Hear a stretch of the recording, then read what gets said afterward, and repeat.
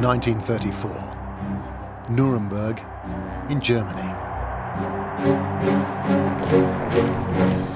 Hundreds of thousands of Nazis gather for their party's annual rally, perfectly choreographed. Every element is carefully designed to seduce the senses. You had posters, you had banners, you had music, you had ceremonial entrance, stormtroopers and flags. You had lively speeches. Hitler, Sieg Heil! It was a show as well as a political meeting. One thing which they have, which other parties don't have, is Adolf Hitler, who is a unifying and integrating figure within the party. And a master of propaganda. He was remarkably good at creating vibrant posters, vivid slogans. Hitler even claims to have designed the Nazi swastika flag. I myself had laid down a final form. A flag with a red background, a white disc, and a black swastika in the middle. The Nazis have never looked more impressive. Their appeal has never been more dangerous. Violence is always at the center of Nazism from start to finish. Behind the glamour lies a violent, racist, apocalyptic ideology. Violence was the means by which they sought to intimidate their opponents and eventually secure their power. But they project a very different image. The Nazis promote exciting new technologies, offer industrial reconstruction, jobs for all, and an artistic renaissance. They promise order and discipline. The great art is to put everyone in a uniform. This is what the Nazis, I suppose, really understood: male vanity. But Hitler only has one firm plan for his people: to lead them into a world war. The Nazis intend to send millions of people to their deaths. Hitler and the Nazis are using their mastery of design and technology to seize total power for themselves before plunging the whole world into its greatest ever tragedy.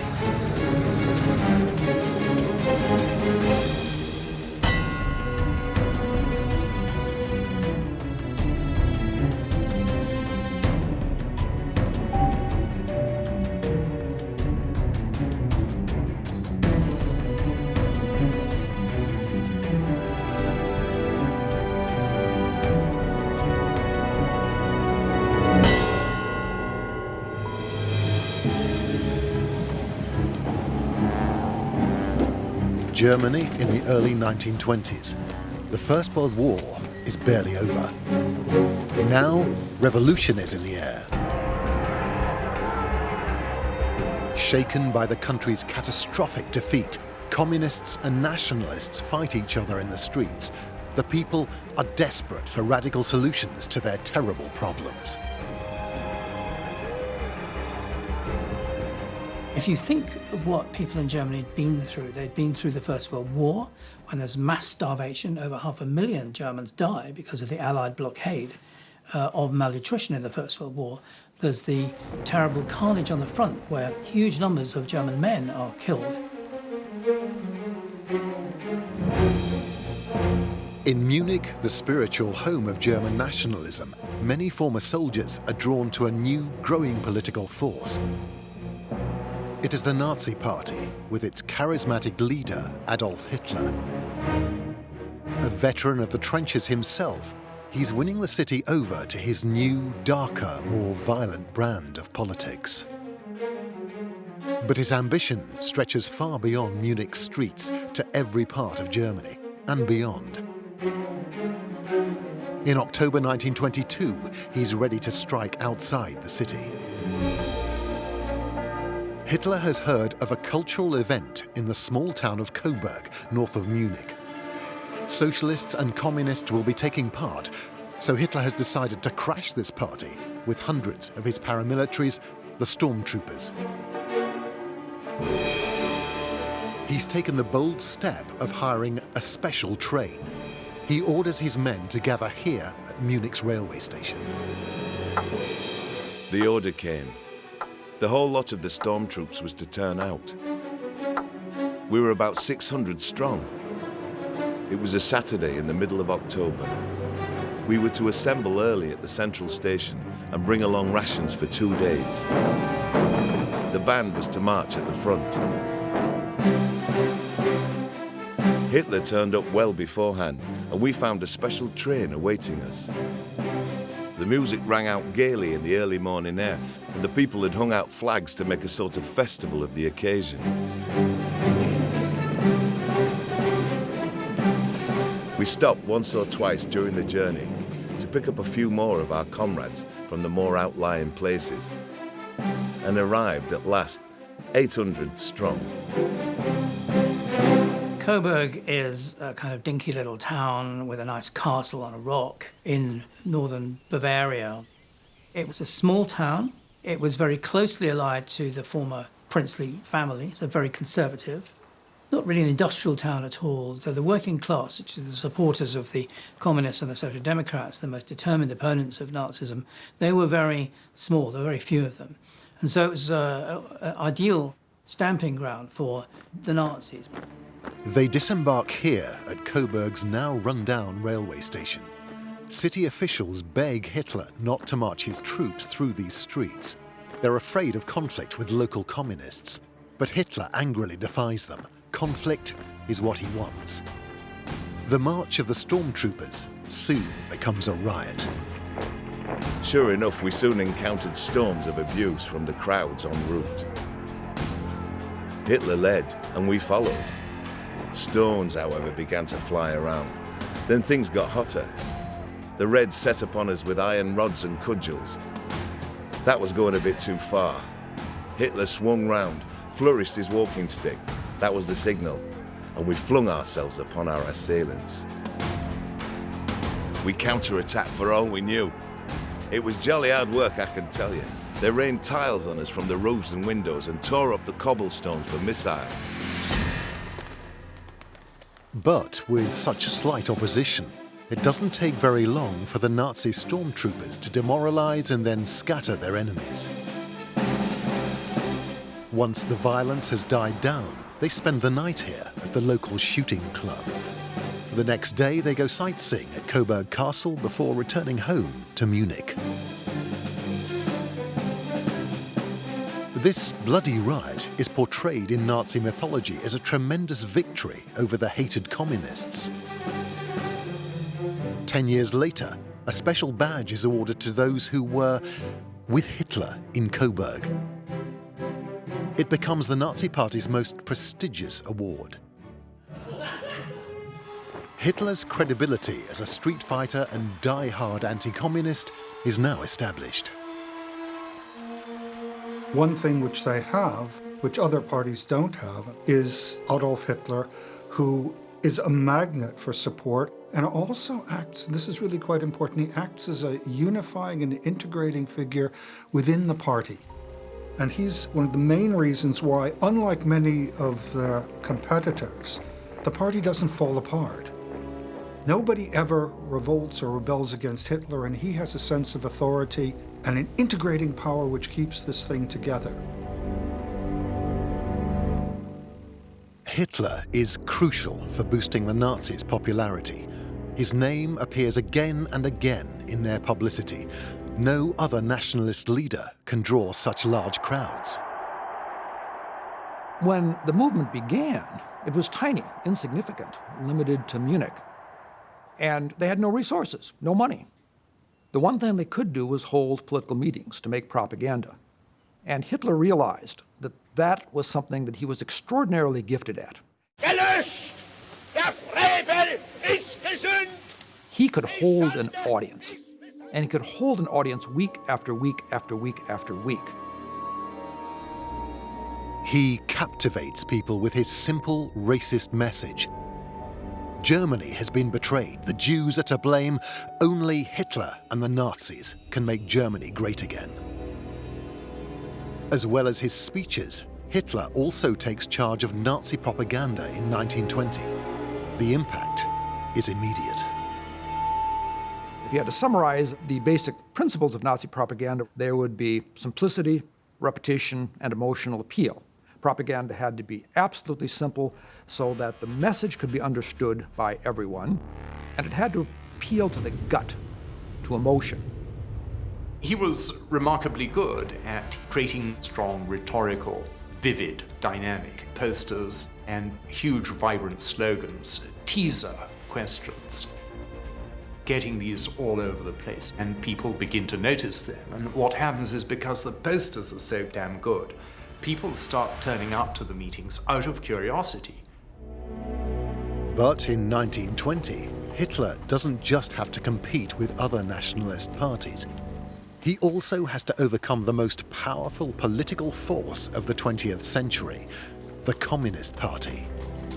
With its red banners, powerful symbols, strong organization, clear message, and support from Soviet Russia, it seems poised to take over Germany and perhaps the world. Millions of Germans support the communists and thousands attend their rallies as Hitler sees for himself. In Berlin after the war, I was present at a mass demonstration of Marxists in front of the Royal Palace and in the Lustgarten.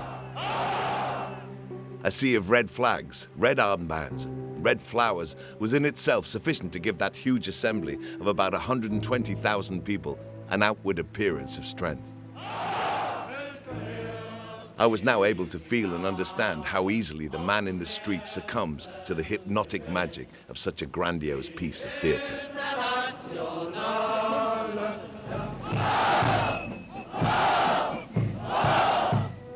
Hitler wants a Nazi symbol and a Nazi flag at least as bold and popular as the communists.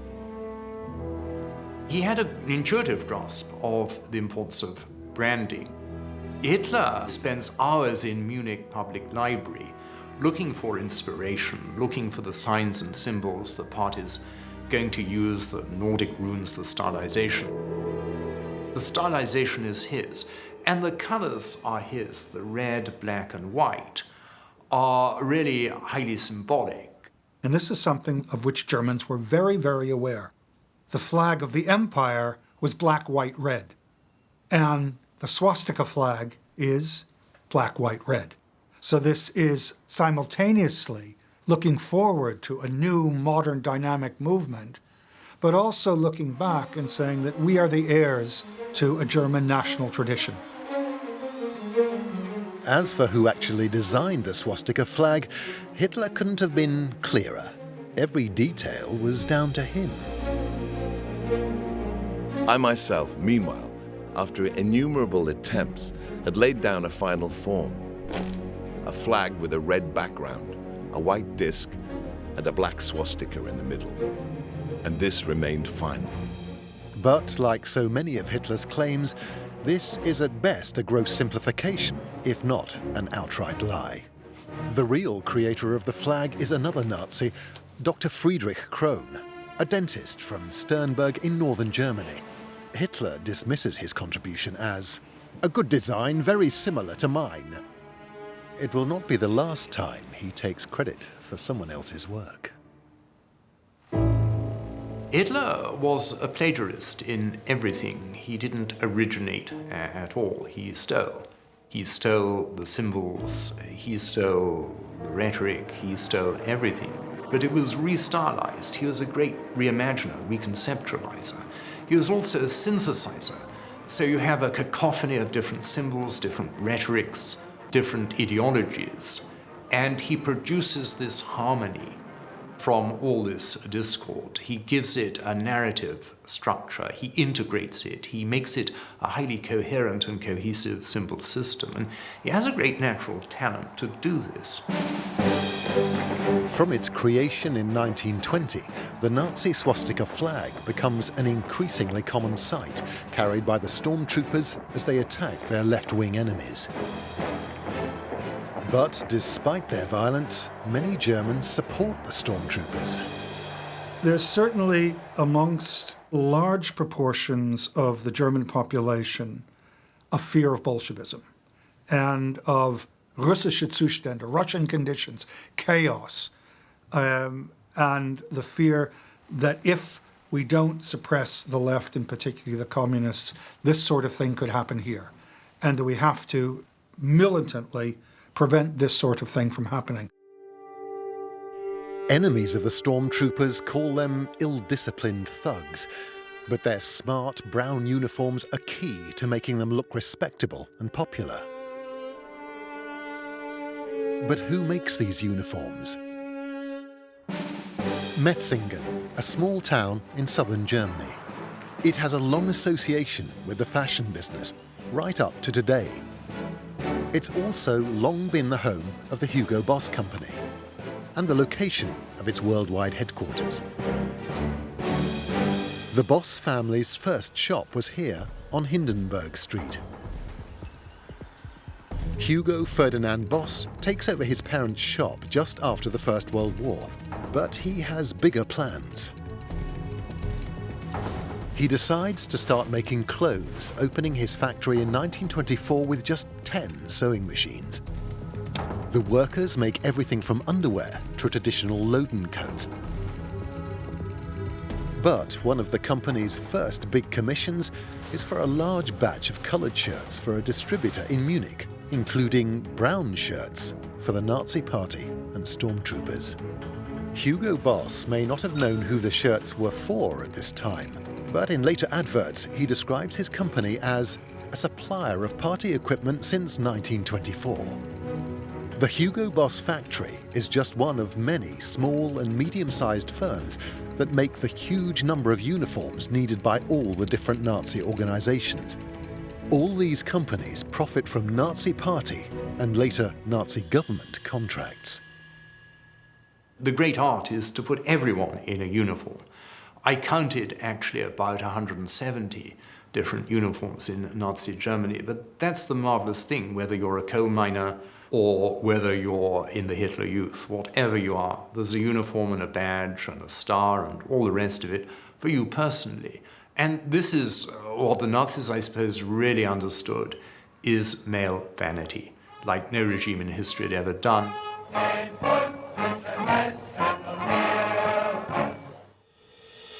But the actual design of these uniforms is the work of other people. One is Walter Heck, a badge designer. In 1929, he creates one of the most notorious symbols in history, the SS runes.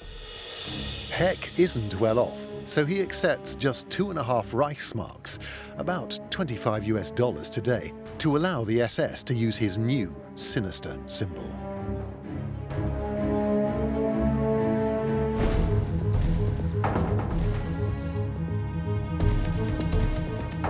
Another key Nazi designer is Karl Diebitsch.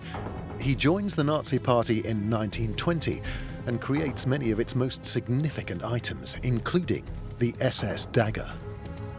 In 1932, Diebitsch and Heck worked together to create their most important and most notorious product, the new all-black uniform for the SS.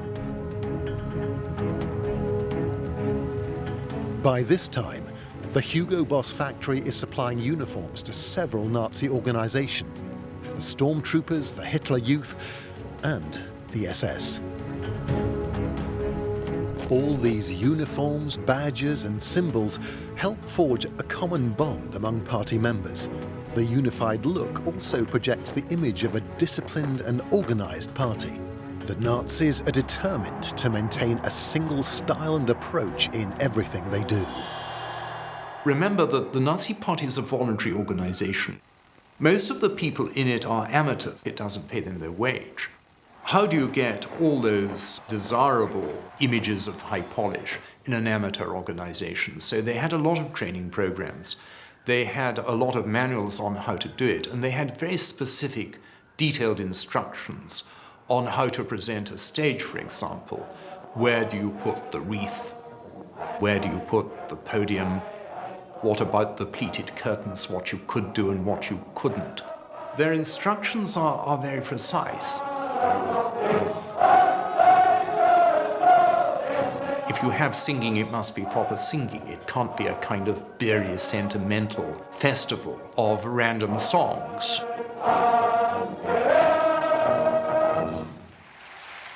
Also, you have to have clapping. The party leaders must clap the speech, even though they've heard it 1,000 times before, etc. They must set the example. So they have this very tight, disciplined control to get this sense of high polish, which is what the party really wants to convey as an index of its credibility and determination. This image of determination and discipline is particularly attractive to former army veterans, as well as younger men disappointed to have missed out on the war experience. Although Germany lost the First World War, the men who'd fought at the front came back as heroes, and they had a terrific reputation of having fought for Germany, particularly amongst the sort of right-wing, ultra-patriotic parts of the population. And the younger generation, who'd just been a little bit too young to fight in the war, felt really inferior in comparison. And that, I think, fueled a lot of the violence which the younger members of the stormtroopers movement were prepared to use.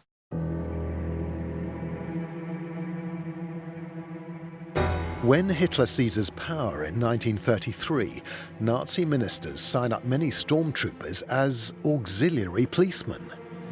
With access to police records, now the stormtroopers know the names and addresses of their political enemies. They start to raid homes and workplaces, seizing anyone they want. Violence is always at the centre of Nazism from start to finish. Violence was the means by which they sought to intimidate their opponents and eventually secure their power. So they were prepared to beat people up, knife them, kill them, even to torture leading figures in the other parties. With the power of arrest, the stormtroopers become even more violent. They feel invulnerable. They're no longer content just to beat their enemies up. They start to take them prisoner in a network of unofficial jails. This building is the only secret stormtrooper prison that still exists. Within these cells, at least 500 people were held in 1933. This is where the Nazi concentration camp system begins. Over 200 jails like this are set up in Berlin alone. Every party was involved in violence in the run-up to the Nazi seizure of power, where the Nazis outdid all the others. In the elections of July 1932, no fewer than 400 people were actually killed in the campaign. It's a level of violence we'd find now absolutely impossible to accept. As auxiliary policemen, the stormtroopers now have the legal power to hold people in so-called protective custody as long as they want. So they can interrogate, abuse, and even torture their victims. This harsh treatment leads to many deaths. The Nazis couldn't care less. But when their own people are killed, they're hailed as martyrs, such as Horst Wessel.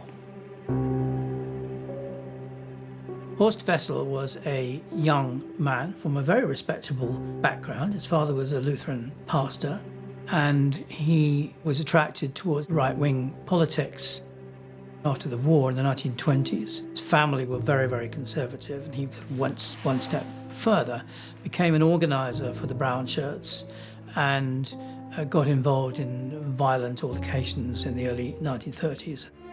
The Nazis claim Horst Wessel was a brave, selfless young man who left university to live in a poor neighborhood. They say he helped local workers battle against left-wing agitators, which is why he was cruelly murdered by communist thugs. The leader of the Nazi party in Berlin at the time is Joseph Goebbels. He's already developing the propaganda skills for which he later becomes notorious. Goebbels, the master propagandist, turned this into a huge campaign, beginning with his funeral. of a man who'd sacrificed himself for Germany against the evil Reds. Goebbels arranges for Wessel's coffin to be paraded through central Berlin.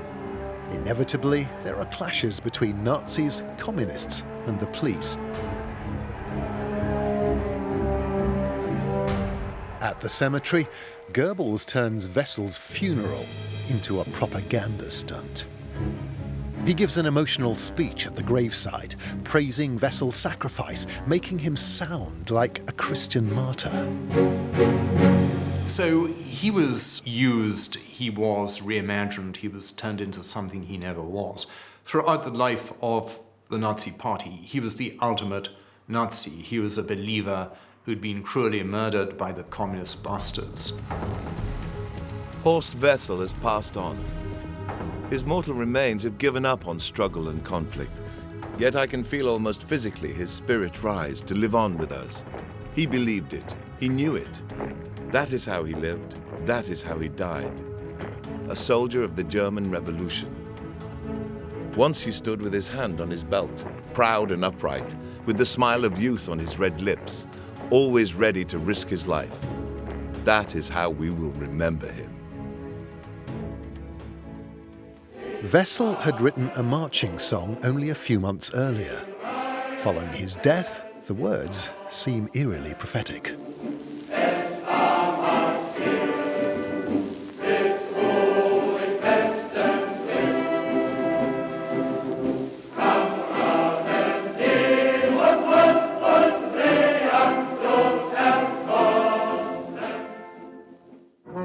It soon becomes the official Nazi Party anthem. So Horst Wessel was really Saint Horst Wessel to the Nazis. There was nothing sordid about him. But the truth of Wessel's life and death is rather different from the Nazi propaganda version.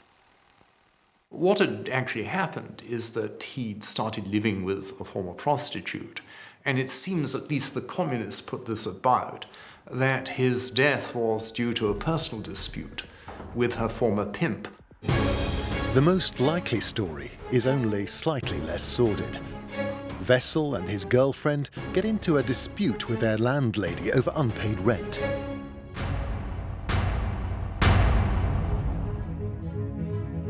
The landlady goes to the local communists for help. She wants them to use force to get the couple to pay up. At first, they aren't keen to get involved in such a petty squabble. But when they learn the debtor is Horst Wessel, a well-known and hated stormtrooper leader, they agree.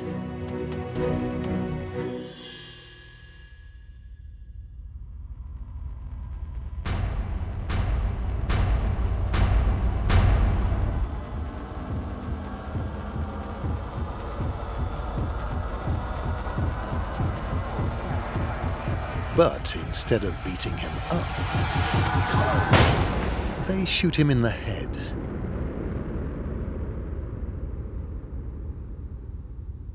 He later dies from his wounds.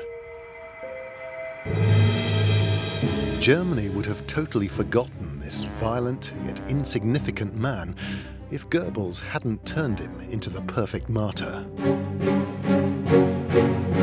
Martyrdom is so important to the Nazis, they even publish a book listing 140 fallen members, and a guide to rituals explaining how to conduct a Nazi funeral and showing the most tasteful Nazi gravestones.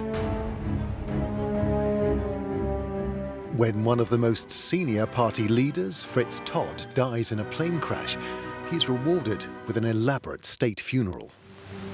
Fahnen der Wehrmacht und der Formationen und Gliederungen der Partei. Hitler himself leads the mourners.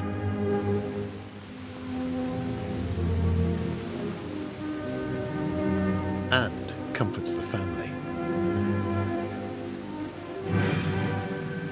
The ceremony reveals how the Nazis are creating their own cult of death.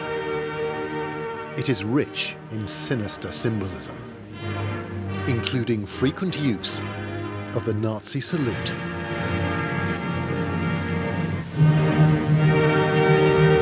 Der Führer nimmt Abschied von einem seiner treuesten Kameraden und Mitarbeiter.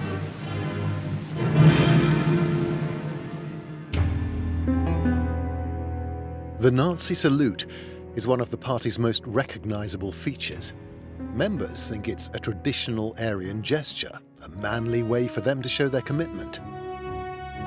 But once again, the salute isn't original. It's clearly copied from Mussolini and the Italian fascists, but some Nazis try to claim otherwise. Also von den Nationalsozialisten wird immer The Nazis insist again and again, as well as students of folklore and those who looked into the origins of the salute, that it was actually a genuinely Germanic salute. This in turn brought the Italian fascists onto the scene, who insisted that this imperial Roman reference was their own, a crucial reference to their origins, so to speak. So the German Nazis and the Italian fascists had a never-ending debate with regard to the origin of the salute. Die Herkunft des Grußes in einen nicht endenden Streit geraten sind. What is original is combining the salute with the cry of Heil Hitler. This turns a greeting into a pledge of allegiance.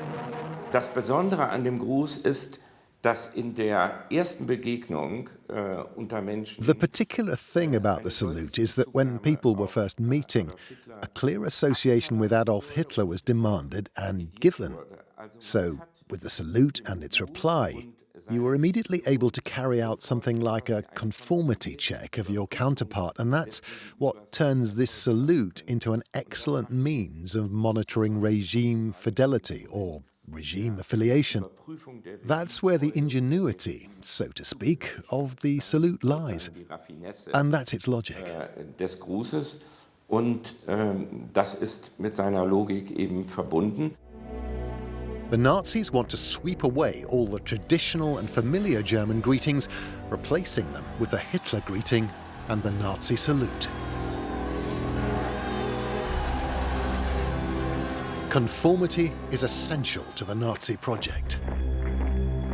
But first, they have to win power. And by now, they've built a formidable organization for political campaigning. It isn't simply about Hitler. We're also talking about thousands and tens of thousands and eventually hundreds of thousands of people who are working at local level, giving of their time, giving of their resources. They're doing it every night. I mean, these are people who are going out, organizing rallies, organizing marches and so forth, without Hitler being in sight. They developed a correspondence school for training public speakers, which claimed to have trained about 6,000 speakers by 1933. Now, this was significant because it allowed the Nazis to send speakers to every village and neighborhood in Germany. Towns that had never had a political speaker before suddenly got regular visits from Nazi speakers. Now, these speakers weren't of Goebbels or Hitler's quality, but they didn't have to be.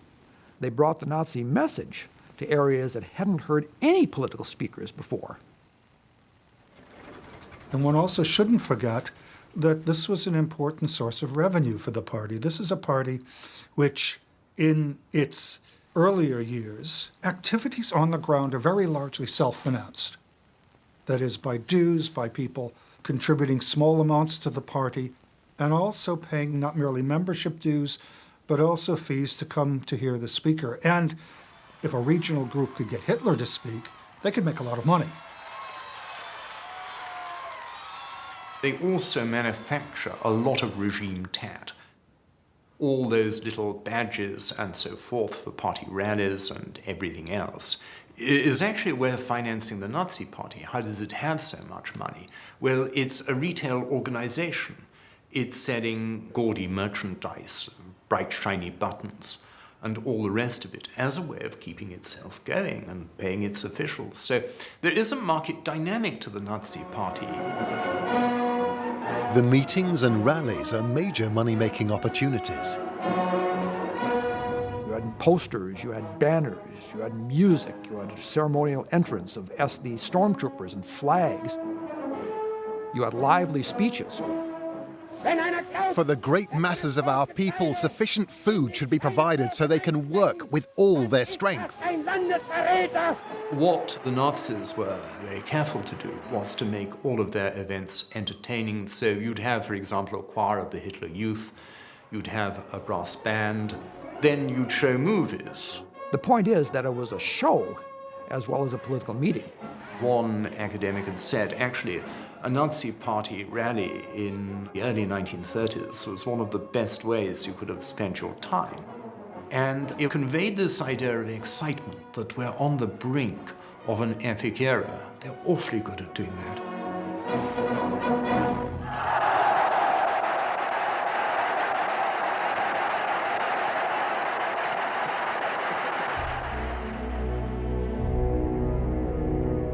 Relentless campaigning leads to electoral success in June 1929. The Nazi Party wins political control of its first town, Coburg, where only 7 years before Hitler had been brawling in the streets. It's an important lesson in how to win power. Hitler realized that you couldn't do it by violence alone. So you had to have a kind of twin-track approach. Violence and intimidation on the one hand, and the quasi-legal or pseudo-legal way to power on the other hand, which means getting votes, becoming the largest party, and then getting into power by means that at least looked legal, passing laws. Coburg is also the first town to elect a Nazi mayor. It proudly takes the name of First German National Socialist City. By now, the Nazis are starting to gain support from almost all parts of German society.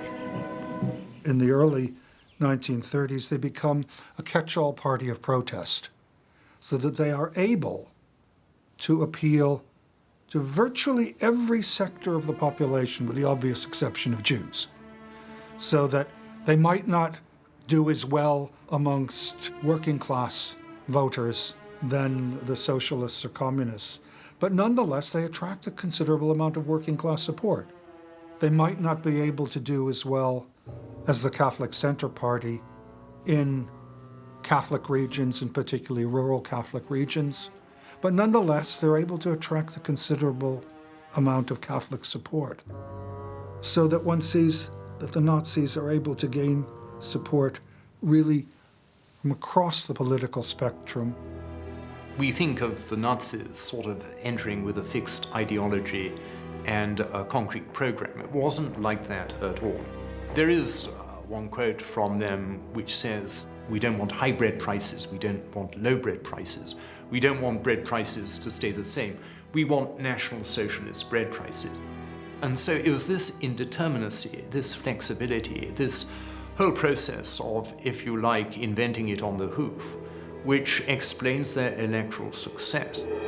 By 1932, Hitler feels confident enough to make an audacious bid for power.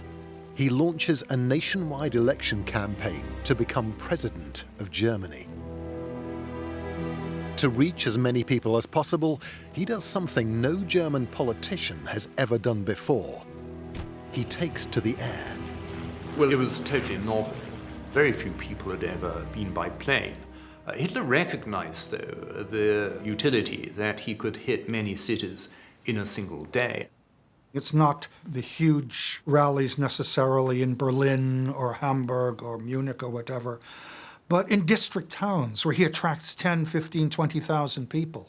It made for the most dramatic arrival possible. Hitler's aircraft, the Junkers 52-3M, is the very latest technology, only a year old. He uses it to deliver 46 speeches in less than a month. The idea of Hitler coming down through the clouds, attracting these tens of thousands of people, many times a day, moving from one area to the next, made a big impression, and he was the first person to do this. Everyone could have a direct experience of this rock star charisma.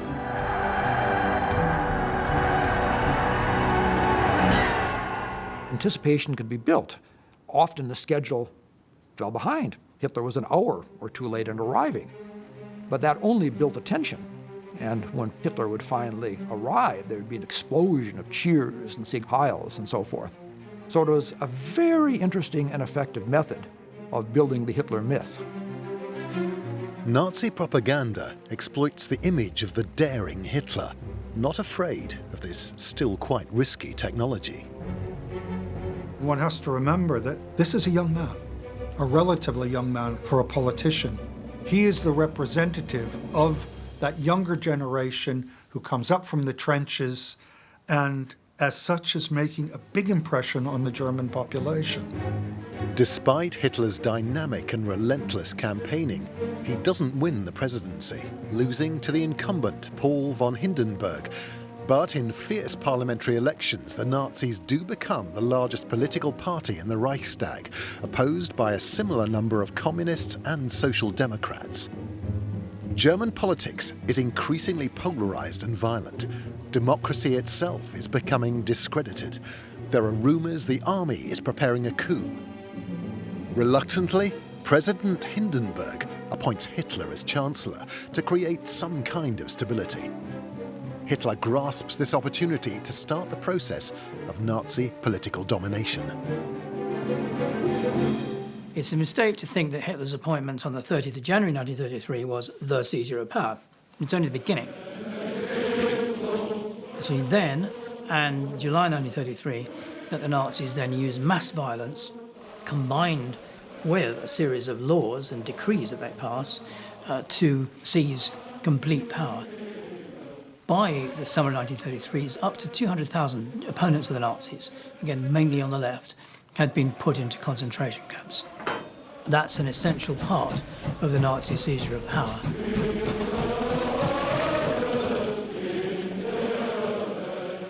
With their enemies crushed, nothing can now stop the Nazi takeover of Germany. Nazi designs and symbols rapidly become state designs and symbols.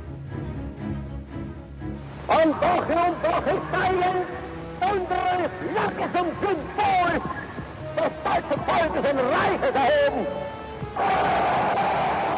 In March 1933, the swastika flag becomes a German national flag.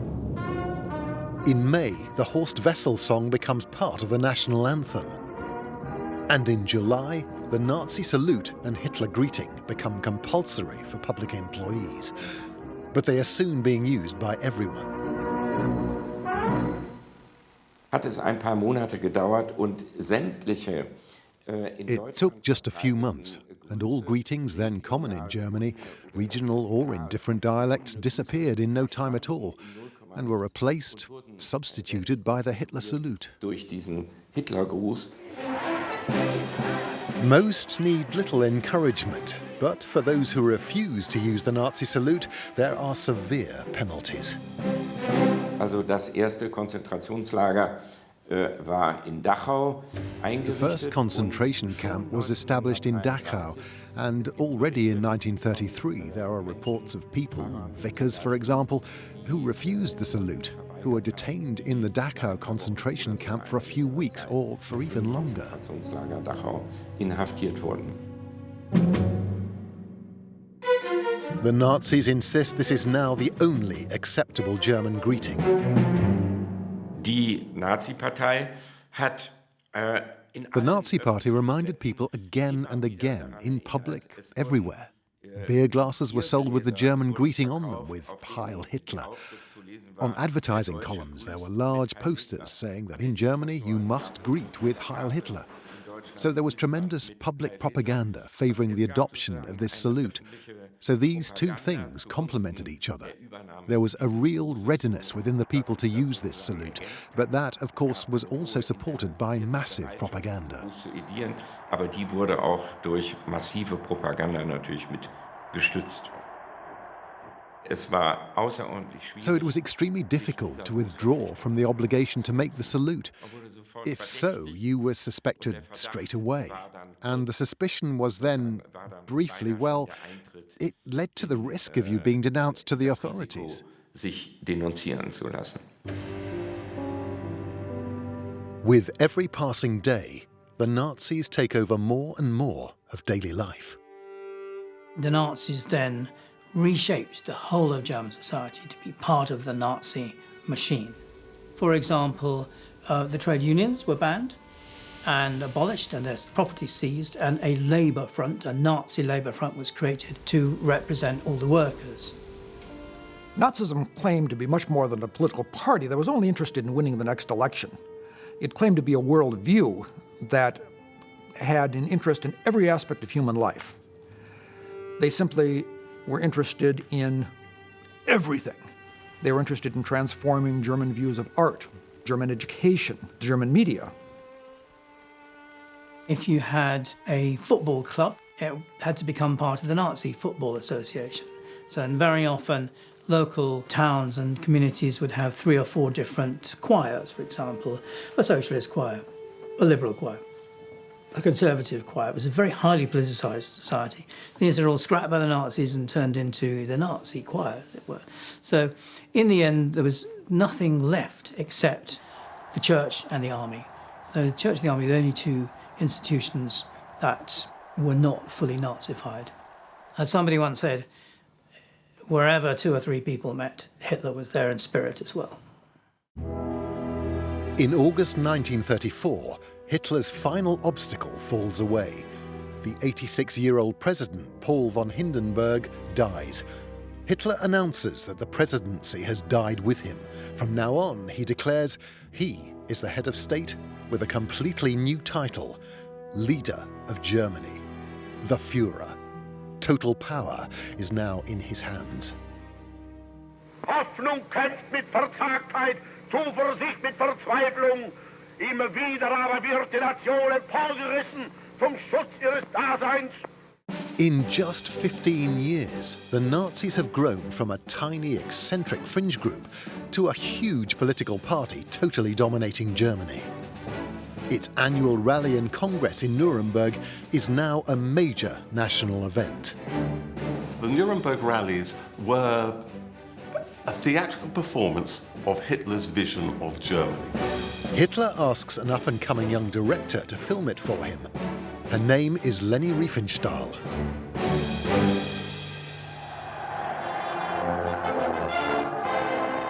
Hitler comes through the crowd. He is of the crowd. He is of the people and rises above them. And so the leader speaks to the serried and ordered ranks of the masses, a vision of Germany which is about order, which is about hierarchy, the Führerprinzip, the leadership principle, and about hardness. Und so grüße ich euch denn, als meine alten, treuen, Ex-Aules, Ex-Männer, Sieg heil! And every detail feeds into that. So, for instance, Albert Speer talks about the building of the Nuremberg arena, how it was made of granite and hard German oak. Riefenstahl is given extraordinary resources, 30 cameras and 9 aerial photographers. She has a crew of more than 170 people, many dressed in stormtrooper uniforms so they can blend into the crowds. The result is one of the most infamous propaganda films of all time, Triumph of the Will. It's a display of power to others. It's a way of saying we are big and we are strong, and making people begin to believe that perhaps, they are popular.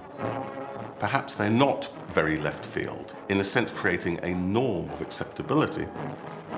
And the rhetoric of your vision of society was made real within these acts of theatre, and people participated in them, and it made them believe in the reality of the society that could thereby be constructed. Die Partei wird für alle Zukunft die politische Führungsauslese des deutschen Volkes sein. Sie wird in ihrer Lehre unveränderlich, in ihrer Organisation stahlhart, in ihrer Taktik schmiegsam und anpassungsfähig, in ihrem Gesamtbild aber wie ein Orden sein.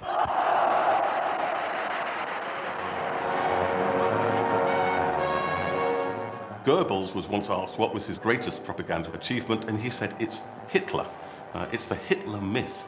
It's the notion of this person who was utterly selfless, who gives himself up for the people, who is of the people, who is for the people, who tirelessly sacrifices and achieves for the people. And that image is central to Nazism. Hitler was absolutely central to the Nazi movement. It's hard to imagine Nazism without Hitler. It'd be like imagining Christianity without Christ.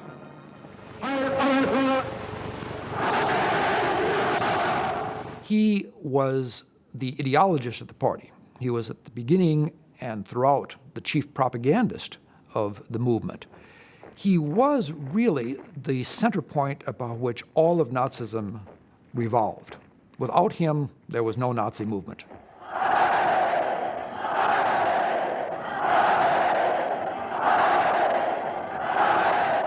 Hitler aber ist Deutschland, wie Deutschland Hitler ist.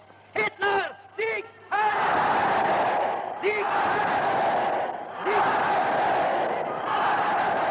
What you're getting is this creation of a sense of German identity and German community, which is defined and embodied in Hitler, which means that if you see yourself as German, then you are bound to Hitler and you are, in a sense, bound to follow Hitler. But where is Hitler leading Germany to? In 1934, many Germans seemed too dazzled by Nazi glamour to care. But Hitler has decided. He's already ordered the construction of thousands of new tanks and warplanes. They are essential for the next stage of his project. A great war of conquest, a war that would be the most destructive in history.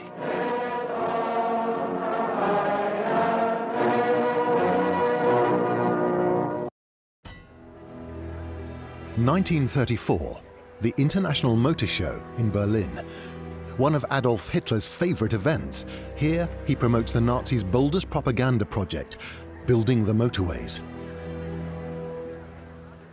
Hitler fetishized mobility and loved cars, and you could tell that. Das merkt man auch. Just weeks after becoming Chancellor, Hitler makes a promise. His plans for motorway building and car manufacturing will make Germany great again, ending years of hardship and high unemployment. In my opinion, the most appropriate way to guide the German people back into work is to get the German economy back into gear through great monumental works. The Reich motorways were promoted and propagandized as the roads of the Führer. For Hitler, the motorways are a powerful symbol of Germany's return to power after humiliating defeat in the First World War, and the youth of Germany will build them. The building of the Autobahn was done deliberately in a way to make work for as many hands as possible, that it wasn't particularly mechanized. There are just a lot of guys out there with shovels. Hitler also promises to build millions of cheap people's cars for the masses, but none of these promises are ever fulfilled. Not one person who subscribed to the car ever got one because the war came and it was converted to military purposes in the factory. Instead, millions of forced workers and prisoners struggle and die, building roads that can never be completed, because Hitler only has one real drive: to wage war. His motorways are just another route to Germany's destruction.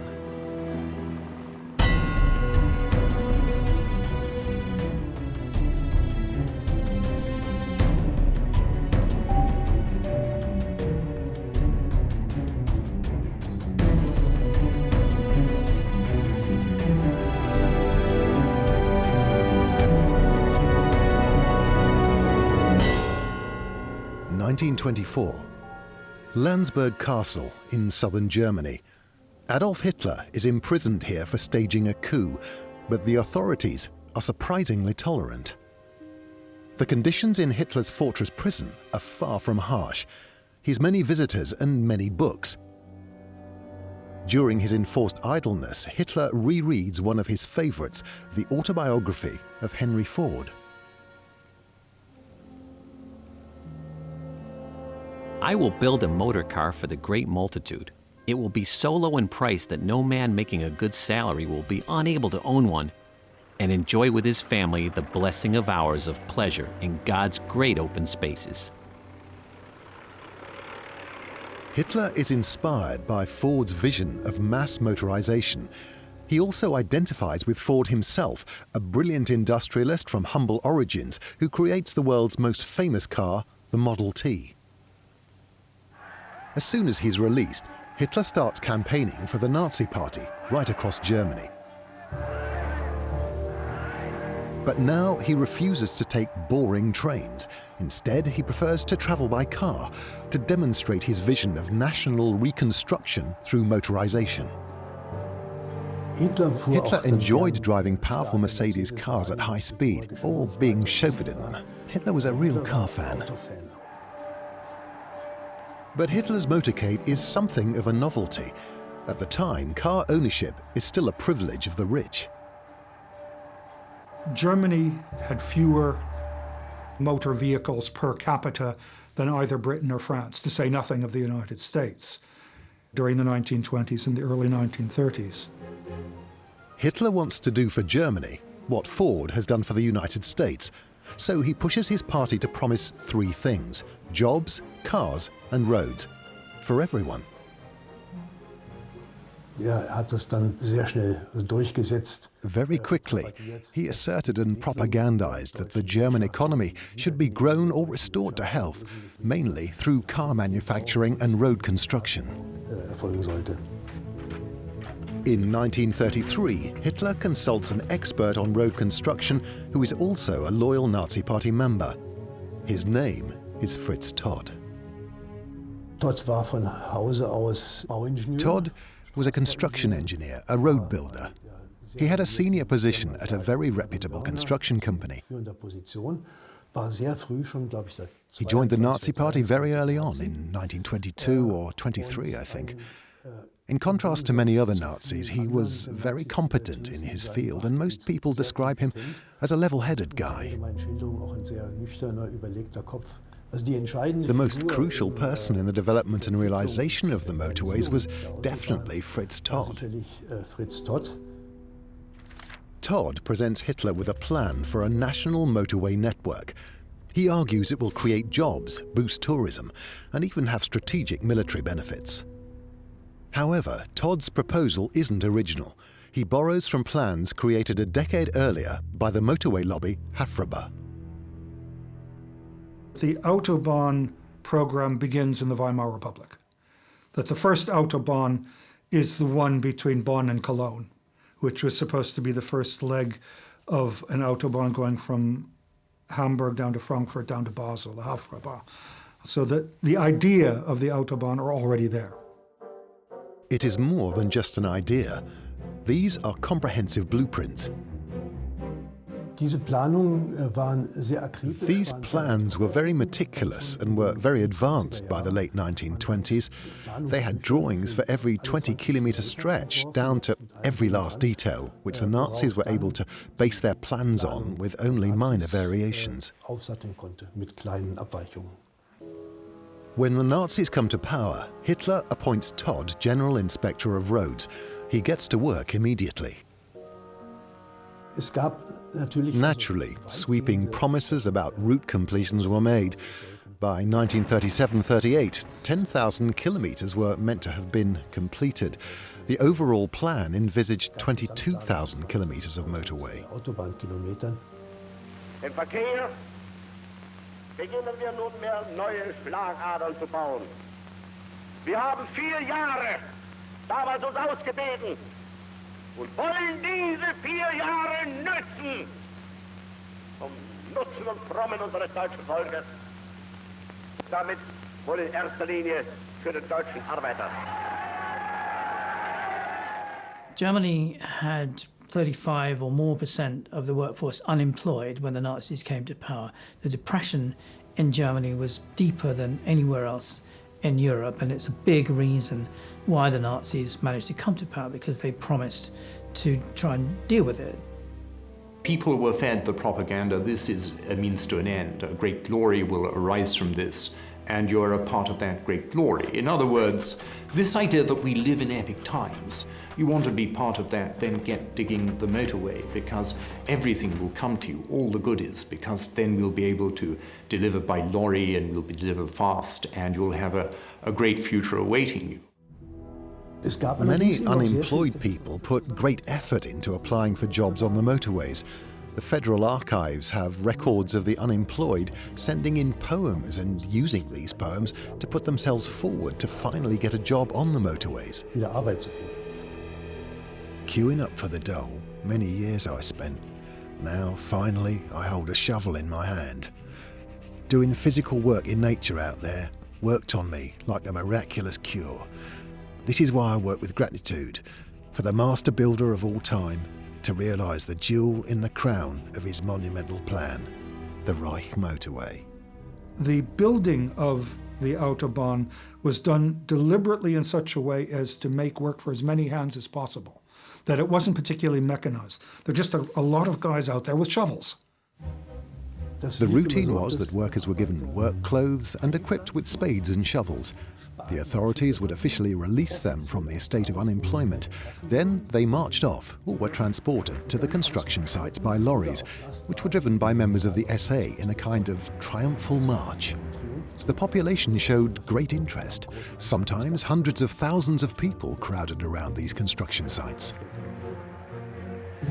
These back-to-work ceremonies take place all around the country. Todd carefully schedules motorway construction to spread the propaganda message as widely as possible. All Germans are meant to feel that they are directly benefiting from the motorways. The commissioning of the construction sites always ran to more or less the same pattern, which was designed for propaganda purposes in both film and sound. It was very important that the radio was always there to broadcast, as well as the weekly newsreel. And when the cameras are rolling, even the Führer gets his hands dirty. Hitler often tells the workers that he understands their needs because he too had suffered during his humble earlier life before his rise to power. Back then, they used to say, "What does he want, that former builder or painter? But I am happy and proud that fate forced me down this road. It is perhaps why I have a deeper understanding than others of the German worker, of his nature, but also of his vital needs." It's hard to imagine today the extent to which the motorway shaped the perceptions of the population across all media. Fritz Todd takes charge of motorway-related propaganda personally. He edits the weekly magazine The Road and commissions films which portray the Führer's project as a miraculous road to recovery. But this doesn't distract him from overseeing all the technical details. So the motorway was intended to meet the following criteria: to have 2 lanes in each direction, separated by a central reservation. It was meant to have no junctions and was reserved for car traffic only. In the early planning stages, quite a few railway engineers were involved, which means that their plans followed railway construction conventions. An elevated track, preferably going in a totally straight line over long distances. Todd dismisses these coldly efficient straight lines. He prefers a route design known as the curved path. In this conception of the curved path, 2 aspects come together. First, that landscape should be experienced, which links to the emphasis on travel and tourism, which was a priority. So they wanted to open up a panoramic vista for the driver. To a large extent, this was copied from the USA. These designs were based on the idea of landscape entertaining the driving audience. Even though Todd has copied the curved path from America, he insists that Nazi ideology makes German roads different. Motorways can, after all, be built by any nation, but that we should have been the first to span our fatherland with these ribbons of light, and that they are looked upon and felt by everyone in the nation as being throughout a work of National Socialism is no mere chance. These roads bear witness to the unity of the Reich. So, driving on these roads of the Führer is both a convenient and political experience. They are the height of modernity, yet also lasting monuments to Germany's power. The first stretch of motorway completed by the Nazis links Frankfurt with Darmstadt in May 1935. Thousands line the 22-kilometre route, but there are still not many drivers, as even now few Germans own a car. Germany was a very under-motorised country. If you look at early film, newsreel film of the Autobahn, there's hardly any cars on them, just one or two. Hitler hates the fact that cars are simply too expensive for most Germans. It is bitter to think of the millions of brave, industrious and hard-working fellow men who were excluded from the start from owning motor vehicles.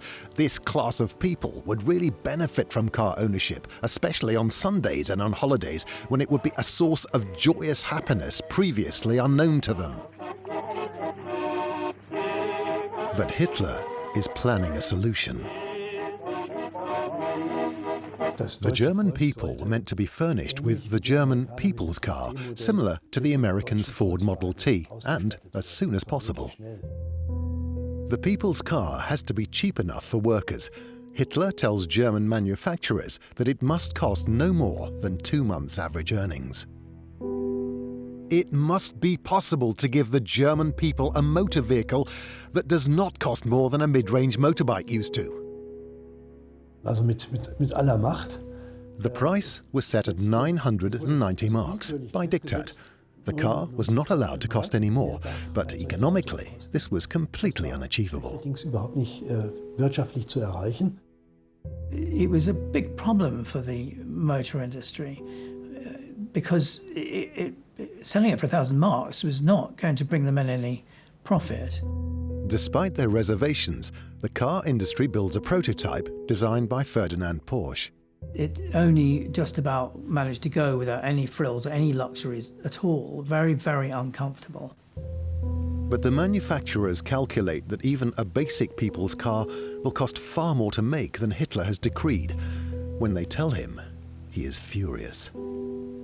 I was told this is impossible. My only reply to this is what is possible in other countries is also possible in Germany. I hate that word impossible, since it has always been the mark of people not daring enough to make and to implement great decisions. The automobile must become the means of transportation for the people. And what the Führer wants, the Führer gets. The way the economy worked in Nazi Germany was it was directed and controlled, increasingly so, by the Nazi government for political reasons. And then in the end, I mean, Hitler, of course, could not be resisted and he pushed through the idea. The car firms are desperate not to be stuck with a loss-making model, so they cast their eyes on another source of funds for the people's car. All workers are now forced to join the Nazi workers' organization, the German Labour Front. It takes over independent trade unions and confiscates their assets of nearly 500 million Reichsmarks, equivalent to more than $8.5 billion US today. To produce the people's car, Hitler, like his hero Henry Ford, builds his own factory, and he steals German Labour Front money to fund it. So he's forcing German workers to take on the risk of this loss-making venture, now rebranded the Strength Through Joy car. This means that, from the word go, this was an enterprise dependent on subsidies. A new factory was built, the Strength Through Joy plant, which later became the Wolfsburg plant. The factory is planned to be the largest in the world, bigger even than Ford's, with enormous output. Propaganda was spread that from 1939, 1.5 million people's cars would be built each year. The Nazis come up with an ingenious way of taking yet more money from the workers. There was a peculiar, hire purchase system where first you had to pay for the car and then you got it somewhat later. Sales are limited to German Labour Front members who have to buy a Strength Through Joy savings stamp every week until they reach the purchase price.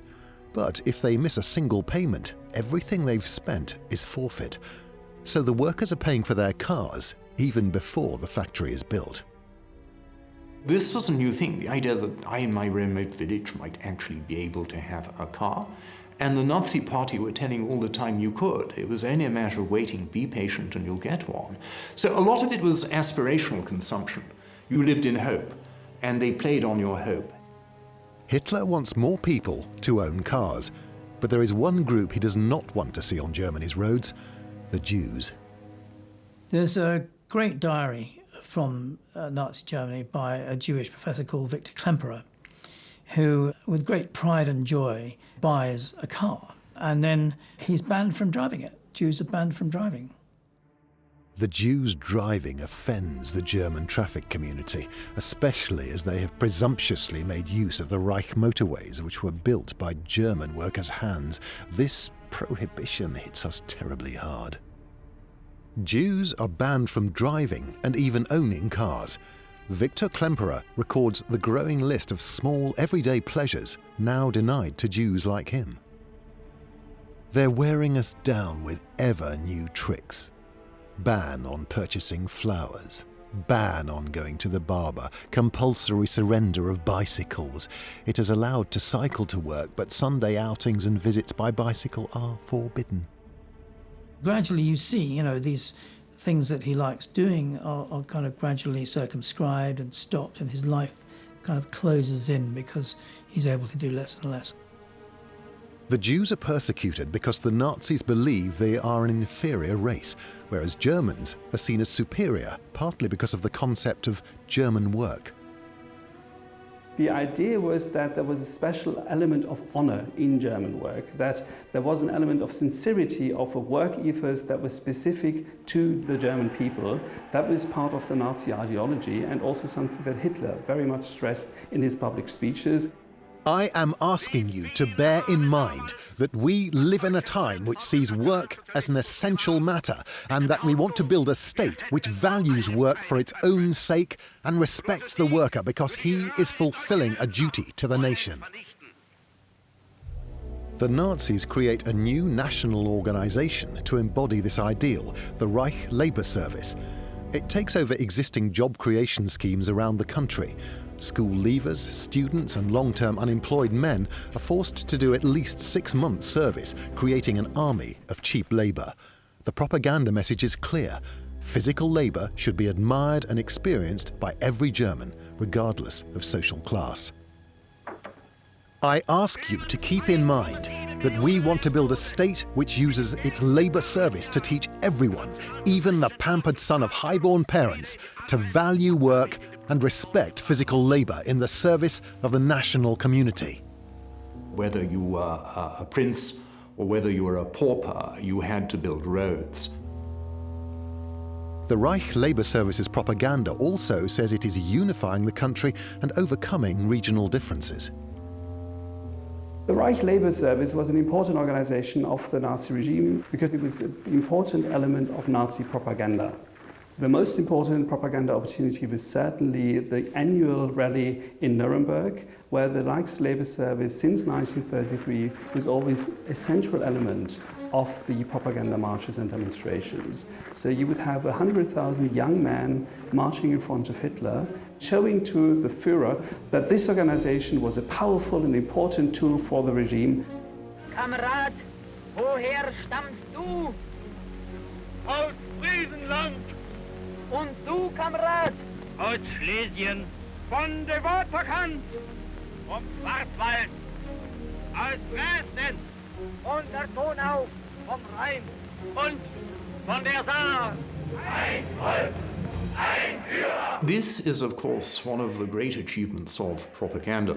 This elevation of labor, partly by making everyone for a period a laborer, but continuously producing posters and films and so forth, celebrating labor as really the sinews of the culture, the foundation of the culture.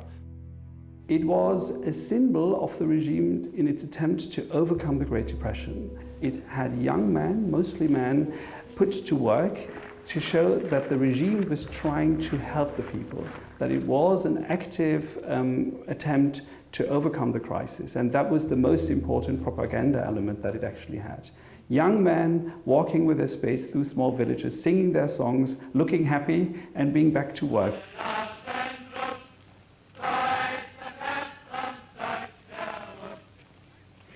But beneath the happy image lurks the power of the Nazi state. The Labour Service obviously had an element of coercion in it. And the Nazi idea of work was one of self-sacrifice for the nation, whether you volunteered or not. The service is run in a quasi-military fashion. The Reich Labour Service had its specific uniform. It was brown. It didn't look particularly nice. People in the Third Reich also complained sometimes about the way the uniforms looked. It was almost like a military uniform, and there were also all the badges and things that normally distinguish people in military organizations. Each of us had a work shovel and, in addition, a second spade which we polished to perfection, which we handled like a gun. We were drilled in presenting it so that it flashed in the sunlight. All of this was very powerful propaganda, and it was very, very persuasive to people looking at Germany from outside. Sir Neville Henderson, the British ambassador, he actually was totally taken in. He said, these are marvelous structures. You know, not everyone in Nazi Germany is an evil clown. It has some very great men, and it's created some fantastic nationalizing institution which destroy all the barriers of social class and create solidarity. It's a marvelous thing. In many ways, it is the new dawn they promise. Relentless propaganda shows the young men of the Reich Labour Service as heroes, serving the national community by constructing Hitler's roads. In fact, they're not really up to the job. The workforce of the Labour Service was unskilled labour. We have to remember that these are 7, 18, 19-year-old young men from all walks of life who have to do this kind of service, and therefore it is impossible to think of them as a qualified workforce. What it mainly did was infrastructure projects, such as cultivating the ground, irrigation work, for instance, but also some other jobs in that field of building smaller pathways, roads. So that was the main job in the early years. For the more complex work of motorway construction, Fritz Todd hires skilled labour and qualified engineers. They are vital as he plans to build 20,000 kilometres of road across Germany. And progress in the first few years of Nazi rule is swift. Nearly 600 kilometres are completed each year.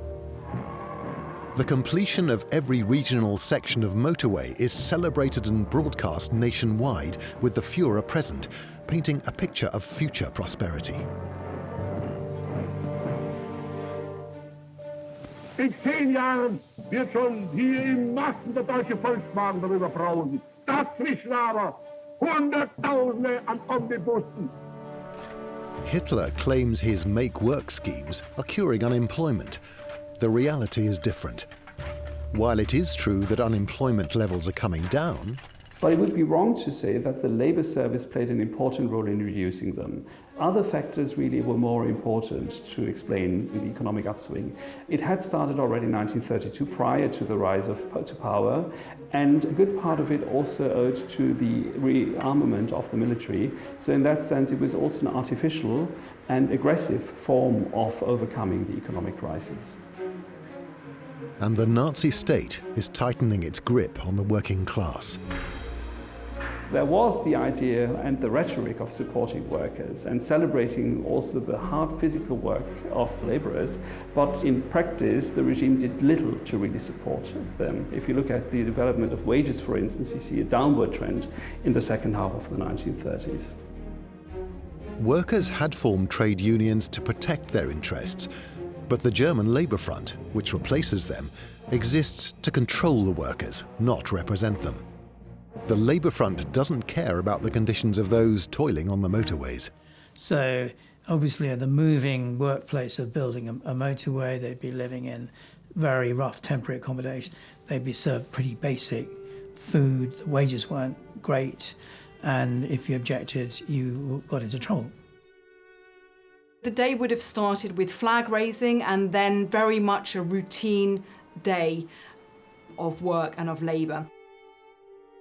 Die Arbeiter They had to do heavy physical work, 8 hours a day, sometimes 10 hours a day.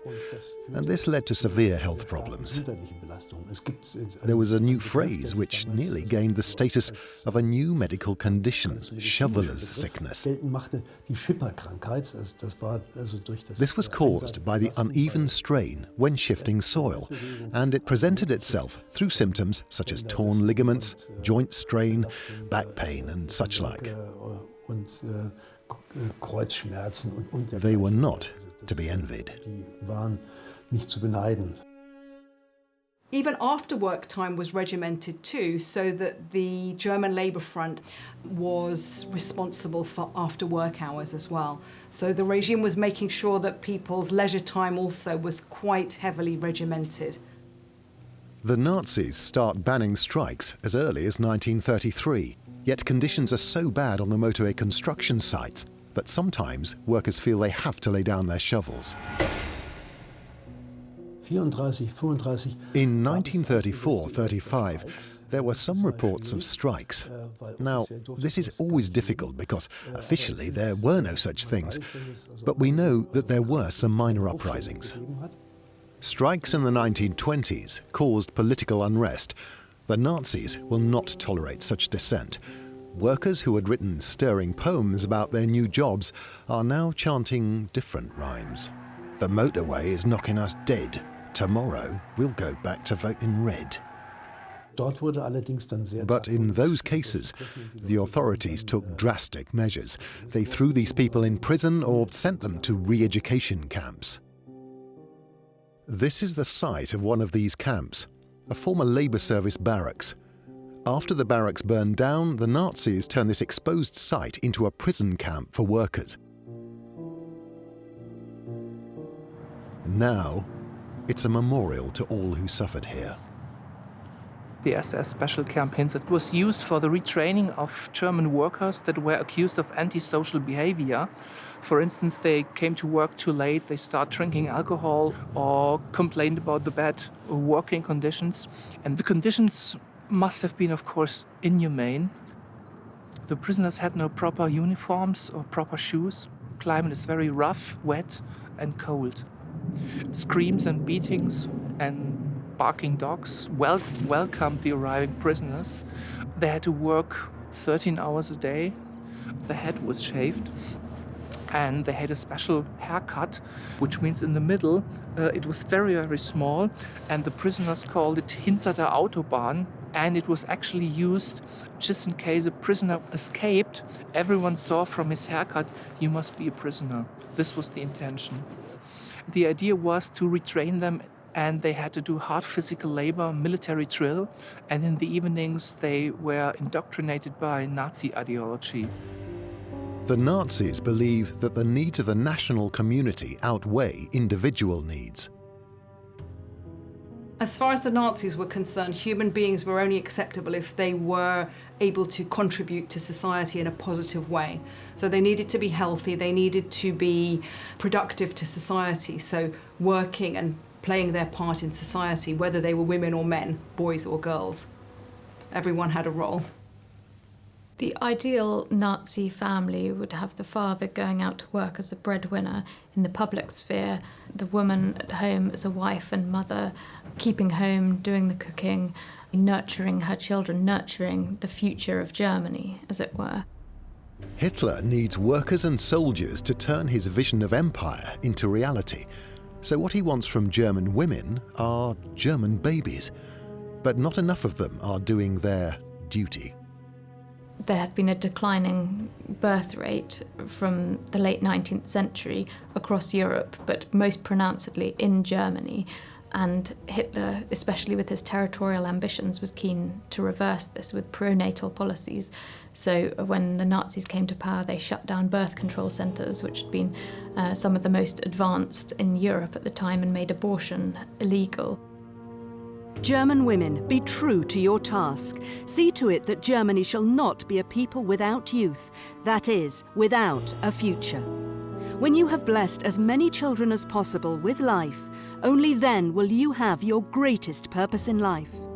Propaganda posters at the time would depict women with babes in arms, surrounded by children with a strong father figure. In contrast to films where women were wearing lots of makeup and might have been sort of lithe, Nazi propaganda portrayed women in much more sort of strong farmhand, breeding light. The regime also introduces a range of incentives to boost fertility. Very soon after the Nazis seized power, in June 1933, they brought in a marriage loan, which offered couples a monetary loan that was reduced by a quarter every time the couple produced a child. Contingent on being able to get this loan was being politically reliable, so you couldn't be an opponent to the regime, a communist or a social democrat. The Nazis attached a hierarchy to different levels of motherhood. So one of the symbolic ways in which they did this was to distribute crosses of honor of the German mother. And these were given out in bronze, silver and gold for mothers who had 4, 6 and 8 children respectively. And members of the Hitler Youth were required to salute wearers of these medals in the street if they saw them. When a mother gave birth, members of the Hitler Youth and the Deutschmartenbund would come round and garland the house. It was made into an epic. You were made to feel terrifically important. So the regime strongly favours childbirth and motherhood, but there is another sinister side to the Nazis' growing control over reproduction. They wanted to prevent births of what they considered to be the unfit. So those could be the racially inferior, which were considered to be the Jews and the Gypsies, and then the hereditarily inferior, or the people who were regarded to be unhealthy, unfit.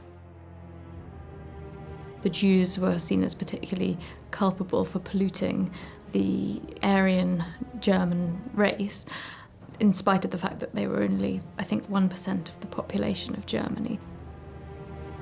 The Nazis turned their ideological policies into laws which progressively strip Jews of their rights. The Nuremberg laws were introduced in 1935. These were racial laws designed to take away the German citizenship of Germany's Jews, so effectively turning them into subjects instead of citizens. Racial discrimination is now enshrined in law. The Nazi state intrudes into the most intimate areas of the people's lives. Germans and Jews were, from this point onwards, forbidden to marry or even have sex. Jewish men were forbidden from employing Aryan German women as housemaids. This was playing on a stereotype of a Jewish man as a sexual predator intent on defiling Aryan women. This was an example of the regime infringing and penetrating very strongly into family life, permeating family life in quite an unprecedented way. But all these Nazi laws, awards, propaganda and subsidies do not achieve their critical objective, boosting the birth rate of pure Aryan Germans. There was a slight increase in the birth rate during the Nazi period of power, but arguably this was as a result of the recovery from the Great Depression and had little to do with all the efforts that were put into propaganda. Ultimately, the members of the party could not stand over couples and force them to breed. Whether women have babies or not is affected at least as much by economics as Nazi policies or propaganda. 2 million men died in the First World War, so many women have to work to survive. They are too busy being breadwinners to breed. The reality was, for working class women, they weren't working out of a sense of emancipation or personal fulfillment.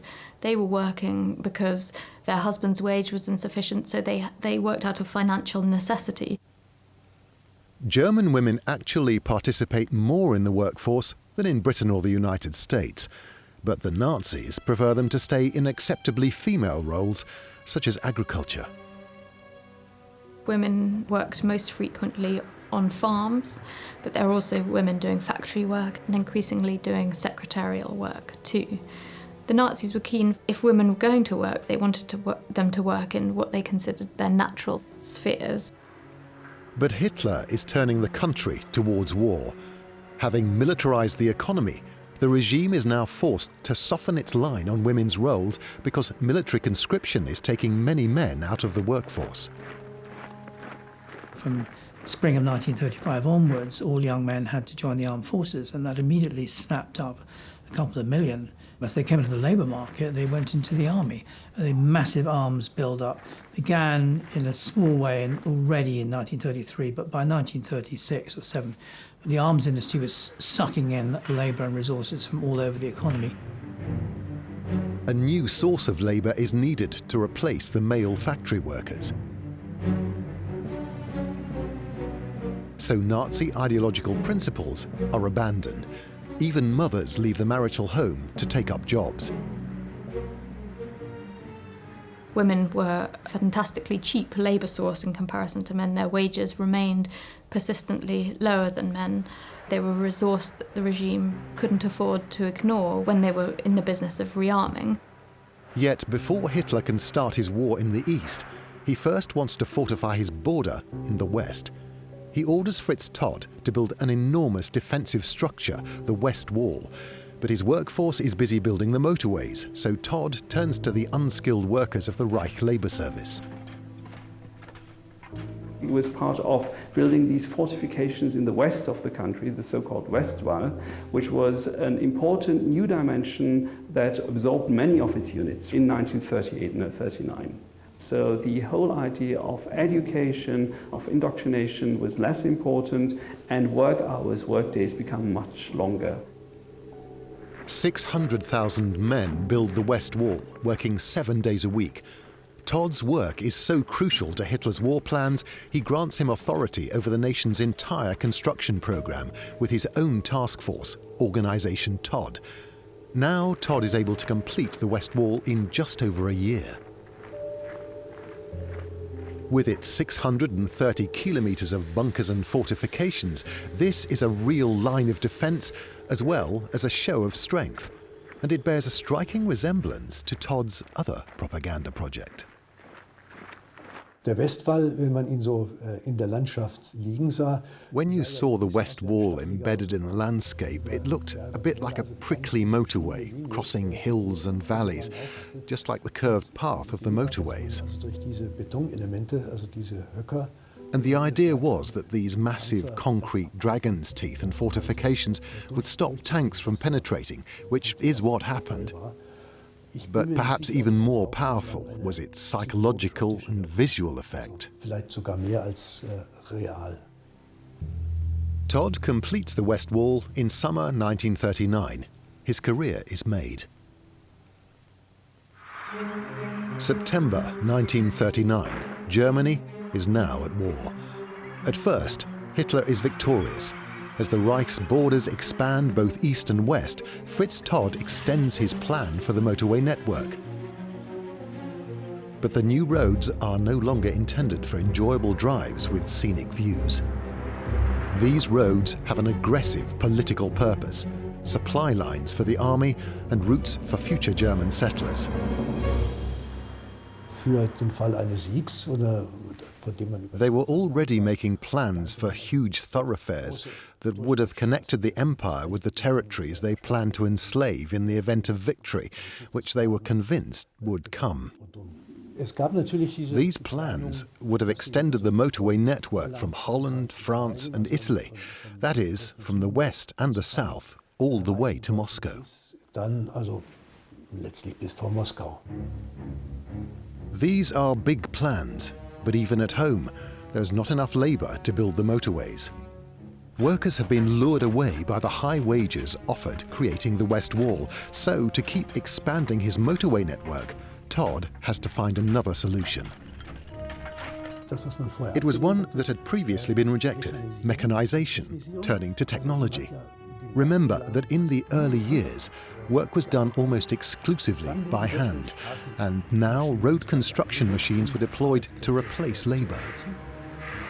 On the motorways, mechanization helps, but machines cannot replace men entirely, so Todd is forced to abandon another key Nazi principle. Schon vorher gab es Pläne. There'd previously been plans to deploy Jews from concentration camps. Einzusetzen. Todd had rejected this, arguing that the honourable German motorway should not be sullied by Jewish hands. Die ehrenvolle deutsche Autobahn solle nicht durch jüdische Hände beschmutzt werden. Todd reluctantly uses Jewish concentration camp prisoners on the Führer's roads, but the decision does not harm his career. In fact, he gains power when Hitler gives him an even more important job. During the war, he was made Reich Minister for Armaments and Munitions. He successfully demonstrated his competence and was considered an authority. The organization Todd went east too, of course, to Poland, to Russia, to Ukraine, to build roads, accommodation, and so on. Everything that falls under military engineering, especially bridge construction. The organization Todd was also really involved in highly destructive tasks during World War II. The most important example is probably building the Durchgangsstraßen, highways basically, to the eastern occupied parts of Europe, where forced labor and many Jewish forced laborers were employed, and there was this idea of exterminating them through work. From 1941, the organization Todd uses forced labor and prisoners of war to construct these Durchgangsstraßen, or thoroughfares. These men are, literally, worked to death. Also man kann sagen, je weiter man vom You could argue that the further away you got from the center of the empire, and the further you left behind the area where the population could monitor you, and the further the war progressed and became more problematic, the lower the reluctance to use forced labor, until you didn't even try to hide the fact that people were being worked to death. das Totarbeiten der Leute zu kaschieren. The Nazis had this very important idea that people who were not deemed to be part of the national community, of the Volksgemeinschaft, should be excluded and also be exterminated by work. At first, this extermination through labor only takes place openly on the edges of the Reich. But even within Germany, the regime and private companies have no qualms about using forced labor in every part of the economy. Prisoners of war, along with people from occupied territories, are shipped into Germany to work. And again, the ideological objection to using Jews is abandoned. After 1939-40, even Jewish forced labor was used, and forced laborers were treated decidedly worse than German workers. They lived in terrible conditions. Forced labour becomes increasingly necessary for a regime which is sending literally millions of men into their deaths on the Eastern Front. At Hitler's car factory, 2/3 of the workforce are forced labourers, but they are not building the promised people's car. Not one person who subscribed to the car ever got one because the war came and it was converted to military purposes in the factory. In reality, only 600 cars were built, most of them for display or similar purposes, whereas they built about 50,000 Kübelwagen and about 15,000 amphibious Schwimmwagen, which are military vehicles. The people's car itself only existed in propaganda films or occasional propaganda rides.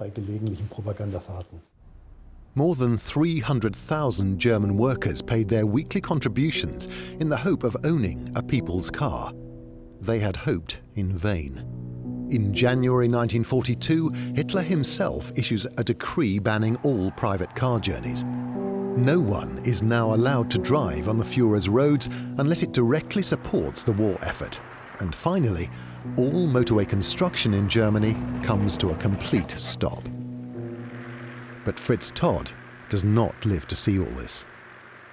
Todd ist dann im Februar. In February 1942, Todd was killed in a plane crash when he was visiting Hitler's headquarters, the Wolf's Lair. His death comes as a huge shock to Hitler. Todd's importance to the Nazi project is shown by the grandiose state funeral he's awarded with military honours. Fritz Todd damit gelockt, dass die Autobahn einen hohen militärischen... Fritz Todd had used the enticing argument that the motorways would play a valuable military role.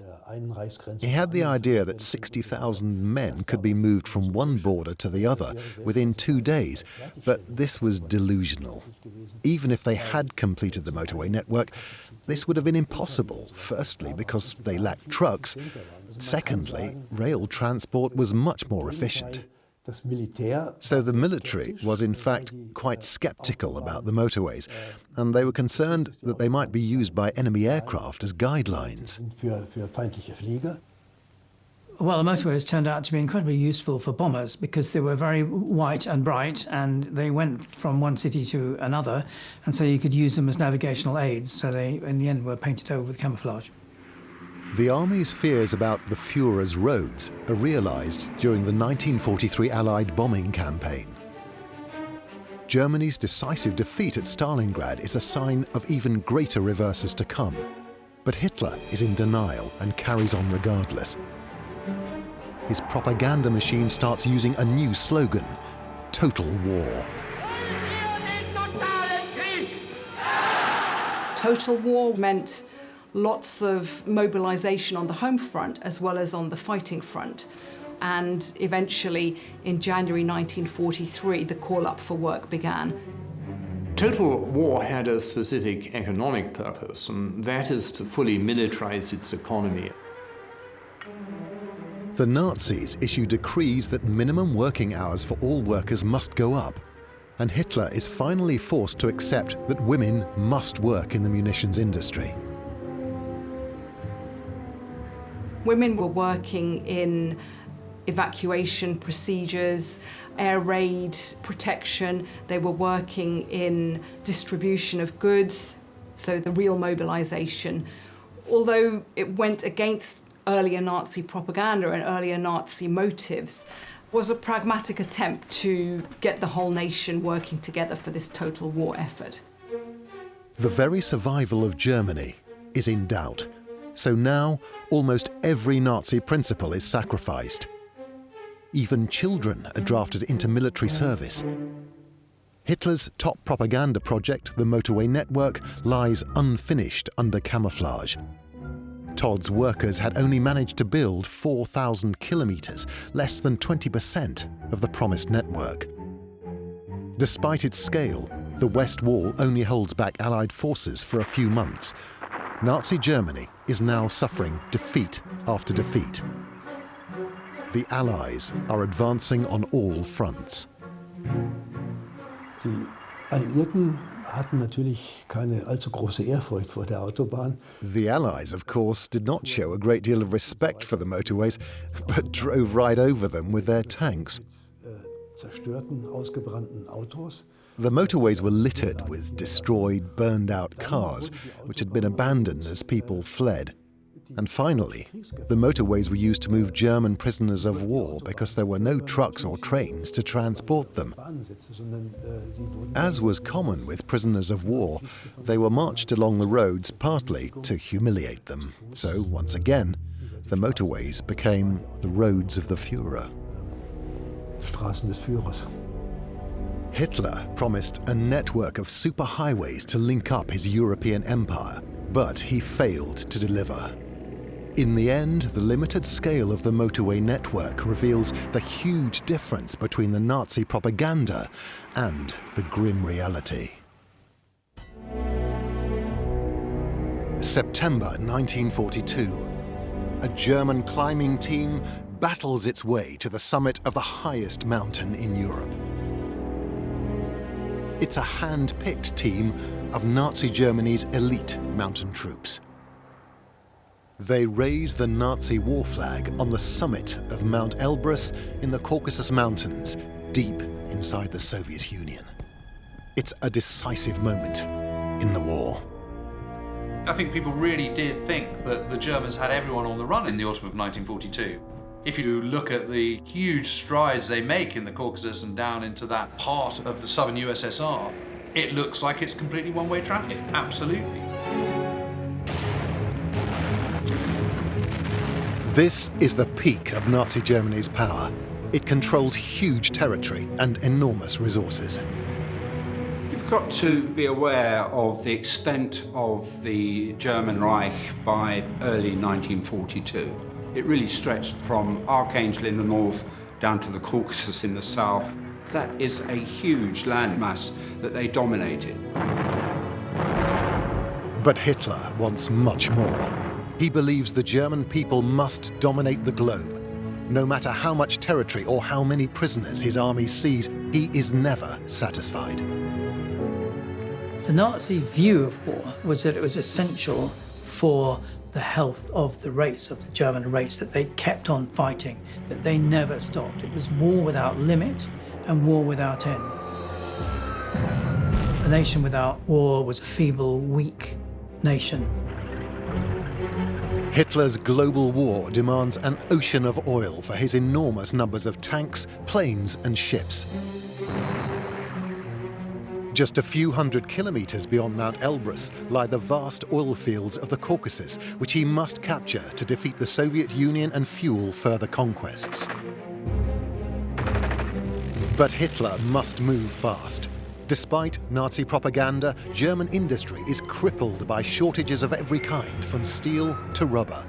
If Hitler can't capture everything that he needs for his war machine, his plans for world domination will fail.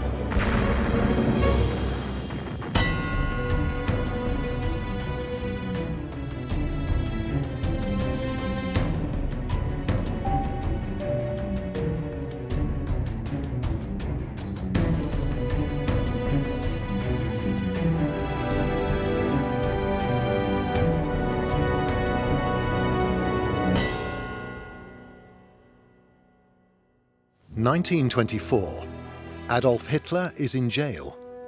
His attempt to seize power here in Munich the previous year failed dismally. Forced out of politics, he turns to writing.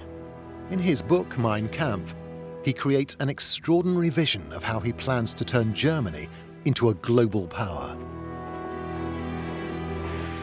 But to create world-beating armed forces, Germany needs huge resources.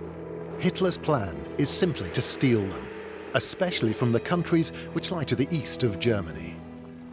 If Germany is going to survive, then it needs to get resources from elsewhere. If it can't get those resources peacefully, then we have to get them by military might.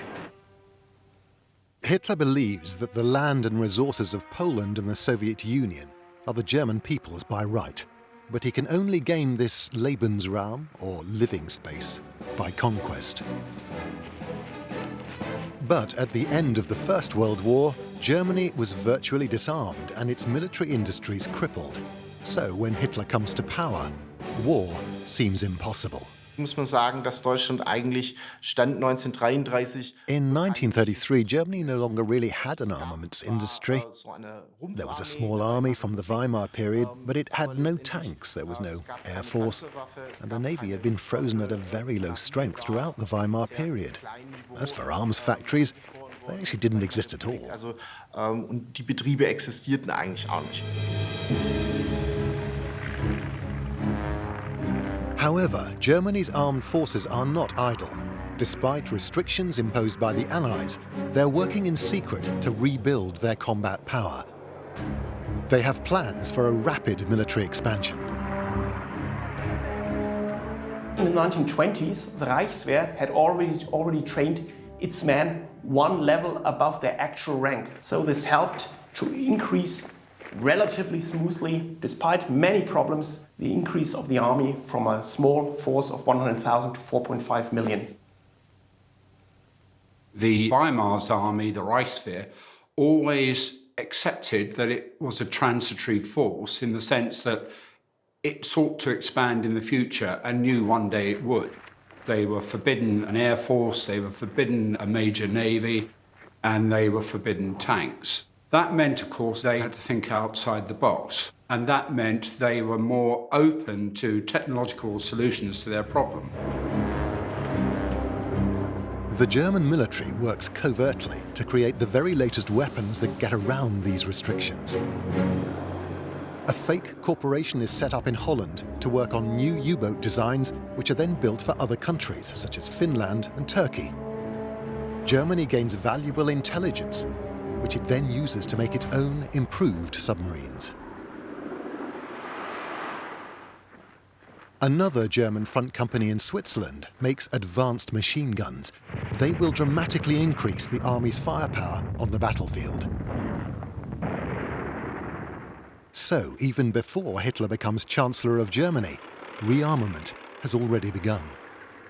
Hitler does come to power in 1933 by saying, fine, we are going to rearm. But he doesn't do this in a vacuum. The plans are already there. The plans which the military itself has developed are really very far advanced. It's not a matter of imposing rearmament on an unwilling military establishment. It's basically taking the brakes off. One of Hitler's earliest acts is to triple the size of the army. 2 years later, he recreates the German Air Force, the Luftwaffe. He informs the world that Germany is no longer bound by the treaties that limit its military power. The time for secrecy is over. Hitler declares that the German economy will focus all its effort on rearmament. But rearming a nation still recovering from the Great Depression is a huge gamble. Germany has to import most of its raw materials from abroad and has to borrow money to buy them, so its industries are suffering many shortages. Also man muss natürlich bei As far as equipping the army with modern weapons is concerned, there was simply no manufacturing infrastructure. In 1933, there were no tank manufacturing plants at all, so they had to build these factories first. Das heißt, man musste diese Fabrikanlagen erst errichten. But the rearmament drive is very popular, as it promises millions of new, well-paid jobs. The Ministry of Propaganda and Enlightenment, as it was called, is able to make publicity out of winning the battle for work, getting people back to work. They did get people back to work. We can see that it was done in large measure through deficit financing, but they have something positive to sell. In 1936, Hitler announces a 4-year plan to end Germany's economic dependence by making the country self-sufficient. His first target is to increase steel production. Without it, none of the weapons the Army, Navy and Air Force need will be made. Results seem to come quickly. October 3rd, 1936. Adolf Hitler witnesses the launch of the Scharnhorst. At 38,000 tons, it's by far Germany's mightiest warship. Its first new battleship since the First World War.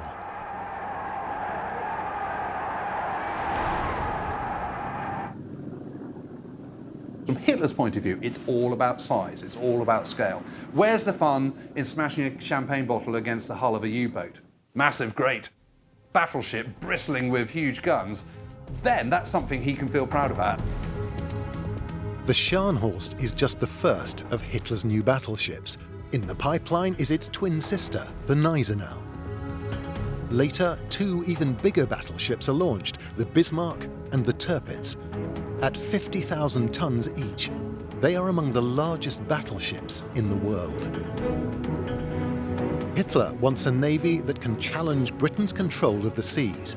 He is determined to avoid what happened during the First World War, when a naval blockade closed Germany's ports, starving it into submission. But there's a fatal flaw.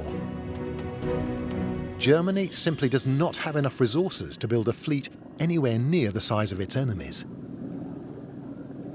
The master plan to create a huge surface fleet is one of the most insane decisions that the Nazis ever make. I mean, it makes no sense on any level whatsoever. What they have is a very, very small navy. They have very, very low resource capacity.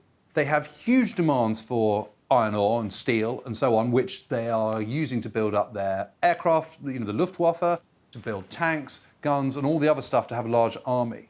What you absolutely don't need to do is to be sinking vast resources into a surface fleet of mighty battleships, which frankly are still going to come massively short compared to the Royal Navy and indeed the French Navy. And that's before you sort of start comparing it with the US Navy. When the war begins, Britain's Royal Navy boasts 15 battleships, as does the US Navy. The French fleet has 7, Germany just 4, 2 of which are very old.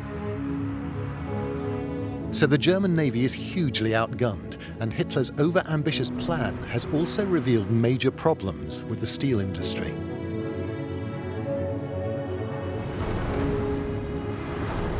There was a real shortfall, particularly from 1936, in smelting capacity. The demand for steel was just too great to be met, not just for armaments, but also for new infrastructure. New smelting plants are needed to turn ever greater quantities of raw iron ore into steel. But before it can be used to make new weapons, vast quantities of steel are first needed to build the weapon factories. Also gerade im Bereich der Heeresrüstung und der Luftwaffe musste erst sehr viel investiert werden. To equip the army and the Luftwaffe, first a great deal had to be done to build factories and provide machinery before weapons could be manufactured. Naturally, the steel industry profited enormously doing this. Building the factories required steel, so they benefited twice over, producing weapons and providing the steel for others to build their own weapons factories. Und letztendlich natürlich zuliefern für andere, die beispielsweise Fabrikanlagen errichten. German steel is famous for its quality, but the iron ore from which it's made is mostly imported from Sweden. To buy it, German manufacturers have to sell some of their steel abroad, limiting supplies to the arms industry at home. It's a vicious circle that Hitler's right-hand man, Hermann Göring, is determined to break. He wants to use Germany's own iron ore, but its quality is poor. Das Grundproblem bestand darin, dass der Eisengehalt zu gering war. The basic problem was that the iron content was minimal, and so it just wasn't worth using. Also, processing it was very labour-intensive, so it was simply inefficient to use this ore. That's why iron ore was imported from Sweden. Schweden importiert. Göring threatens the steel bosses with punishment for industrial sabotage if they don't use German iron ore, despite its low quality. To drive his message home, he builds a huge new processing plant right where the ore is mined in Salzgitter, central Germany, far away from the rest of the steel industry in the Ruhr Valley.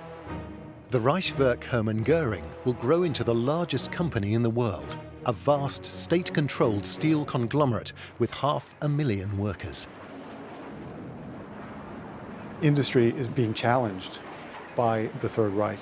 You don't want to do what we want you to do, we will set up a company in opposition to you, in competition with you. Das war natürlich nicht im Interesse der Privatindustrie. That obviously was not in the interests of private industry because it meant that the state had become a competitor. Privately owned firms obstructed this as much as they could, but in the end, the state forced it through and ended up controlling production. Letztendlich betrieben. But despite Göring's success, Nazi Germany never has enough steel for all its needs. It has to be rationed. Man hat versucht letztendlich den Mangel dadurch zu lösen, dass man Eisen und They Stahl. tried to cope with the shortage of iron and steel by allocating it to the most strategically important sectors, to building armaments factories or to production related to self-sufficiency, such as synthetic oil. Wie synthetische Mineralölerzeugung.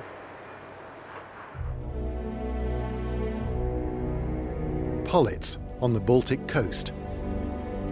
These shattered buildings were once one of the most important industrial sites in Nazi Germany. This huge complex was given very high priority for steel because it produced the most crucial resource of all: oil. The problem is that Germany has very little crude oil itself.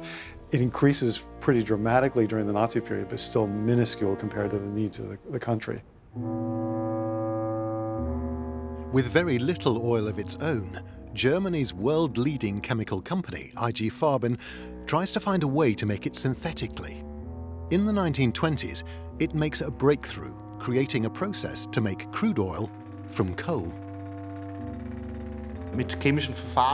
Using chemistry, you can make a substitute for oil from coal. This was really important during the war.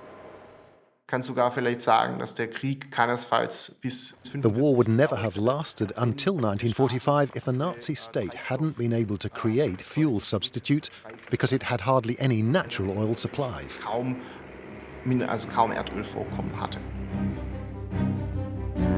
But just before IG Farben can go into full production, it suffers a major setback. The first commercial synthetic fuel plant in the world opened in 1927. And that's exactly the time when huge discoveries were made in Texas and Oklahoma. What happens then, because of the discovery of oil, because of the Depression, the price of oil collapsed. And therefore, it was completely uneconomic for IG Farben to produce these synthetics. But when Hitler comes to power, he makes IG Farben an extraordinary offer. He guarantees to pay the full market price for every drop of synthetic fuel oil it can make. For the Nazis, these subsidies are worth it, if they make Germany self-sufficient. The country's shortage of oil will be supplied from its abundant reserves of coal. 12 synthetic refineries are built. IG Farben chemists also develop another vital resource for German rearmament. An artificial rubber called Bühne, also made from coal. It is needed for thousands of aircraft and truck tires, as well as millions of gas masks. It's also used in tank gun sights and watertight seals on U-boat hatches. German scientific skill is making Hitler's military build-up possible. I think they're absolutely essential for his ability to actually take the war beyond German borders. It was essential to have synthetic fuel. It was essential to have synthetic rubber. It's using the one thing that Germany has in abundance, which is coal, and ingenuity, which it has in abundance in that particular industry. There's no shortage of scientific brilliance, but German industry does lack coordination and planning. The Nazis' favorite industrialists get the best contracts, but they often waste money on pet projects. The whole structure of the Nazi state is one of private enterprise, infighting, divide and rule policy. Does not encourage mass production. So there's a lack of mass production, over-engineering, and a lack of focus on what was really required. Also man muss berücksichtigen, die Wirtschaft des Dritten Reichs war keine Planwirtschaft. It's important to realize that the economy of the Third Reich wasn't state-controlled like it was in the Soviet Union. In other words, private firms continued to own their own factories. The owners also ran their factories, and their goal was to increase profits. Naturally, that also meant their main motivation was not to produce as many weapons as possible, but quite simply, how can I maximize my profits? For me, the absolute classic example of misuse of resources is the Humboldt gas mask case. It's so iconic. It's when you look at German troops, whether it be in a commando comic, whether it be in a film, whether it be in black and white photographs, what you see is that cylinder stuck on their backside. It's grooved, it's got a little hinge on it, it's got a gossamer wire and a little case for extra lenses in it. It's totally over-engineered, it's completely pointless. What's wrong with a canvas sack? It's not just steel that gets wasted like this. Water canteens issued to millions of German soldiers are made from aluminium, even though it all has to be imported. And aluminium is desperately needed to make aircraft.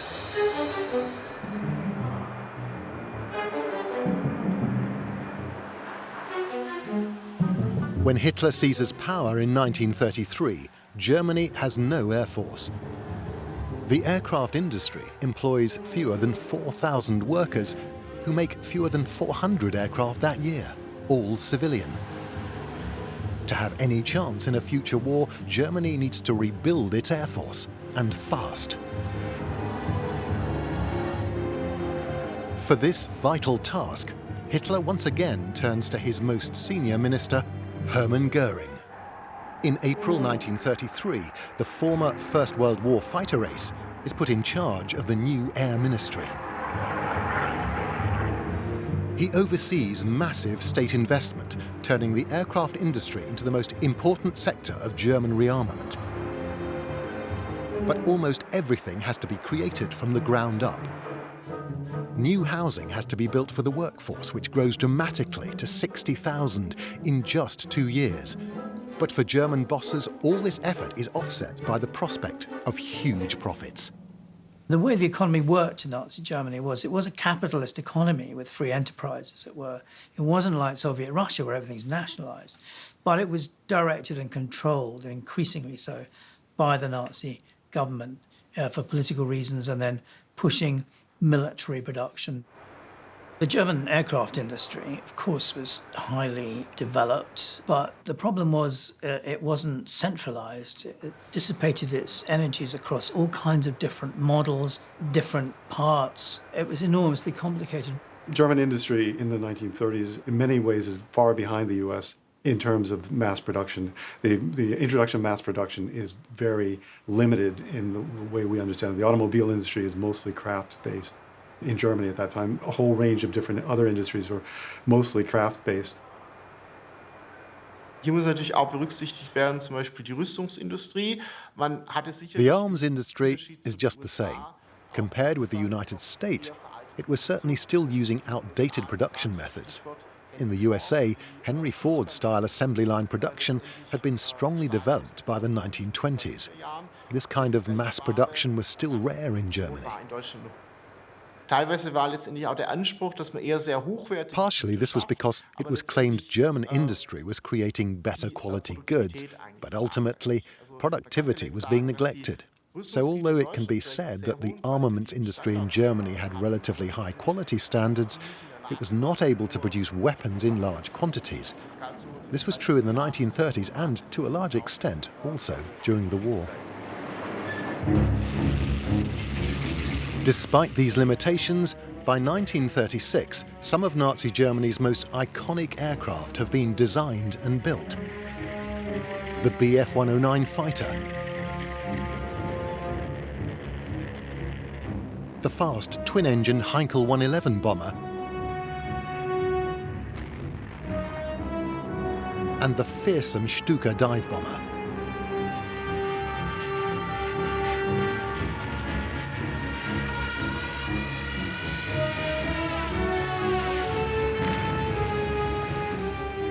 With these modern aircraft, the Luftwaffe can make up for the army's shortage of tanks and heavy artillery. The Luftwaffe is a tactical air force, i.e. in support of the ground troops. That's what it's organically risen up to do, and that's because it's all about the ground forces. The Luftwaffe provided a shield for the ground forces so that the armored forces and the infantry could maneuver freely. It was also used as a fist. So like a flying artillery, the Luftwaffe could support ground troops at crucial points and bring the decision. German airplanes were good, but there weren't enough of them, and there were too many different types, and so therefore it was difficult to replace them. To boost aircraft production, Goering entrusts one of the most important jobs in the Luftwaffe not to an expert, but to an old friend and fellow veteran, Ernst Udet. In those early years of the war, the chief of procurement is a chap called Ernst Udet, who is a wonderful fellow and a brilliant barnstormer and a fantastic First World War fighter race, and by all accounts a jolly good bloke and a great cartoonist, but is all at sea in the Machiavellian world of Nazi politics. He's just completely out of his depth, and that just leads to yet more inefficiency. Udet is convinced that dive bombers are what the Luftwaffe needs more than any other aircraft. He personally intervenes to ensure that the Stuka goes into production, but he fails to realize that aircraft technology is changing rapidly. On August 27, 1939, aviation history is made when the world's first jet aircraft, the Heinkel 178, takes off. Udet gets to see this revolutionary plane for himself at a later demonstration arranged for senior Luftwaffe officials. But he's not impressed. He rejects it in favour of more conventional aircraft. If the Nazis had produced a jet fighter early in the war, it could have given them an unassailable lead in this new technology. It's a vital opportunity missed. But Germany struggles to make enough of any kind of aircraft because of its chronic shortage of crucial metals, such as aluminium. Andere Beispiele sind zum Beispiel Kupfer. Other examples include copper, nickel, and other vital metals. The country was dependent on imports. Within Germany itself, there were very few deposits. For example, the country's copper deposits were very, very poor. From an economic point of view, it was not a good idea to exploit them. But they did it anyway, to enable at least some local copper production. But this required more and more labour and was relatively unproductive. But Hitler gets an extraordinary stroke of luck when the Spanish Civil War breaks out in 1936. Hitler joins in enthusiastically, claiming he just wants to help General Franco, a fellow fascist, protect Europe against communism.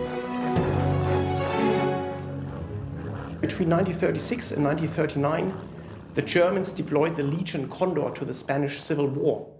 There, they gained experience in modern warfare, particularly with regards to close air support and to armored warfare. And the German army was quick to disseminate this experience, so it became more or less common knowledge within the German armed forces. However, Hitler is not crushing Franco's enemies for free.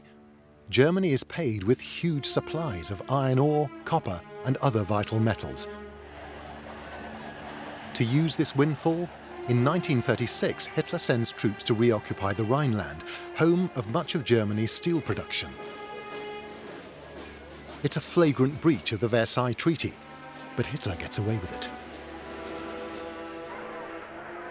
And the peaceful takeover of neighbouring Austria in March 1938 literally adds a mountain of raw materials to the Reich, as well as millions more workers.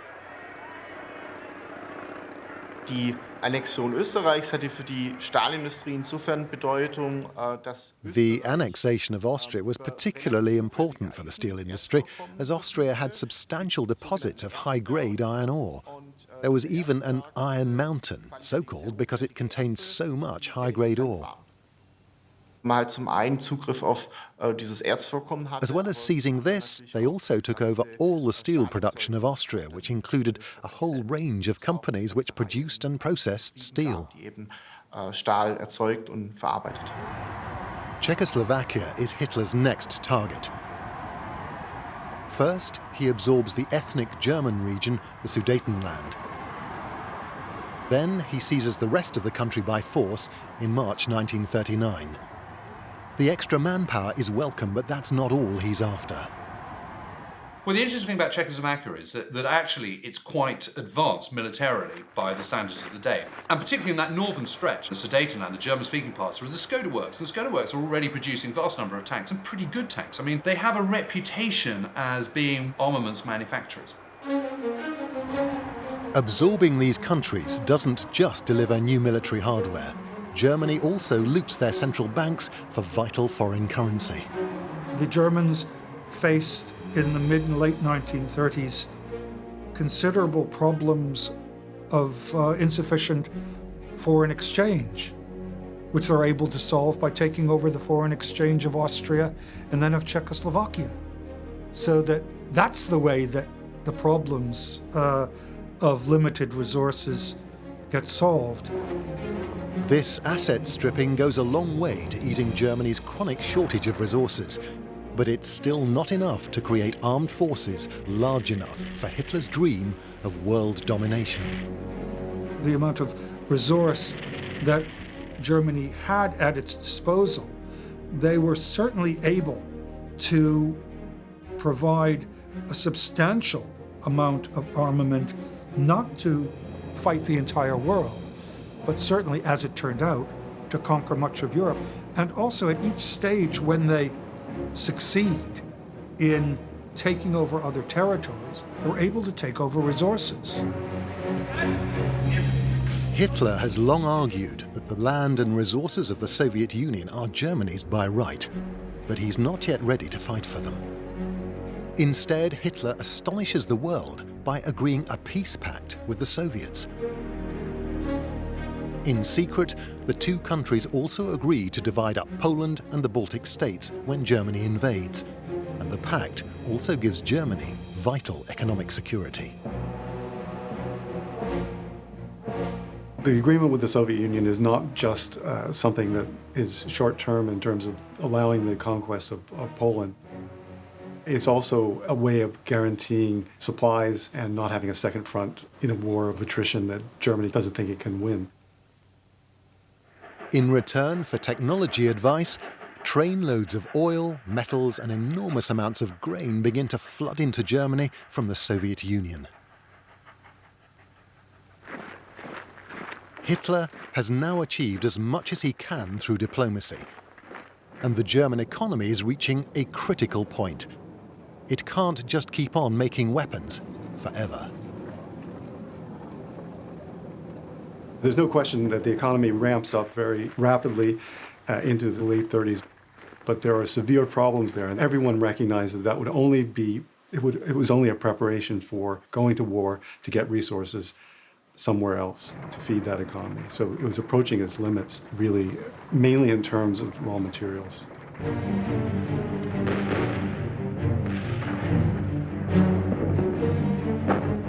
On September the 1st, 1939, Hitler launches the war he has long been planning. German troops smash through Polish border defences. Bombers pound cities, roads and railways. In just 36 days, it's all over.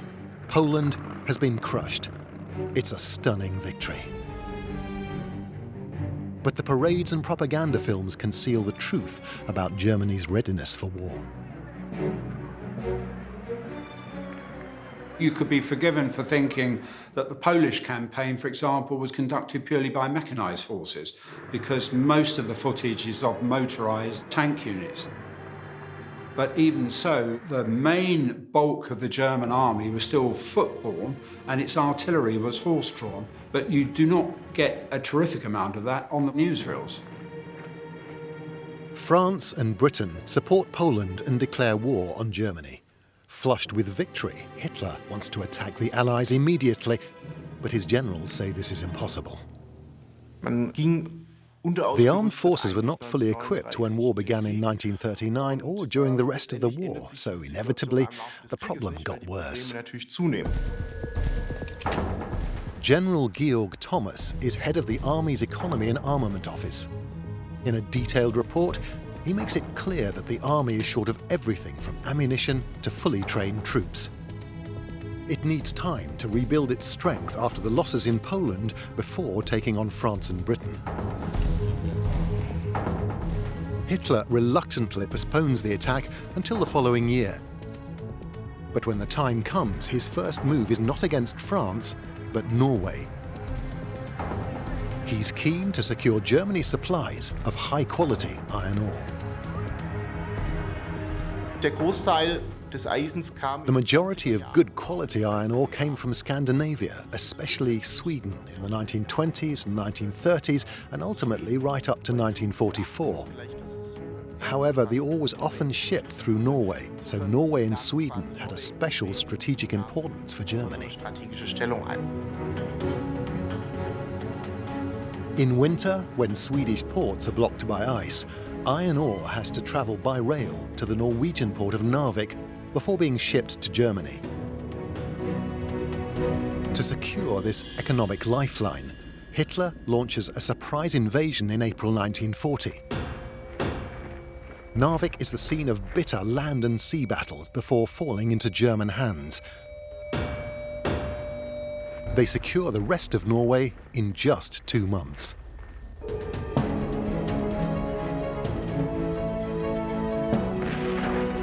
The invasion of Western Europe is just as rapid. German panzer divisions smash through the defences of France and the Low Countries.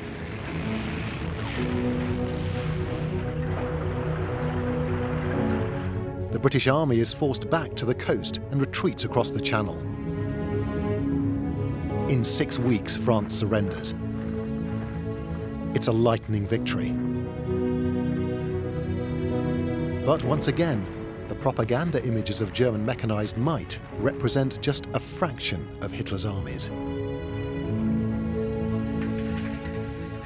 The truth of the matter is, the spearhead of the Blitzkrieg, particularly when you're looking at the fall of the West, you know, France and the Low Countries in 1940, only 16 of the 135 divisions they use are mechanized, of which only 10 are panzer divisions. So that gives you an indication of just how under-mechanized they are. And much of this military equipment is not German-made, but looted during Hitler's earlier land grabs. The invasion of France was successful not least because the Germans had access to a lot of military kit that they were able to take from Czechoslovakia, which they took over in 1939. Speed and brilliant tactics allow German forces to defeat its much more powerful opponents. This is the kind of war its armed forces are designed for. They can defeat their enemies before they can bring their much greater military resources onto the battlefield.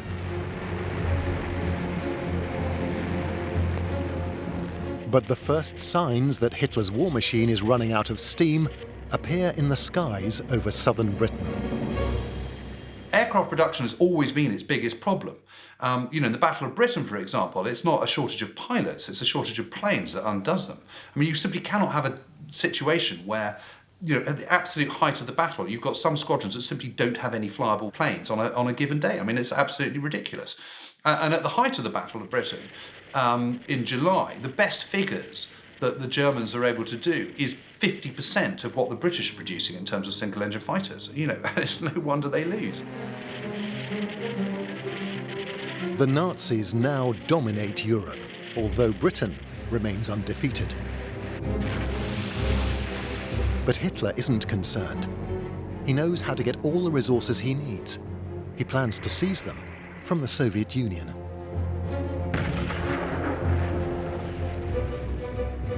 Clearly, the desire for more control of raw materials, oil as well as other things, is driving a lot of the military policy in the decision eventually in 1941 to go to war against the Soviet Union. Everyone knows invading Russia is an enormous risk, but the generals who were so doubtful about Germany taking on Britain and France are now all in favor of continuing the war. Hitler's victory parade after the fall of France made a big impression on both them and German society. So maybe this man is unusual, maybe this man is different.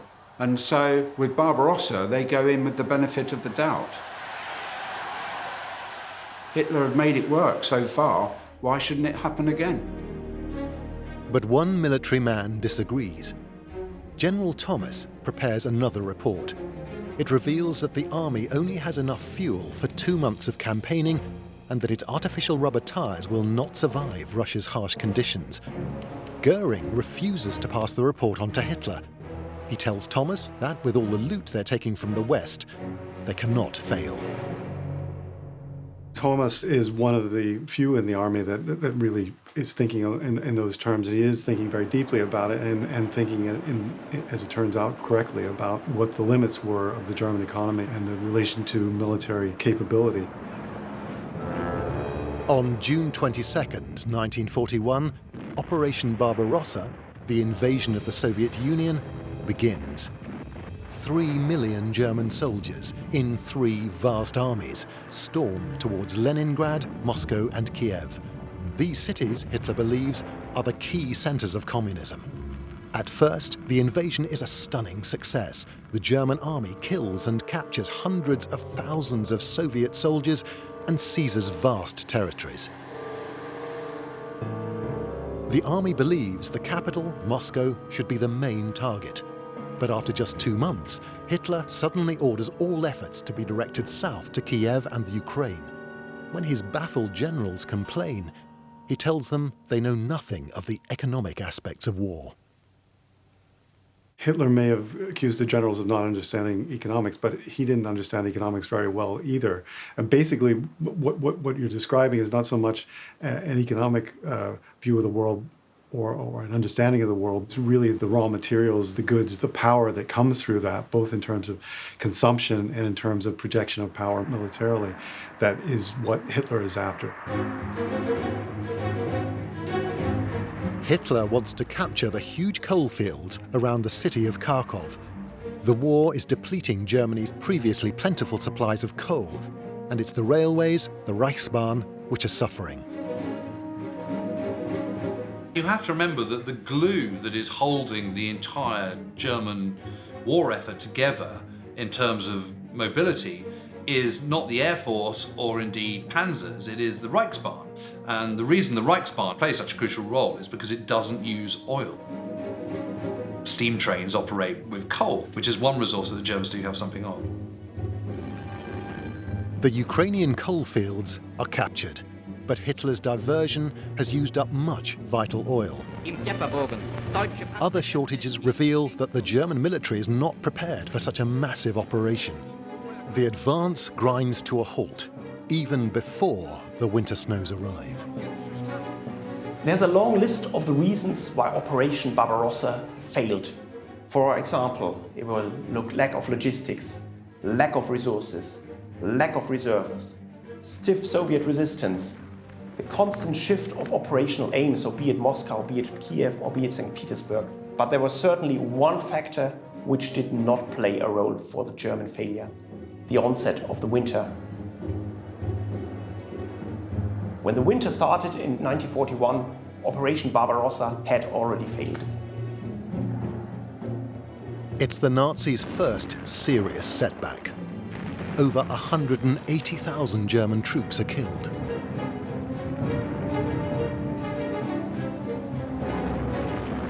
The Luftwaffe also suffers heavy losses in both pilots and aircraft, which it's struggling to replace. The Luftwaffe is a symbol which epitomizes all that is successful and brilliant about the German armed forces. Unsere Jagd- und Zerstörerverbände unmittelbar vor dem Start. And yet it is in terminal decline by summer of 1941. It's been involved in every single campaign that the Germans have been fighting. It has been flying non-stop. It is massively overstretched, and no service suffers more from fighting on multiple fronts. And they still haven't recovered their numbers from the end of the Battle of Britain. So it's no wonder they're on the back foot, and they simply cannot deliver what Hitler wants them to deliver. But their Soviet opponents are also suffering terrible casualties, and their economy is also massively damaged. The losses the Russians suffered in 1941 are absolutely enormous, and they're also busy moving their factories to the Urals and also regathering their strength. So the German war effort is pretty full on, and there is no question that the German army in the spring of 1942 is still an incredibly impressive one. Hitler decides to risk everything on another colossal offensive. This time, he aims for the Soviet oil fields of the Caucasus in a final attempt to grasp the resources he still desperately needs. It was a very important objective, and it clearly was an indication that the synthetic industry is not able to supply everything that Germany needs. Germany's synthetic fuel plants have been at maximum capacity since the beginning of the war, but they can only supply a quarter of the country's total consumption. The Allies have far more oil than the Nazis. To put this in some perspective, the most the Germans ever use in terms of fuel is 5.5 million gallons in 1944. Now, British domestic use alone is 22 million gallons in 1944. That's not including Britain's war effort usage. So that puts it in some kind of, so basically Britain domestically alone is using 4 times more oil than Germany is for its entirety in 1 year. Capturing the extraordinarily productive oil fields around Baku in the southern Caucasus would make a huge difference to Germany. They supply 85% of the Soviet Union's oil. In great secrecy, tank divisions are sent south to provide the armoured fist for the attack. Its code name is Fall Blau, Case Blue. The operation begins on June 28, 1942. Stalin is so convinced that the next German attack will be against Moscow, the Red Army is taken completely by surprise. The first few weeks of the offensive go well, 1 million German soldiers, 2,000 tanks and 1,600 aircraft advance as Soviet forces fall back. But then Hitler makes a disastrous decision. There is no doubt that the move to the south to secure the oil supplies in the Caucasus was the correct move.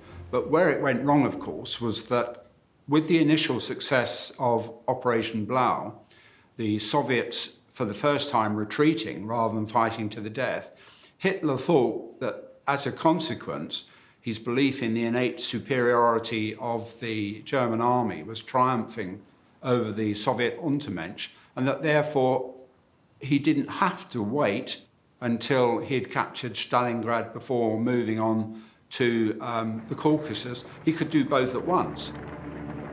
Hitler's plan starts to break down almost immediately. The Germans simply don't have enough fuel to keep their enormous forces moving. The Luftwaffe has to fly in supplies to stranded tank columns.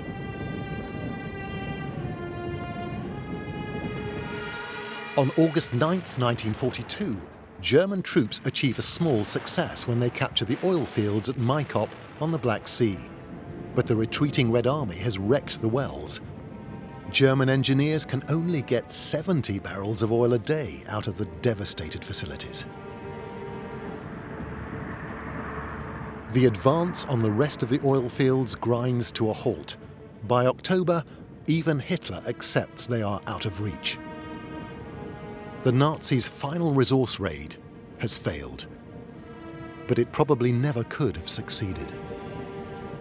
The operation in the Caucasus in the summer of 1942 is a fool's errand, because what are they going to do even if they do get to Baku and the oil fields of Azerbaijan? How are the Germans actually then going to transport that oil once they get it and refine it and all the rest of it? Well, the way oil moves around the world in 1942, and in fact still does to this day largely, is by ship. Well, the Germans don't have any shipping, and even if they did, they wouldn't be able to move it because they wouldn't be able to get through the Mediterranean and past Britain all the way around to the Baltic and the North Sea to get to their ports. The only way that's going to move is by the railways, which are already completely overstretched and over capacity. So the idea that this is going to be their salvation is just never going to happen. The failure in the Caucasus is overshadowed by the disaster now unfolding at the other objective of Case Blue, Stalingrad. On November 19th, 1942, the Soviets launch an offensive to surround the German 6th Army inside the city. The trap is closed in just 4 days.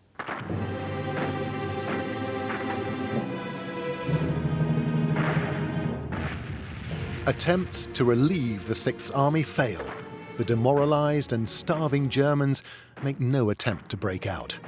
After a 2-month siege, the last of the defenders surrender. I think after losing the 6th Army at Stalingrad, most rational Germans recognised the chances of winning the war outright were now ended. This was not going to happen. Many people believe that the German defeat at Stalingrad is what ended Hitler's dreams of world domination. But his failure to capture the oil fields south of the city was an even more serious blow. Yet even if he succeeded, Hitler's belief that Germany could loot its way to victory by seizing the resources it lacked was fatally flawed. The problem is they're like kids in a sweet shop, and they just clear it all out and ship it back to Germany, all the resources, fuel reserves and coal reserves of France, for example, and then it's used, and then it's spent, and then there's no more. The lure of more and more resources draws Hitler into invading ever greater territory, making more and more enemies. It's a recipe for eternal war, a war Germany cannot possibly win. But that's not how Hitler sees it. For Hitler, the world is a black and white place with no grey area whatsoever. It's the 1,000-year Reich or it's Armageddon, and we're all in it together. And either the German people are man enough to be able to take on their enemies and win, or they're all going down, in which case they deserve what they get. That is his worldview. That's how he sees it. The Nazi view of war was that it was essential for the health of the race, of the German race, that they kept on fighting, that they never stopped. It was war without limit and war without end. Without enough critical resources, steel, rubber, aluminium, coal, and especially oil, Germany's fate is sealed. Even though its factories continue to hum, they are building planes that will never fly and tanks that will never run, because there will never be enough fuel for their engines. Hitler's dream of world domination is over. Adolf Hitler is determined to change the way German people think and feel, and he's doing so by creating a new Nazi form of art and culture. Culture was extraordinarily important to National Socialism. They wanted films, they wanted art, they wanted music that were consistent with Nazi ideology. Every artist must conform to Hitler's harsh and brutal vision. Hitler was obsessed with art and architecture to the point at which he burned books and delegitimized a whole artistic movement. Hitler was going to clean house, both in the domain of culture as he had done in the domain of politics. He is taking total control of radio and film. The Nazis are using culture to spread their propaganda, to win power, and prepare Germans for war. It's actually wonderfully subtle as a form of mind manipulation. They are creating an artistic dictatorship with no room for dissent. By controlling the media, the Nazis are converting the German people into willing, active participants in their evil regime, including mass murder. If you say, my group represents the highest aspirations of humankind, and if anybody threatens my group, they threaten virtue, then I have a warrant for genocide.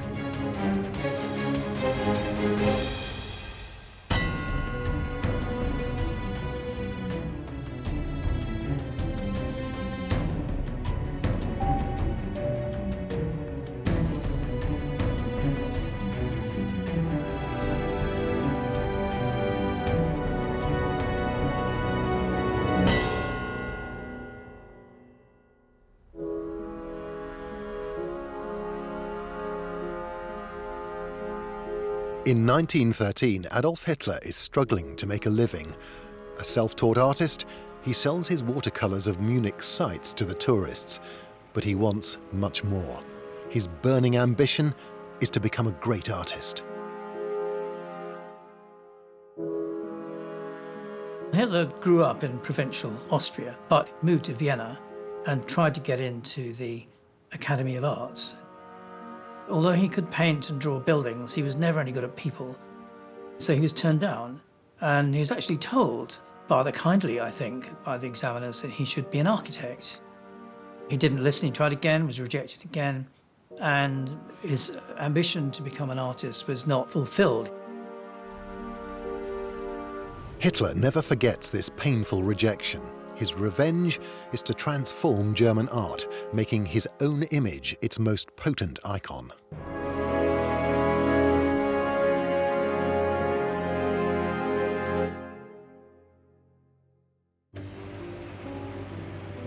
Germany in the 1920s is in the middle of an artistic revolution. Defeat in the First World War causes political turmoil and a national identity crisis. The Nazis exploit the instability created by this growing cultural conflict. On one side are conservatives clinging to a precious German past they fear is under threat. Opposing them are modernists, open to experimental art, embracing foreign ideas, and intoxicated by the new. Modernism was to some degree a revolution. The whole concept was to somehow reject history. A wave of modernism shakes up every form of art, challenging traditional beliefs and attitudes.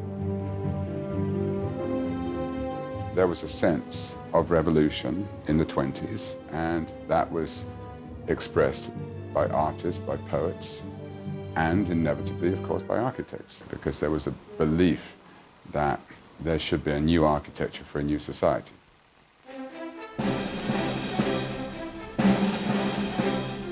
The German people are used to very traditional architecture. There is a huge amount, actually, of pastiche medievalism. The fondness for pitch roofs is a straight harking back to the German past. But in 1927, the modernist revolution strikes Stuttgart. The city's housing problem demands a bold solution. So the authorities commission young, avant-garde architects from across Europe to design 33 new buildings. The result is a radical flagship for modernist architecture, the Waisenhof estate.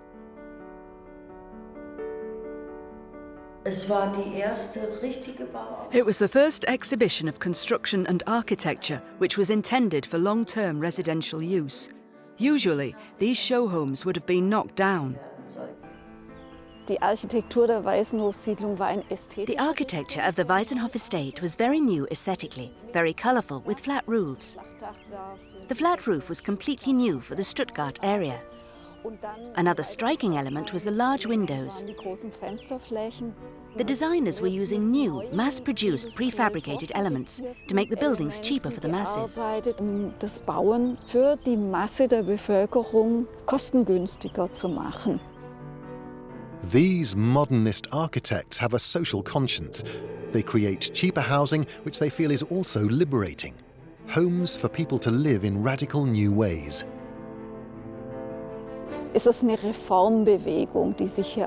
What's being expressed here is a reform movement. People wanted to live in more open, freer ways, no longer bound by tradition. It was about being more open, rethinking everything. The large windows were part of it, allowing in a lot of sunlight, all the way inside, to reflect a new attitude to life. The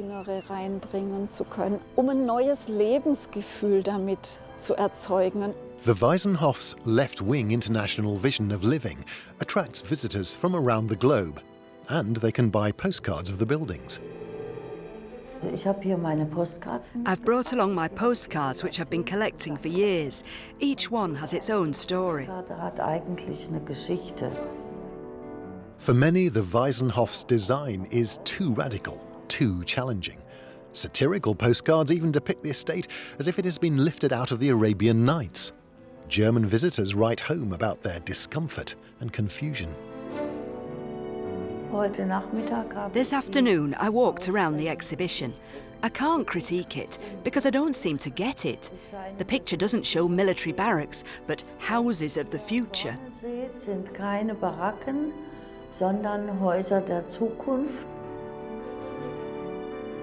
For traditionalists, the Waisenhof estate is a threat, not just artistically, but politically.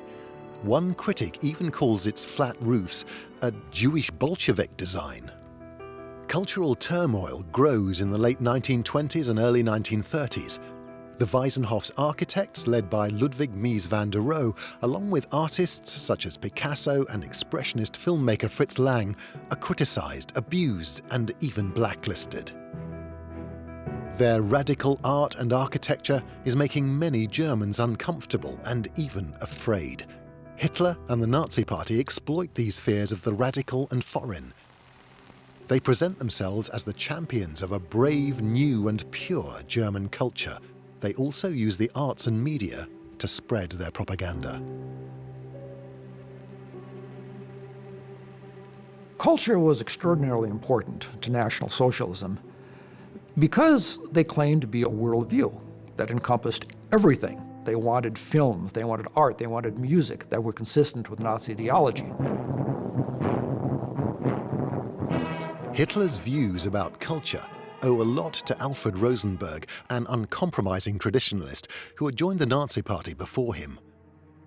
Rosenberg hates Jews and communists, partly due to his own experiences. Alfred Rosenberg was a Baltic German. He, of course, had to flee with the Bolshevik Revolution and Lenin's takeover, and this made Rosenberg a bitter enemy of the Russian Bolsheviks and of communists. And it was really Rosenberg who introduced to Hitler the idea that communism was controlled by the Jews, that it was a means by which there's a Jewish conspiracy to take over the world.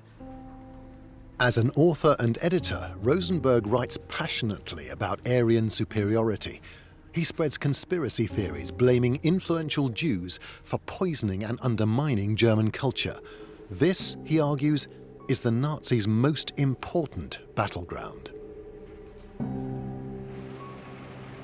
In 1929, he creates an organization that takes this battle onto the streets and into art galleries and concert halls, confronting the Nazis' artistic enemies.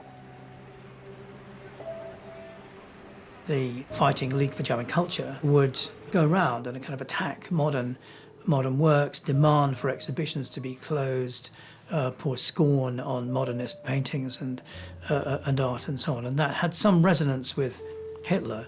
Rosenberg is successful.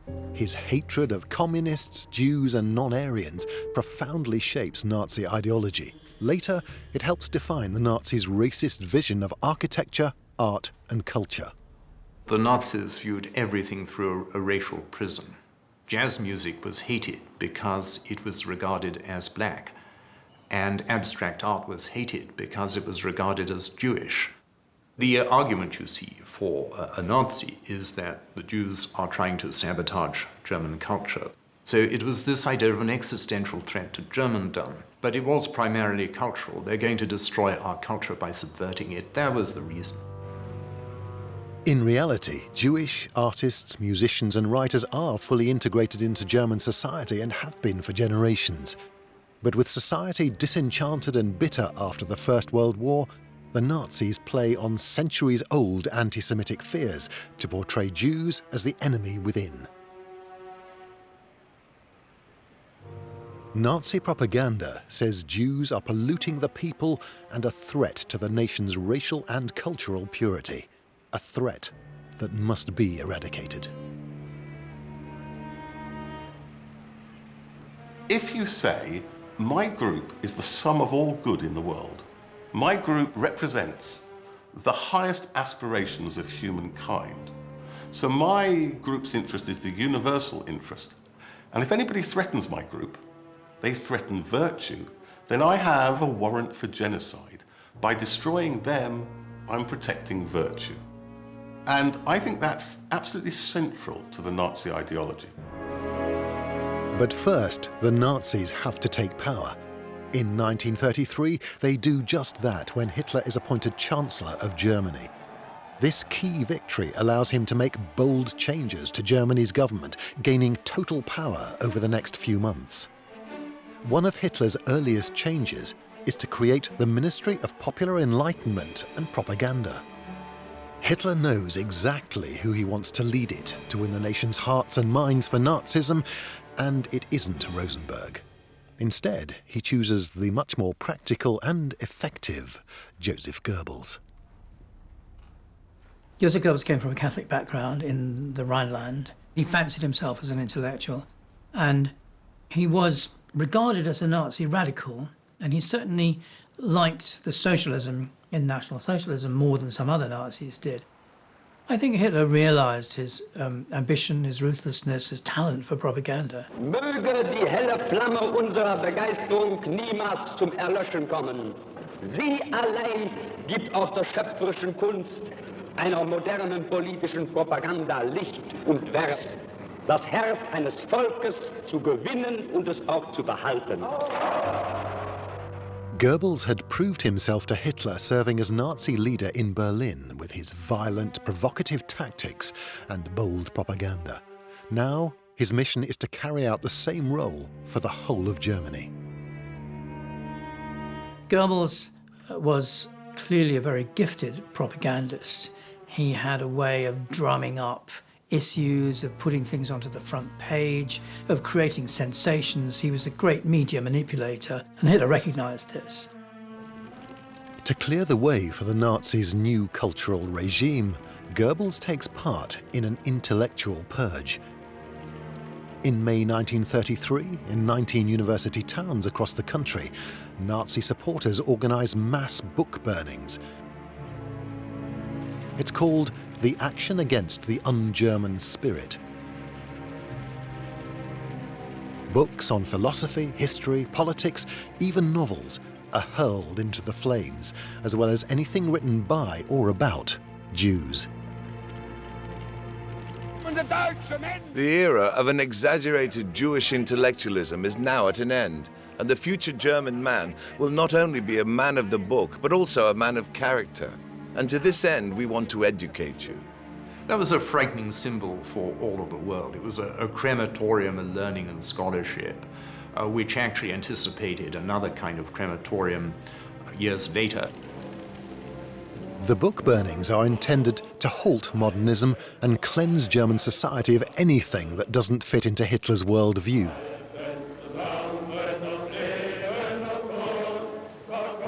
The Nazis are closing down the artistic and cultural experiments of the 1920s.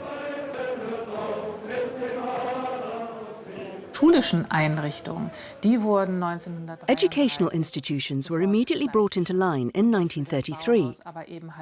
The Bauhaus, for instance, but also art academies. At the same time, professors who were known for supporting the avant-garde movement and teaching it were immediately fired.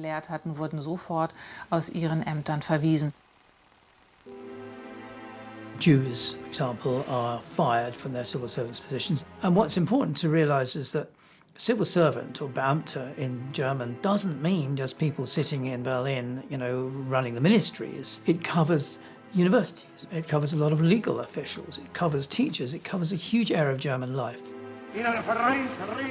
Hitler's government passes law after law, dismantling personal freedom piece by piece.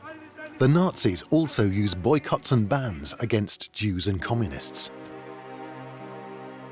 The threat of the concentration camp enables them to take control of German society. There were a lot of independent companies working, of course, and film companies, publishing houses, and many others whose employees were not state employees. And again, it took a bit longer for it to happen there, but it happened there in the end too. So this is a massive purge, first of all of Jews, and then secondly of political oppositional figures. Journalists are muzzled, dissenters silenced. The Nazis fill the vacuum with their own news and images. One of the things the Nazis want to do is to bring culture to the masses. Their kind of culture, obviously their image of culture, but still to bring it to the masses. The Nazis are keen to use television for their propaganda, but in the 1930s, the technology is quite primitive and few people own expensive TV sets. So, to get their message into as many German households as quickly and cheaply as possible, the Nazis focus on radio. In 1933, Goebbels takes over the House of Broadcasting, the world's first dedicated broadcasting centre and the home of Germany's public radio network. The Nazis now control the airwaves, but only a quarter of German households have a radio set. So Goebbels insists that a cheap radio must be designed and produced at once. Electricity was getting much cheaper because more power stations were coming online and the price was going down, as with all new mass technologies. And so you could get a people's receiver, the Volksempfänger. The party radio was sold at budget discount, and they produced one within 9 months of getting to power, and an even more bargain one half its size a few years later. Suddenly every family has a smart radio. You had radios in public places, in squares. You also had factory radios. You had radios in banks. You had radios in shops. You had radios in restaurants. But to keep out unwelcome ideas, these radios have a crucial limitation. These new sets were fixed so that you couldn't hear foreign broadcasts without great difficulty. The new radio's official name is the People's Receiver, but it is soon nicknamed Goebbels' Gob. Goebbels literally owned radio. He has a switch in his office, actually showcased in the media. Look, our great Goebbels, he actually has a switch in his office so he can cut out any program and address you directly. It's an extraordinary symbol of one's power over the message and meaning, one kind of media dictator of the country. Transmitting from the House of Broadcasting, thousands of radio employees cover every political event. At their peak, Hitler's speeches can be heard by 90% of Germans. When Hitler gave a speech, it was broadcast on all the radios. You had to stop work and gather around the radio wherever you worked. But Goebbels knows that a diet of pure propaganda is the best way to make people switch off. He believes it's best to give the people a lot of what they really want alongside party messages to make them more palatable.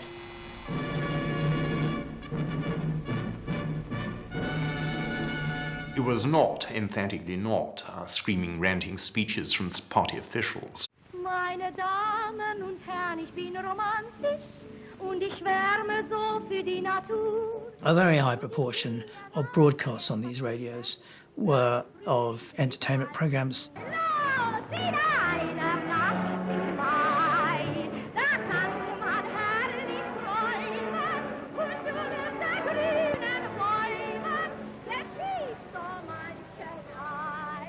If game shows had existed in the time of Nazi Germany, Goebbels would have loved them.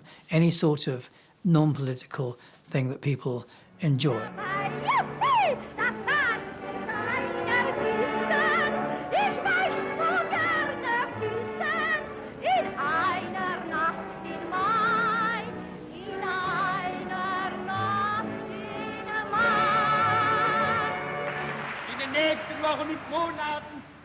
With radio totally in his power, Goebbels now targets the artists directly. Writers, musicians, architects and artists are all forced to sign up with a new government agency, the Reich Chamber of Culture. At first, joining is easy. The admission criteria were set very low so that the entire art community could easily be absorbed into the Reich Culture Chamber, as this was the only sure way for Goebbels to control everybody. So everyone who painted in a modern style was accepted, even Jewish artists. The Reich Chamber of Culture had a lot of subdivisions, the Reich Chamber of Music and Chamber of Art and Literature and all the rest of it, film and so on. And this was a compulsory state organization. They also included art dealers, art gallery directors, all the rest of it. And so in this way, right across the board, Goebbels got control of the entire cultural apparatus of Nazi Germany and everybody who worked in it. Now Goebbels knows the name of everyone in the German art world. Modernist artists like Ernst Kirchner, Otto Dix and Ludwig Gies, German Jewish composers like Arnold Schoenberg. They are all on his register. With this information, Goebbels can wield enormous power over the cultural community, but not yet.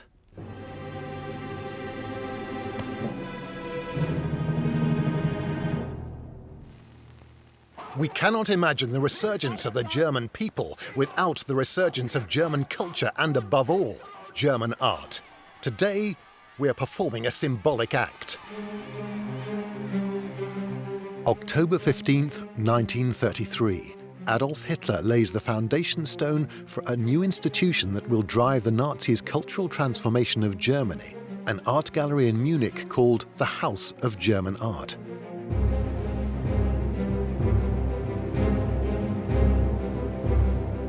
Hitler wants this building to be a temple to the new Nazi vision of art, so its design has to reflect this.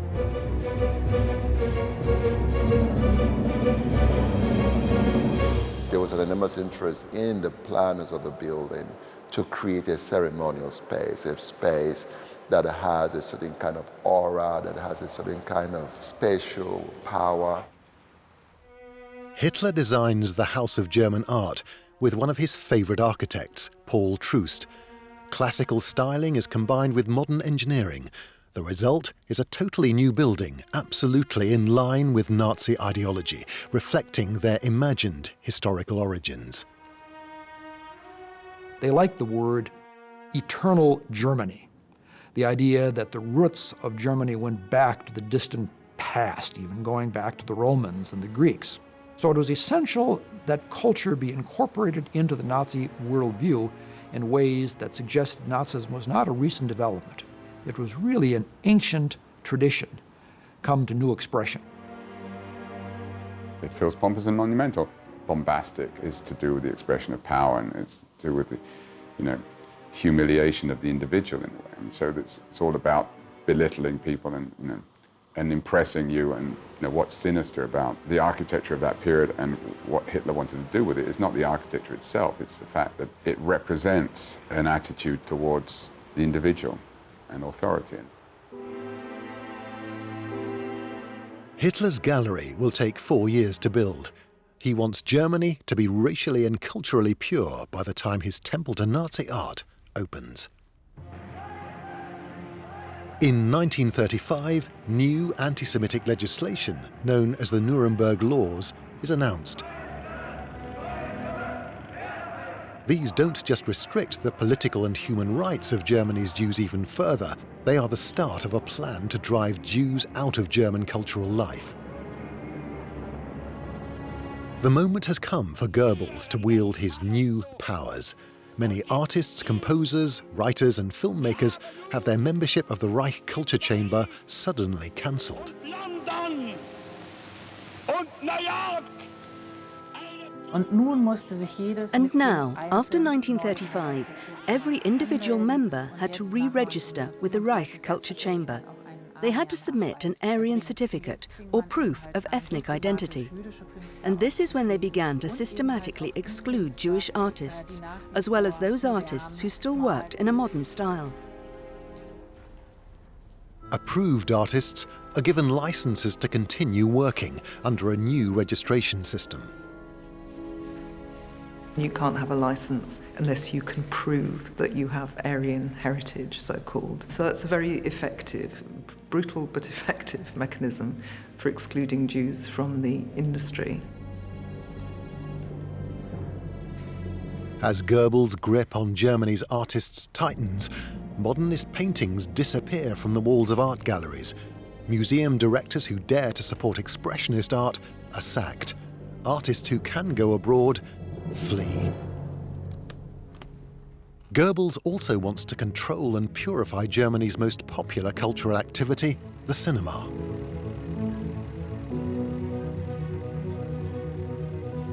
He knows that this is the medium that's going to change hearts and minds. He spots this as a means of ideological manipulation or ideological control. Universe Film Corporation, UFA, is the largest German film production company. Their studios at Babelsberg are still in use today. Here, Goebbels shows UFA executives that he is now effectively their boss. He lectures them about his vision of German film, rising to new artistic heights suffused with the Nazi spirit. He talks about the need to create a new film art. Film art that will rival Hollywood, but a film art that will be very specifically German. So no Jews, a lot of more or less subtle anti-Semitism, but also a general repudiation of anything that looks culturally different. The Nazis introduce censorship as early as 1934, but this isn't enough for Goebbels. He wants influence at the very heart of the film industry, while maintaining the appearance of artistic freedom. So Goebbels encourages UFA to set up an artistic committee. Officially, its purpose is to boost German cinema into a world-leading art form, but unofficially, it acts as a proxy for Goebbels' own ideas. It is fascinating reading the minutes of that committee, because what you see in microcosm is fascism and a totalitarian regime at work. Because you see people whose careers are on the line, they want to make money, they want the studios to be successful, and they also want themselves to be promoted. They quote Goebbels extensively, and it's by no means without conflict. There is real debate that goes on. Of course, always against the background of a regime that rules by terror. Goebbels is determined to find the right filmmaking formula to engage cinema audiences while educating them in the Nazi way of thinking. He realizes that he needs to understand how people respond to films. The Nazis had their own forms of market research, but specifically with films, there was ticket sales. But the other was to have observers in the audience, and they could tell if a German film was being hissed, which they sometimes were. From the mid-1930s, the secret police are everywhere. They're going into public places, listening, reporting back on the state of public opinion. Goebbels refers to them very often in his diaries, and they do tell a fascinating story of what's going on in the cinemas. Goebbels came rapidly to the conclusion that the key art of propaganda was to embed it in entertainment. And that is the insight, the genuinely original insight which he has. It's the propaganda of disguise.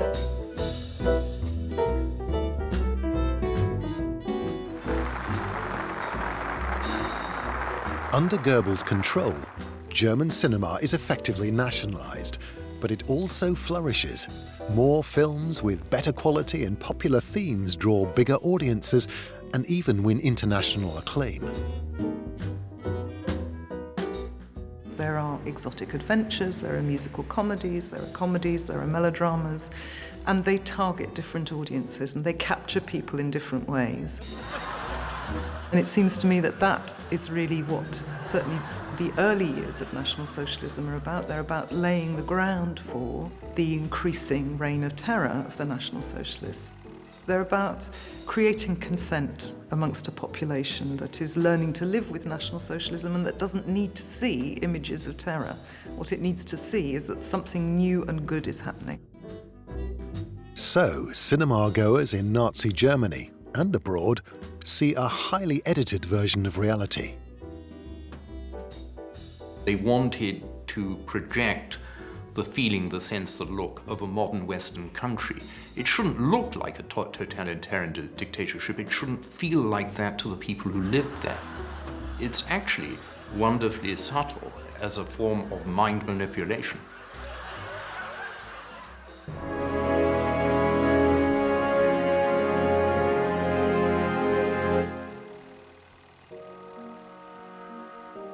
Spring 1937. Hitler's House of German Art is nearly complete. The moment has come to define the new Nazi vision of art, but this is no easy task. There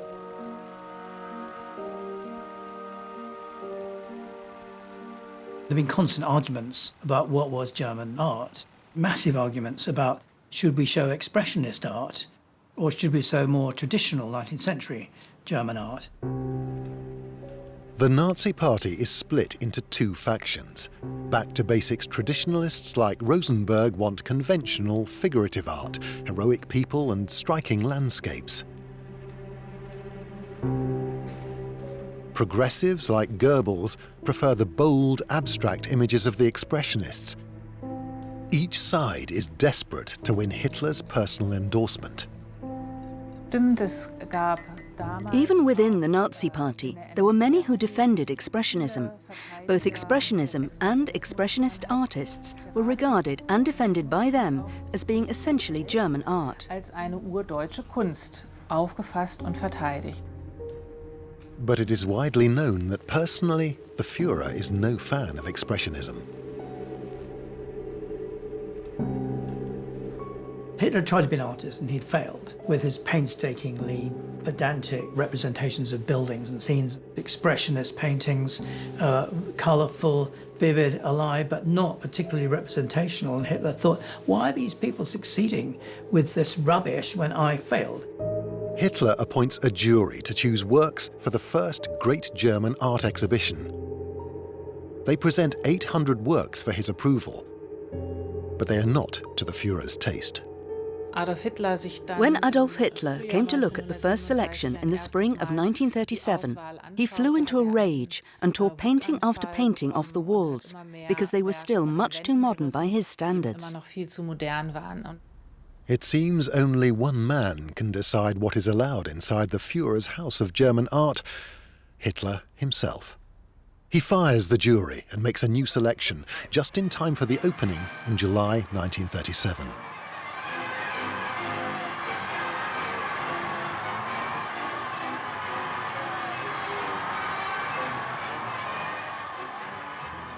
First great German art exhibition was not only to launch the building to his temple of German art, as Hitler called it, but also to put a stamp on the kind of iconography of the Nazis' imagination of the Reich. The purpose was really to inscribe Hitler's personal vision of art. The final selection of artworks was in line with the officially approved artistic ideal. This means themes of war, glorification of man as a warrior, glorification of woman as a mother and nurturer of the German nation. The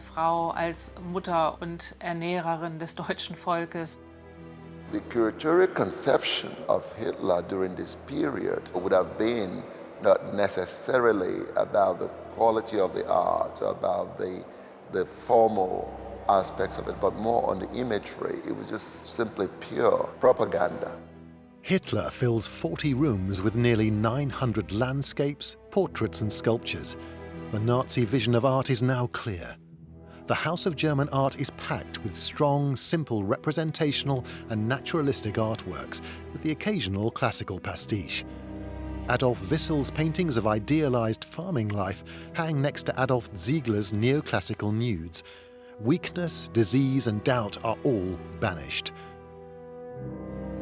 A superficial beauty dominates.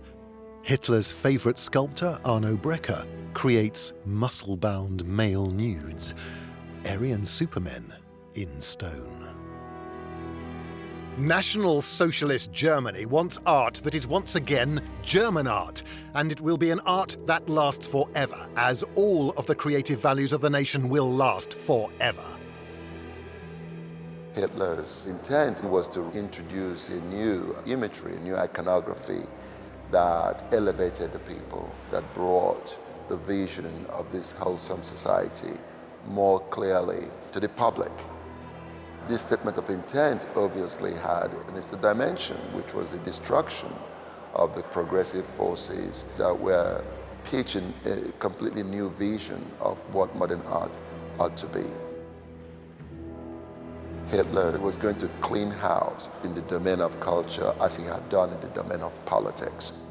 For 4 years, a civil war has raged for the artistic soul of Germany. But when the public first step inside the House of German Art, it becomes clear that the supporters of modernism, including Joseph Goebbels, have just lost. Consequently, after those 4 years had passed in 1937, the definitive destructive blow against modern art was executed. And at this point, Joseph Goebbels started playing the part of an opponent of modernism, taking over leadership of the campaign of defamation. Goebbels soon swallows his personal enthusiasm for modernism. Now he enthusiastically names and shames the art that offends the newly defined Nazi sensibility. By special order of the Führer, a commission was sent throughout Germany's museums to confiscate offending works of art. Within a very short period of time, almost 700 artworks were seized and taken to Munich. Works by Picasso, Cézanne, Van Gogh and Gauguin are confiscated and displayed in an exhibition of degenerate art in Munich, alongside German expressionists such as George Grosz, Ernst Kirchner, Otto Dix and Ludwig Gies. It opens in the Archaeological Institute the day after the start of Hitler's exhibition in the House of German Art, just across the road. Goebbels speaks at the opening, condemning the featured art. His cynical transformation from expressionist lover to bitter opponent of modernism does not go unnoticed. His rival, the arch-traditionalist Alfred Rosenberg, happily crows about Dr. Goebbels' dissembling in his diary. And now Dr. G was forced to speak against the incompetence in Munich when it was his representatives who had been defending them for 4 years. He behaved, as usual, as if he had been the true leader in the fight against artistic degeneration all along. The Nazis present the degenerate art as badly as possible. Hardly any light was allowed into these rooms, so it was basically impossible for these artworks to come across well. They were literally shown in a bad light. This criticism was increased even more by painting derogatory slogans on the walls to shape the visitor's opinion of the art.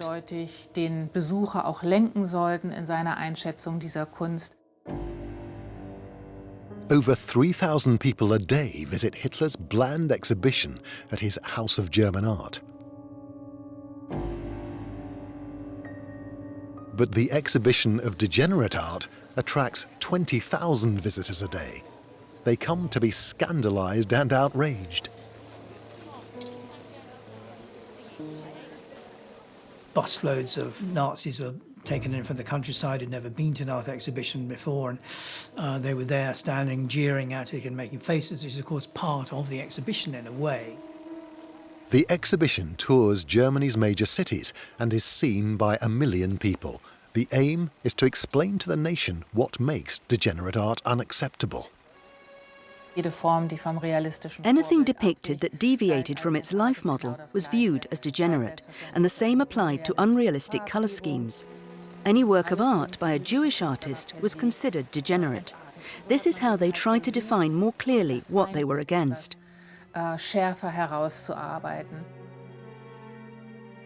Since Hitler has now decided which art is acceptable, there is no longer any need for art criticism. So Goebbels bans it.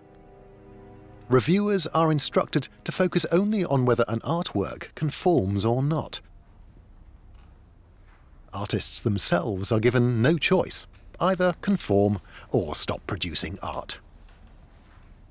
It was bigger than just a ban on certain artists. You couldn't even make modern art for your own delectation in the privacy of your own home.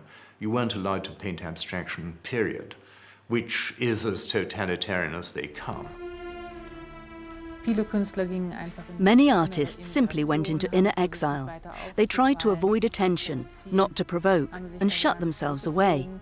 And then, of course, there were those artists who emigrated. Jewish artists had to emigrate, and there were also many politically persecuted artists. At a stroke, degenerate art has been demonized, critics made redundant, and German art largely purified of its unwanted elements. The opening of Hitler's House of German Art in 1937 also establishes a new annual event, the Day of German Art.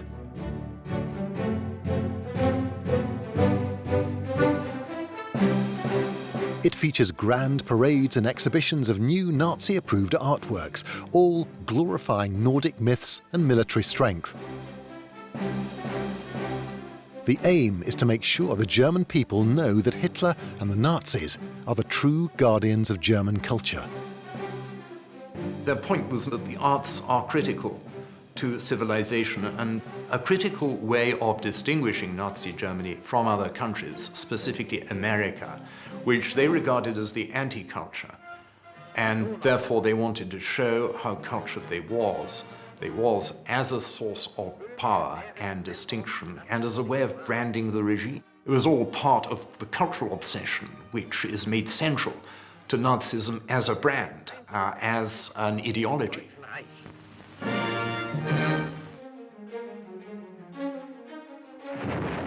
In 1939, the war in Europe has begun. As the German army seizes ever more territory, Alfred Rosenberg realizes it's a huge opportunity. The Nazis began to collect artworks from the countries that they'd conquered. Gestapo just went into an art collector and then took the stuff off the walls. Rosenberg heads a task force to steal cultural treasures from private, mainly Jewish, collectors from across Europe and bring them back to Germany.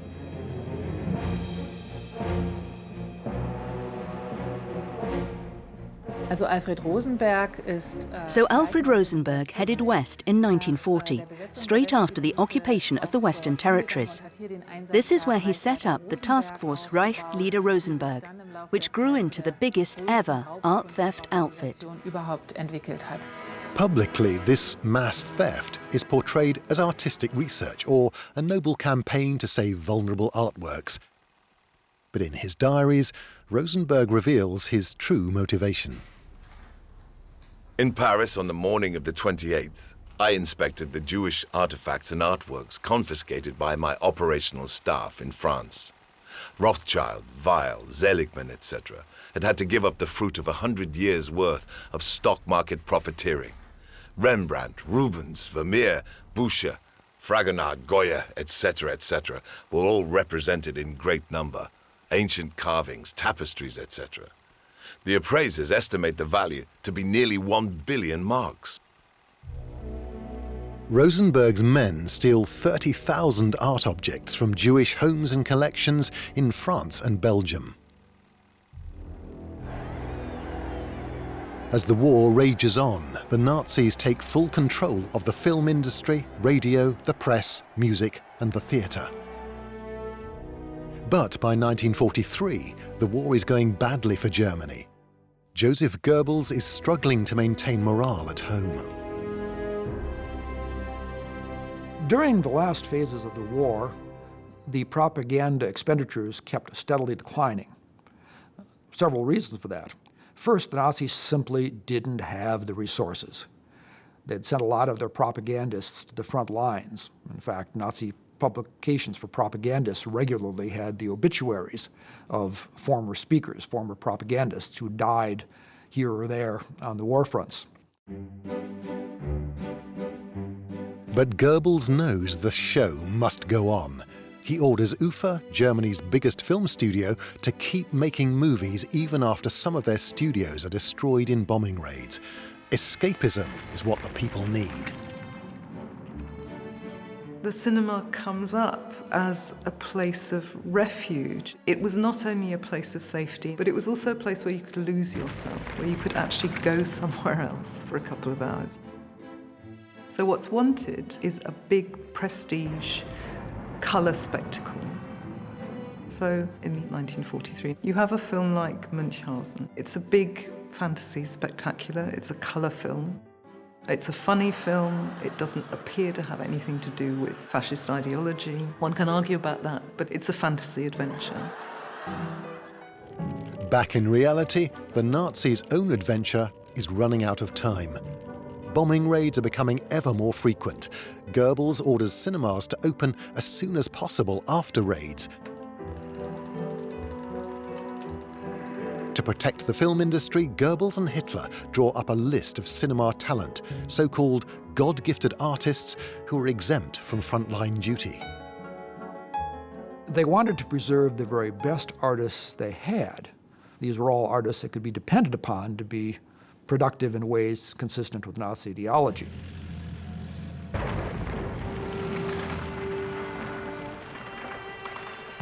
But by the winter of 1944, even God-gifted artists could no longer be spared by the military. Goebbels' stars of the silver screen were now a luxury the Nazis could not afford. The end comes swiftly. In April 1945, the Soviet army enters Berlin. Film production at UFA's Babelsberg studios finally comes to a halt. The Soviets also capture the House of Broadcasting, just a week after it had announced Hitler's suicide. Many of Germany's other buildings were destroyed during the war, but examples of Nazi architecture can still be seen today. Some remain in use with their sinister origins looming over them. Ironically, the Wiesenhof estate in Stuttgart survived the war. This modernist icon resisted both Allied bombing and a Nazi plan to destroy it. Eigentlich sollte hier auf das Gelände ein They actually wanted to build an army headquarters on this site, but then the headquarters was transferred to Strasbourg, and the war, thank God, went differently to what they had expected, so the demolition never took place. Therefore, it's pure coincidence, or rather fate, that it survived. But the Nazis had always regarded it as the disgrace of Stuttgart. Now, the Wiesenhof estate is the pride of Stuttgart, housing a museum celebrating modernist architecture. Hitler's House of German Art also survives. It's an art gallery once more, with a special weight of history resting on its columns. Insofar as a building being guilty, I've oftentimes said that buildings have no subjectivity. You can't put them on trial. While it is important to think about a building and its legacy, it nevertheless remains an inanimate thing. It's architecture.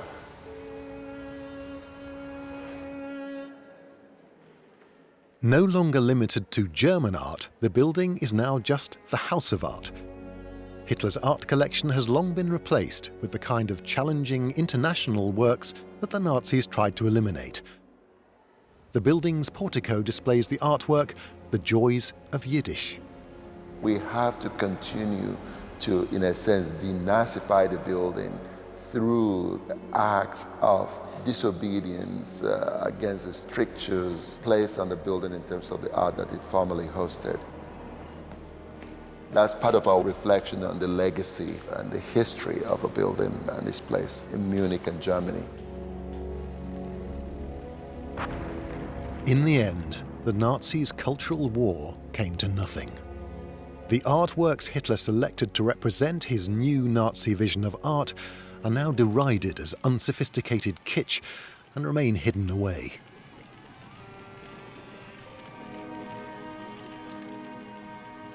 Alfred Rosenberg's ideas have been discredited. His vast stash of looted art was confiscated. Efforts continue to restore them to their rightful owners or their descendants. But many artworks stolen by the Nazis are missing, either destroyed, hidden in private collections, or lost within museums. And as for Joseph Goebbels, perhaps his winning formula of mixing propaganda with entertainment remains the Nazis' most potent and sinister legacy.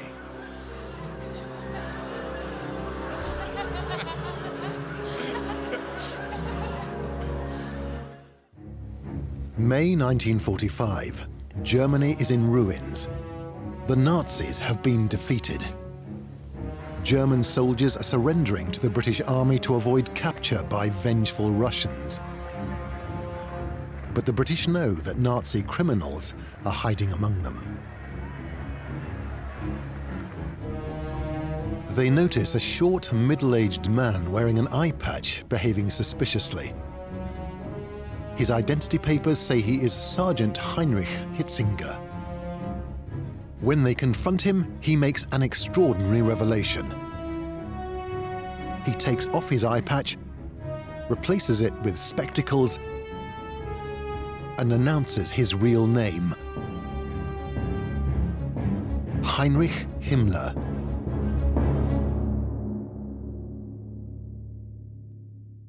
For the people who actually captured Himmler, he's almost as big as Hitler himself. He's one of the most famous, infamous Nazis of them all. Himmler was totally committed to Hitler's plans for world domination. Himmler was someone Hitler always trusted. He knew that Himmler would always be loyal to him. He commanded the most evil organization in history, the SS. It sent millions of people to their deaths. This is the man who has been in charge of the network of terror, the tentacles of terror. Starting as Hitler's bodyguard, Himmler grew the SS into a vast organization, a model for a future Nazi state, and he would stop at nothing to create it. The SS was a central pillar of the Nazi regime in the Third Reich. It was the most violent organization. They carried out the mass crimes. They planned the mass crimes. Without the SS, the Holocaust couldn't have been carried out.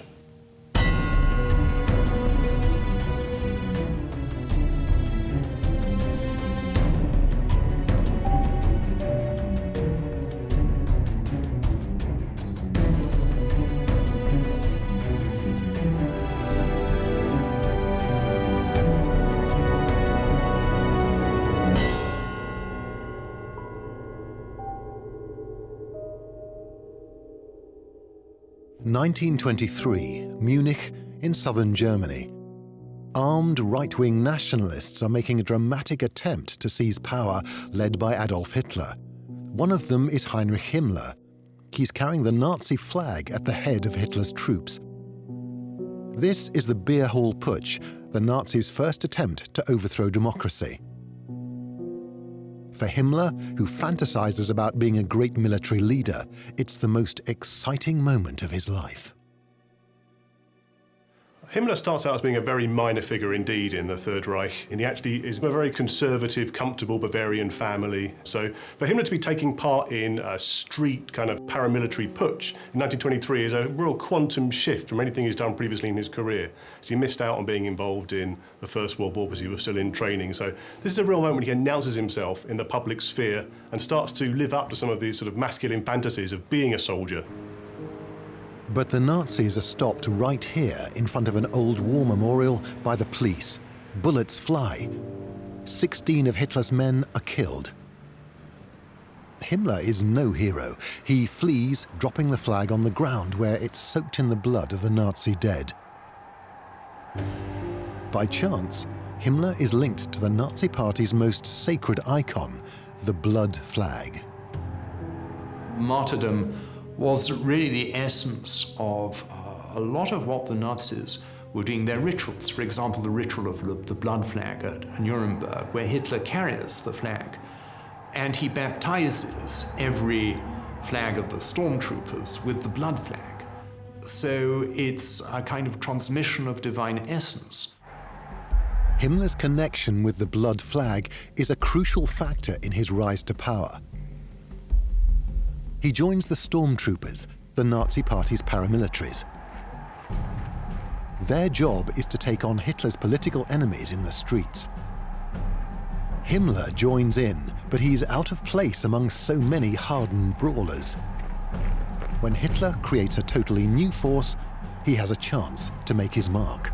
The SS roots are in 1923 when Hitler first forms a personal bodyguard to look after him when he's in public, because his appearances are causing increasing agitation on the Munich scene. So it's from this point onwards that you start to see the trajectory of the SS that Himmler picks up with and accelerates. The new unit is simply called the Protection Squad, Schutzstaffel in German. The SS is born. Himmler exploits his connection with the blood flag to be accepted into the SS. What he lacks in military experience, he makes up with his natural organizational skills. In just 4 years, he pushes everyone else aside to become the leader of the SS. He does seem to have this genius for manipulating people, for administration, for organization, and takes his opportunities when they come. But it is extraordinary how he rises up the ranks and how quickly he does, and how quickly he grips this whole regime within the regime. In his first 2 years as leader, Himmler expands the SS tenfold to 3,000 members. He founds schools and training academies to indoctrinate new recruits with Nazi ideology, including extreme anti-Semitism. But despite his organization's youth and rapid growth, Himmler portrays the SS as the spiritual descendants of medieval German warriors. The SS was able to create a myth around their organization. They also consider themselves as an order, so rituals and symbols like daggers were very important. They very often had one element of the German or even Germanic past. You can see this with the names of many SS divisions. So Götz von Berlichingen, Frundsberg, Hohenstaufen were all personalities of medieval times or early modern German history. So each single SS member should consider himself like being part of an old, long tradition dating back centuries. Himmler doesn't just want the SS to look superior, he wants them to be superior, racially superior. His SS men must prove that they are thoroughly Germanic, with no Jewish ancestors at least as far back as 1800, 1760 for officers. To encourage them to breed more Aryan supermen, Himmler invents a pseudo-pagan SS marriage ceremony. It's all part of his plan to make the SS the dominant elite of the future Nazi state. Himmler becomes one of the foremost ideologues in Nazi Germany. He conceives of the SS as being very much kind of like an ideological cavalry of the Third Reich, and perhaps some sort of like priesthood, a possessor of the deeper secrets of the Nazi creed. How far he actually believed in it is impossible to gauge, but he saw it as a very effective political tool. And he sees this as a way to make the SS seem more mysterious, more select, and a means of creating a common ethos amongst an increasingly kind of diverse elements of the SS. But standing in Himmler's way are the stormtroopers, the original Nazi paramilitaries. Its leader, Ernst Röhm, is a tough war veteran with medals and scars to prove it. He recruits millions of volunteers to fight the Nazi Party's enemies. By 1933, the stormtroopers have become so powerful even Hitler feels threatened by them.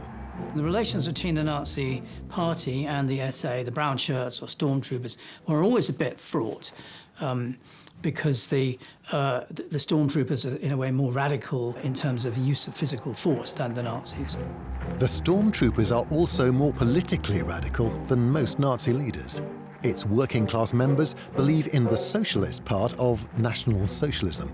They look forward to seizing the aristocracy's land, and Röhm boasts about turning his force into a people's army.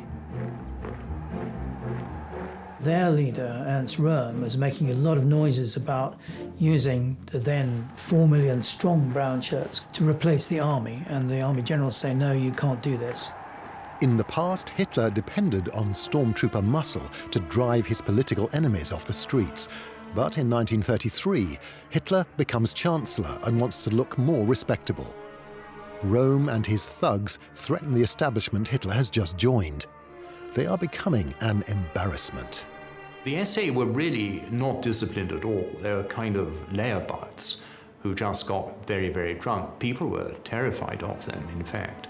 They were armed, semi-mutinous thugs. But for a time they served Hitler's interest, and when it didn't serve Hitler's interest, he quite literally, of course, beheaded them. July 1934. Senior stormtroopers relax at an Alpine hotel. Early in the morning, SS men burst in and arrest Ernst Röhm in his bedroom, along with other stormtrooper leaders. Dazed and in shock, they are executed without trial. The organization never recovers from this night of the long knives. Its independence is over, and stormtrooper membership rapidly declines. Hitler wanted to get rid of the SA. The SS was seen as much more loyal, and Himmler saw the chance that his SS could fulfill the new central role within the Nazi party, within the Nazi regime. So this is why he supported the Night of the Long Knives.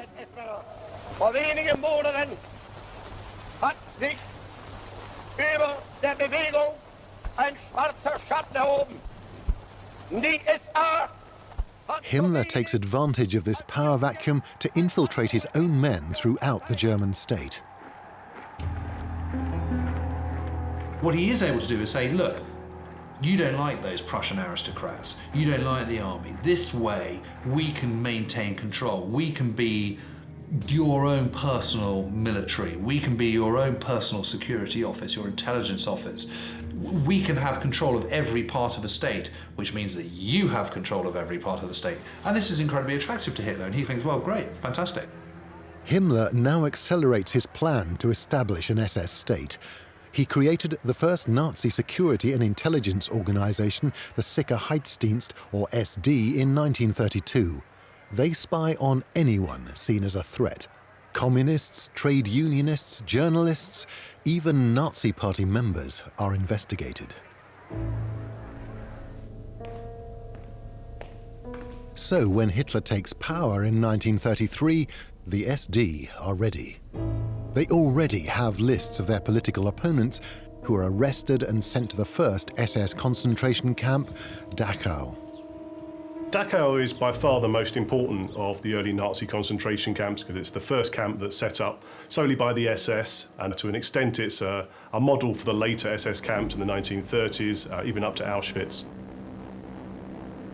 By the summer of 1933, up to 200,000 opponents of the Nazis, again mainly on the left, had been put into concentration camps, beaten up, maltreated. Even the official figures show that 600 were killed. Prisoners who survive in Dachau are forced to work. They build the camp itself and then produce everything it needs, from furniture to boots. Himmler soon realizes that his captive workforce is a valuable asset. He takes a close interest in the creation and construction of Dachau, visiting it several times. Dachau becomes probably the SS's most important economic initiative in the 1930s.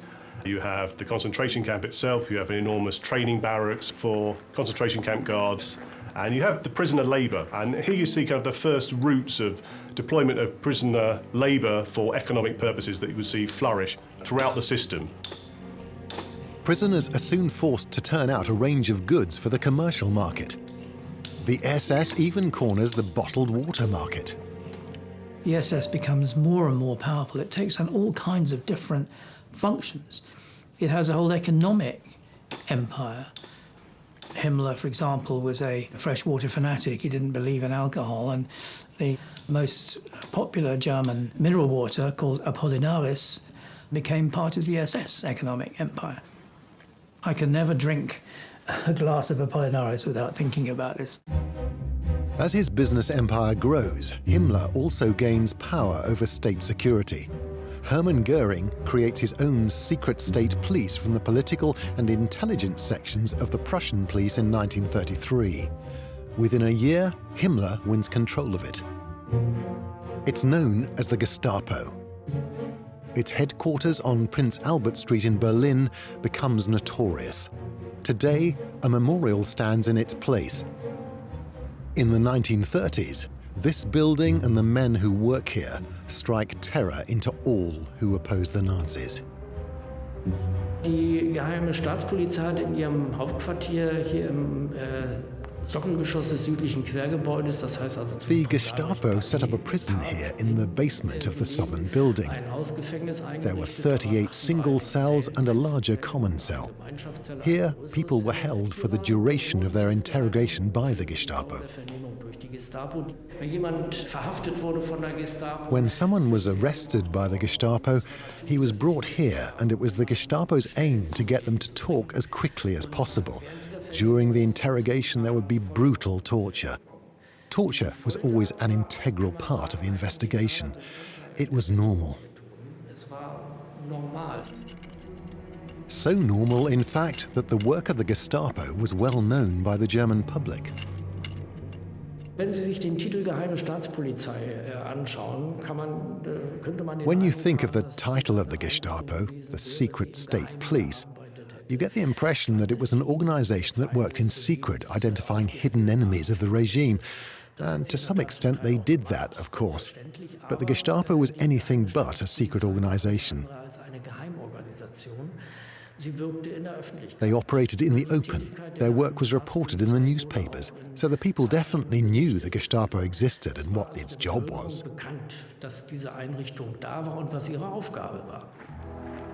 In 1936, Hitler makes a fateful decision. He centralizes control of all the existing local and regional police forces under Himmler, hugely increasing his empire. Himmler soon not only controlled his own SS, but also the police. So police and SS did not merge. There were still two separate organizations, but all under one umbrella.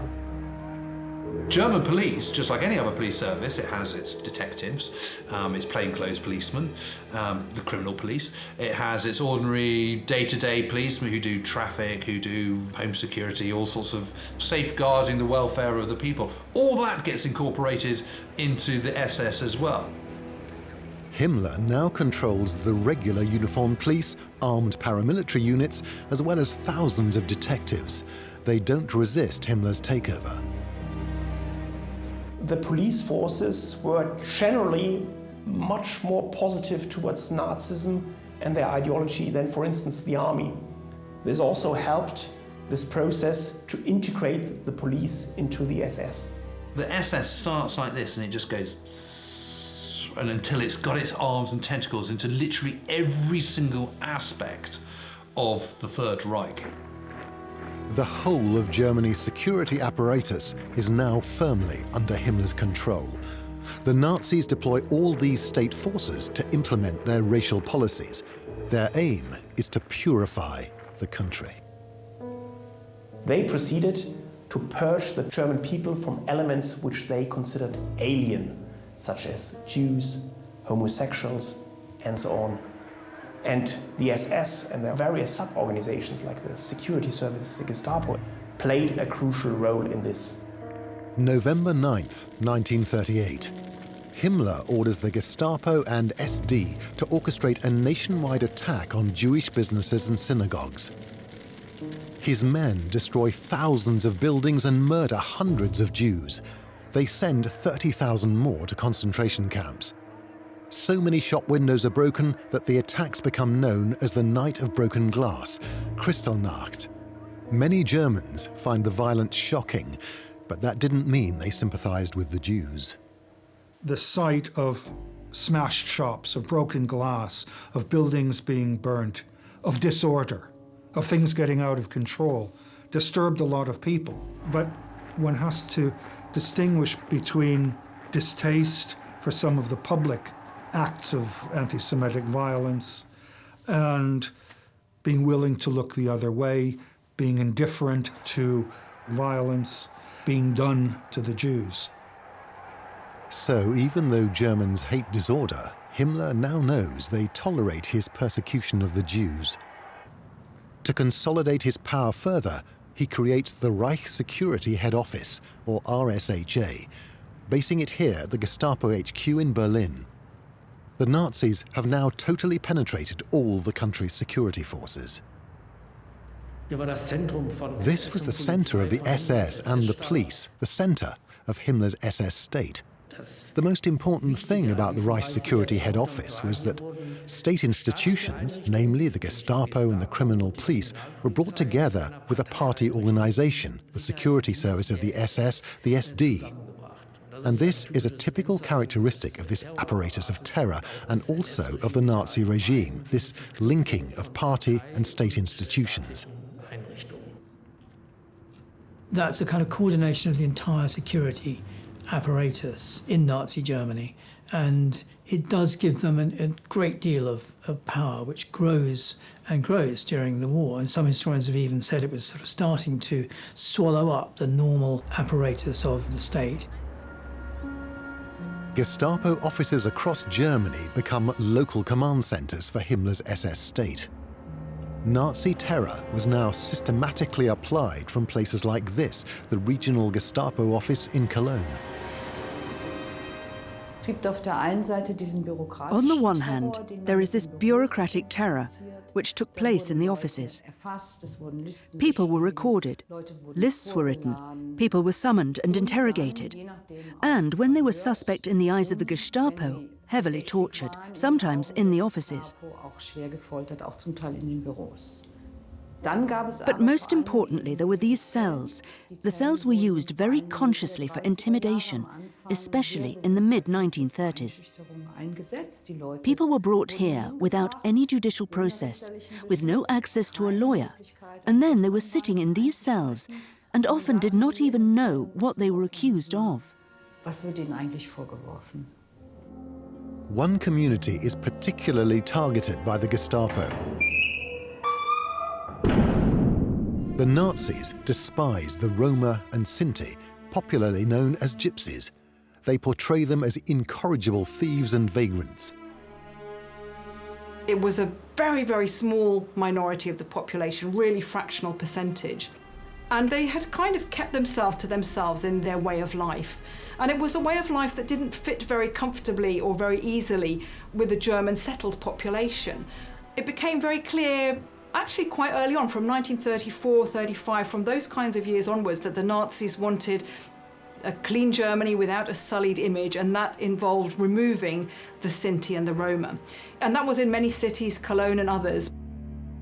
To satisfy Himmler's obsession with racial distinctions, all the physical details of Roma and Sinti families are measured and recorded before they are sent to concentration camps.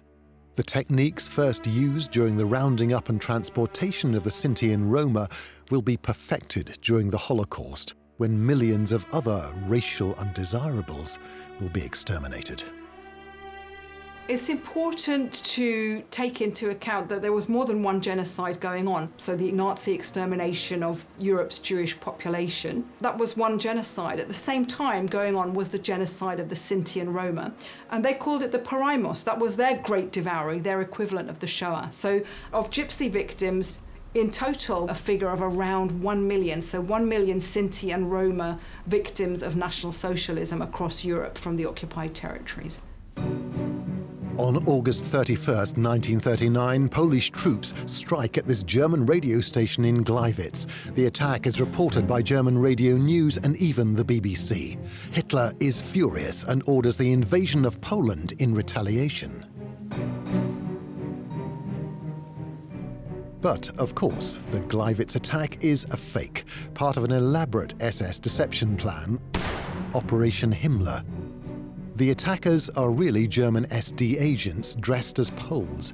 They seize control of the radio station, then broadcast a garbled anti-German message in Polish.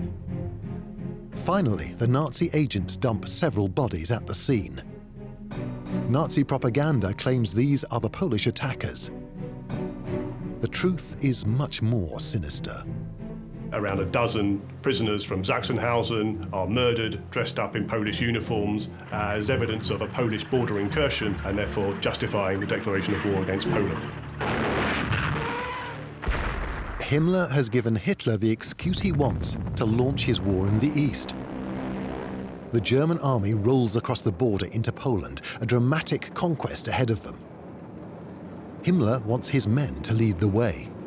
His plan is to turn his secret policemen and concentration camp guards into an elite fighting force, the Waffen-SS. These entrance posts at Germany's National Archives hide a sinister reminder of its Nazi past. Beneath the concrete stand two huge statues of SS men. Because 70 years ago, this was the barracks of Hitler's elite SS bodyguard, the Leibstandarte SS Adolf Hitler.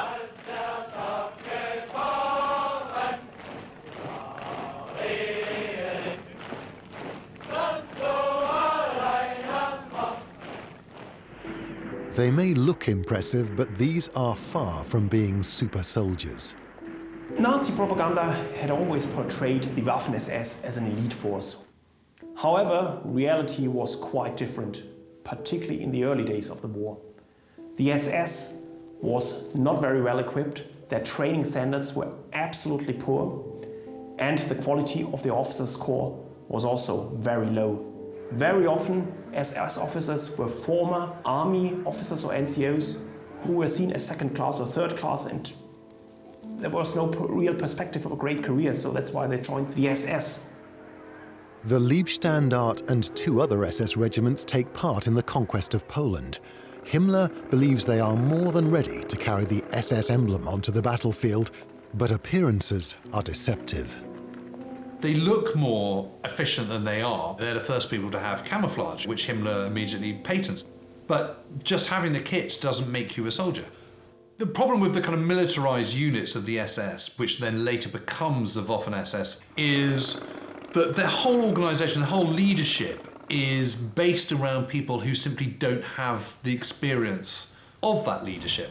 So what you don't get is good military, tactical and operational leadership. And that is really shown up in terms of their lack of military training, lack of military prowess.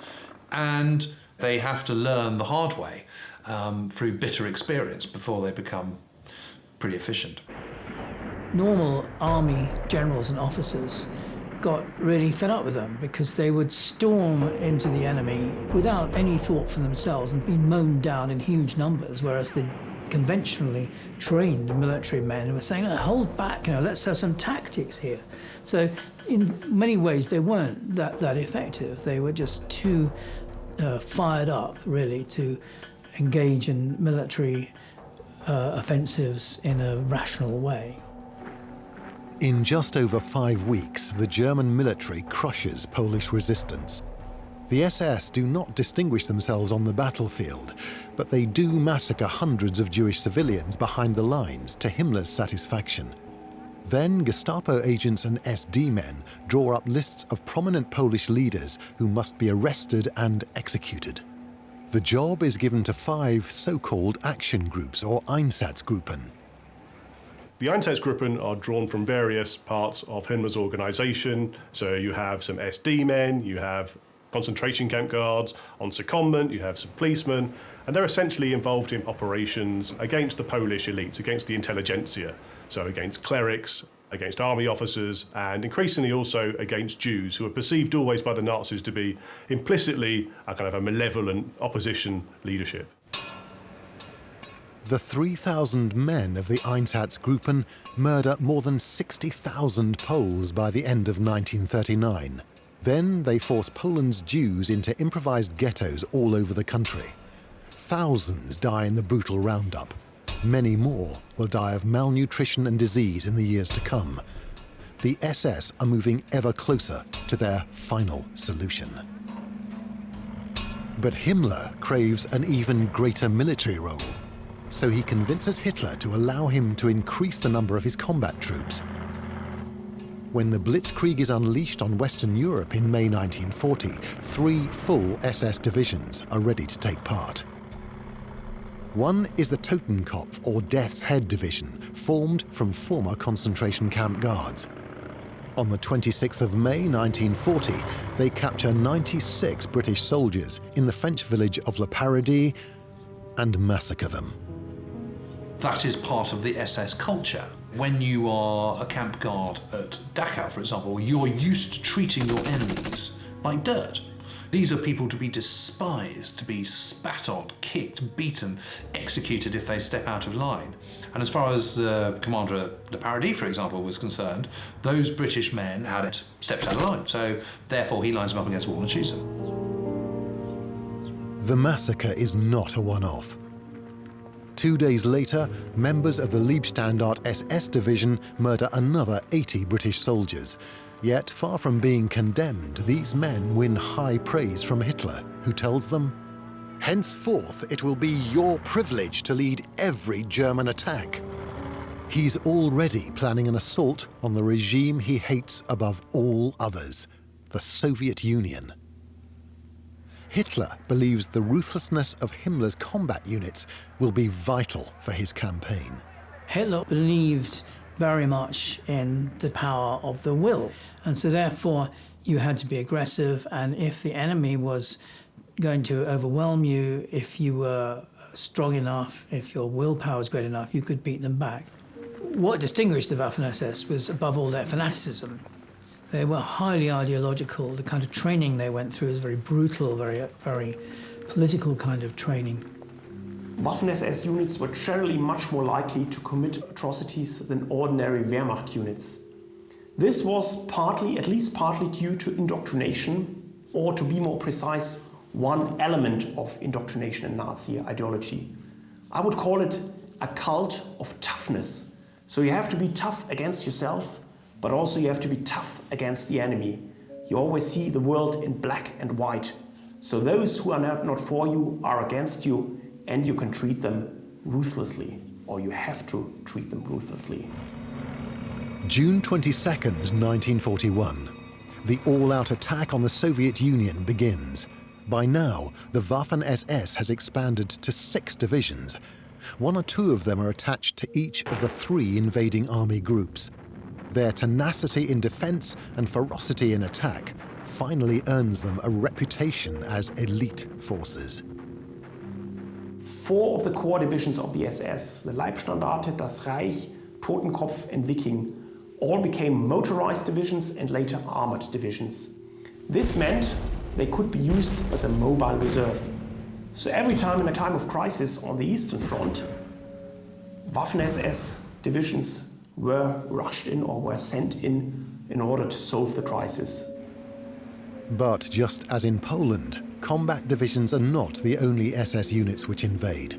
Once again, Einsatzgruppen are formed to implement the Nazis' brutal racial policy. It is these police battalions which are providing most of the Einsatzgruppen, which are action squads designed to follow up behind the armed forces, before the ground forces, and execute people. That is their job. Round up Jews, Slavs, anyone they don't like, the intelligentsia of Poland, kick them into pits, shoot them in the back of the head, all that kind of stuff. That is being carried out by the ordinary police, but they are part of the SS. These ordinary men are soon committing extraordinary crimes. The 500 men of a single unit, Police Battalion 101, execute 83,000 people. Very quickly, the Einsatzgruppen escalates from shooting males to also executing women and children if they happen to be Jewish. And so you have a kind of a self-radicalization, it seems, within the Einsatzgruppen very early on. And here we can see quite clearly a Holocaust by bullets. Shortly after the invasion begins, Himmler makes a special trip to the Eastern Front. He wants to find out how effectively the Einsatzgruppen are carrying out the mass killings he's ordered. But he is deeply disturbed by what he sees. Himmler, in August 1941, witnesses one of these mass executions and is really upset by it. He doesn't like seeing all this blood and horror. And he thinks, those poor men having to carry out those executions, it must be very traumatic. We've got to find a better way of doing this. There must be a more humane way so that my guys, my boys, don't get traumatized by this. The concern is not at all with the victims. It is entirely with the people who are having to do this traumatic mass executions. This is raw, brutalized personal killing on a nightmarish scale. You have relatively small groups of men who are shooting thousands and thousands of people every day. And the psychological impact of this on any kind of member of the Einsatzgruppen is enormous. And this helps to pave the way to the search for a more humane, from the point of view of the Nazi perpetrators' way of accomplishing Himmler's genocidal goals. October 13th, 1941, Himmler orders the construction of a totally new SS institution, purpose-built death camps. First Belzec, soon followed by Treblinka and Sobibor. They are specifically designed to murder thousands of Jews in poison gas chambers as soon as they arrive. In January 1942, the decision is taken to exterminate all of Europe's Jews. More camps are needed. Chelmno, Auschwitz, and Majdanek. 3 million people are thought to have been murdered at these 6 camps alone. Over the gates of many camps is fixed the slogan, Arbeit macht frei, work will set you free. For those executed immediately at the death camps, it is a vicious lie. But some prisoners are selected for work. Himmler plans to turn even some of the death camps into profitable ventures by exploiting a growing German crisis, a massive shortage of workers. This does happen at a time when most male German labour is being called up to the Wehrmacht. Basically the idea that the SS controls a vast number of prisoners, it would be a good idea to extract more labour from them before they actually perish. The SS gets involved in the business of the exploitation of labour. The concentration camps become effectively labour exchanges. I mean, they are hiring out their prisoners on the cheap. The employers and the major German companies who are doing this don't have to pay very much, and they're able to make use of hundreds of thousands of slave laborers. Every concentration camp forges close ties with local industries. In 1942-1943, you get a very large number of satellite camps which gather around the concentration camps and generally based at firms or at particular resources where the prisoners can be put to work on a much wider scale. And here you'll find almost all the major German companies have some kind of involvement in a satellite camp. IG Farben, its plant at Auschwitz, is the most notorious example of that, but there were other companies. Siemens had a factory there as well. And so IG Farben basically has its own private concentration camp that is run by the SS, is outsourced to the SS.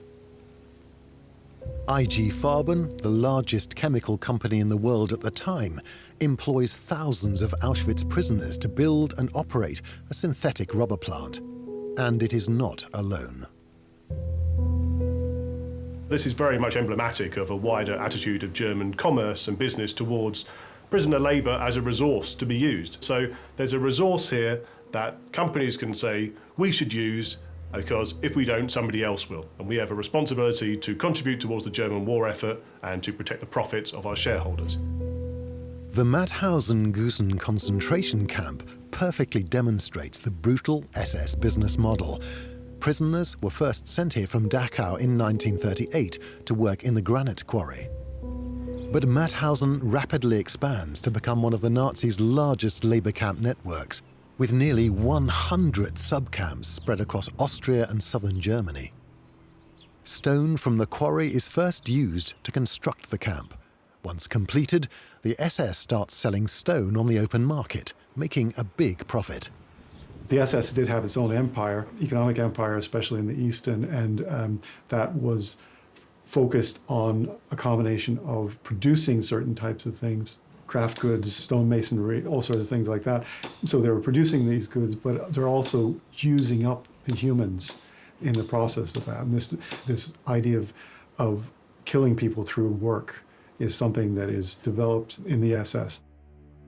Mauthausen is far from being a normal business. Every block of granite is chiseled from the quarry by hand. Then the inmates are forced by the SS to carry them up the stairway of death.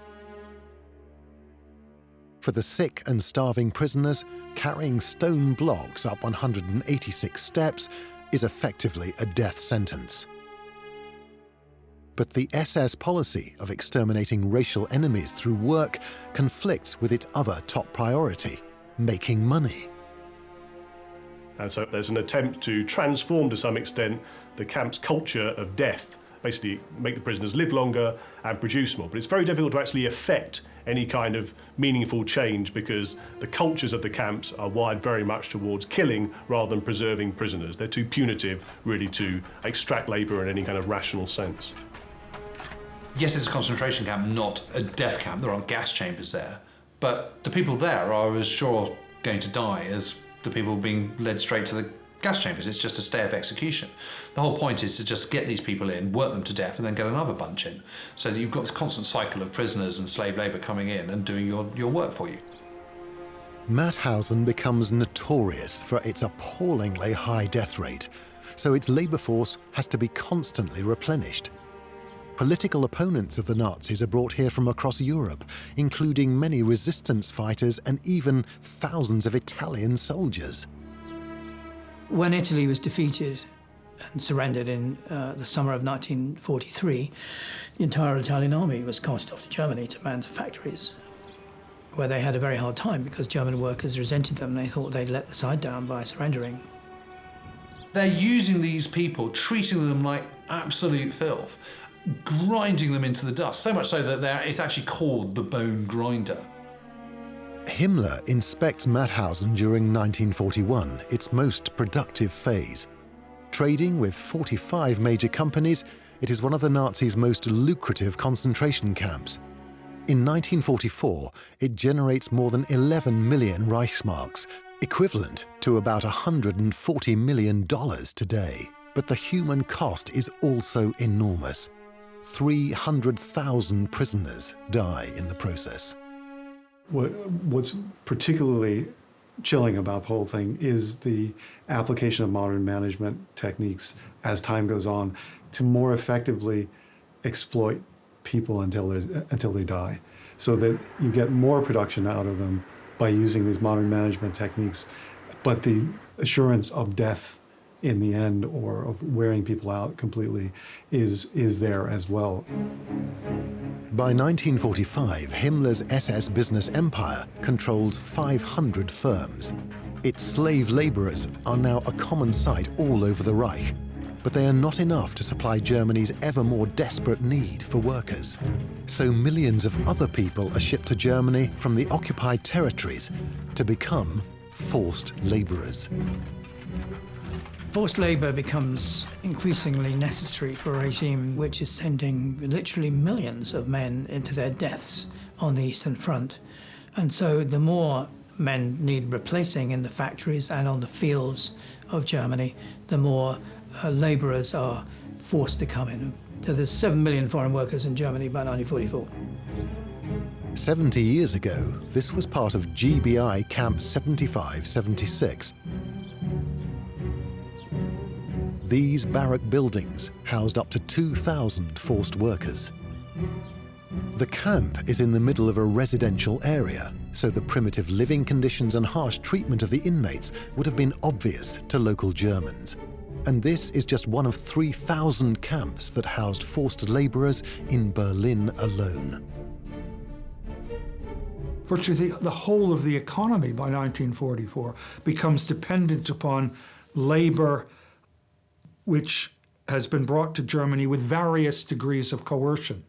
To some extent, these people have been enticed by promises of decent conditions and decent incomes. To some extent, people are just rounded up off the streets and hauled away into the country. And as I say, by the later stages of the war, this is what kept the German war economy going.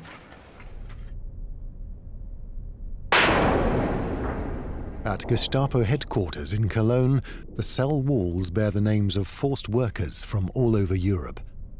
They are imprisoned for many offences, from illegal sexual relationships to more serious charges such as sedition or even sabotage. As the war went on, the situation got worse and worse. The cells were getting fuller and fuller. They were no longer imprisoned in ones or twos, but 5, 6, 10 in a cell.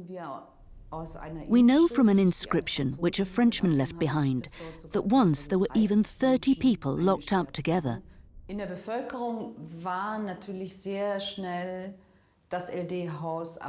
This building became infamous among local people. You would hear about the prisoners who were locked up here. You were afraid of these Gestapo men. You were worried that you would be picked up and maybe never come back again. That was very intimidating.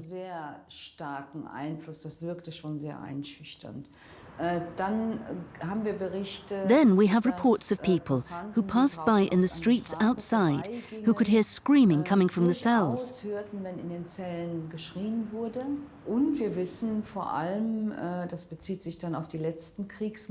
In the last months of the war, those still living in the surrounding houses could look into the courtyard and actually see prisoners being executed.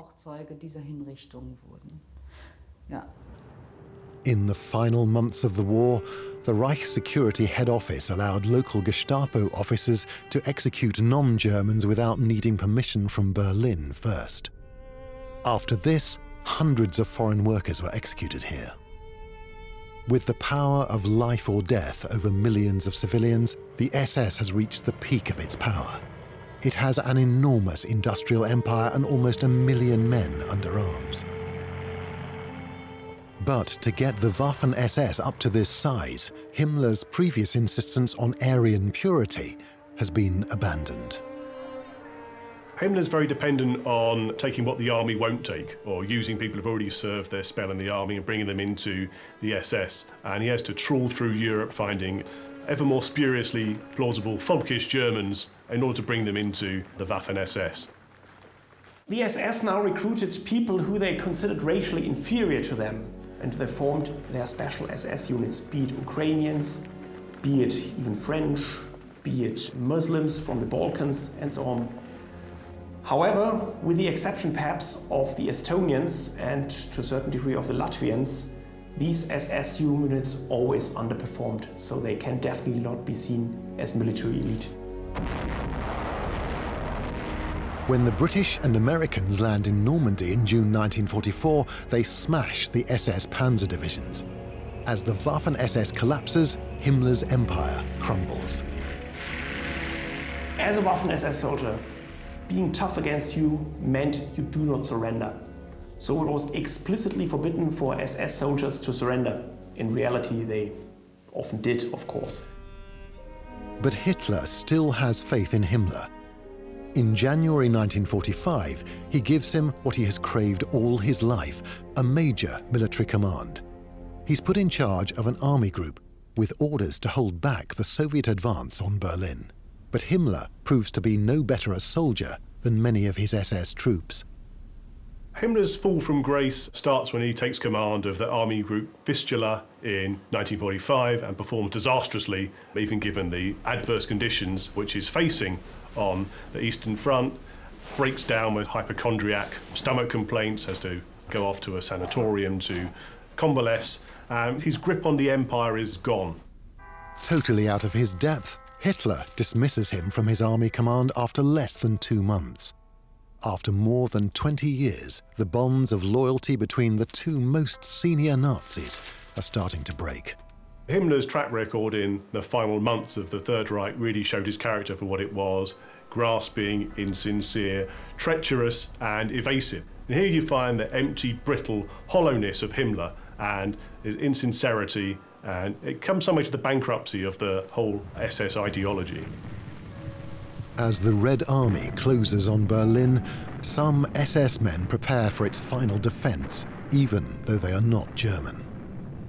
They include Frenchmen from the SS Charlemagne division, alongside recruits from Scandinavia, the Low Countries, and Baltic states. But their leader will not be with them. Incredibly, Himmler has started secret negotiations with the Allies behind Hitler's back. Hitler is enraged. He strips Himmler of all of his titles, expels him from the Nazi Party, and orders his arrest. Himmler tries to escape.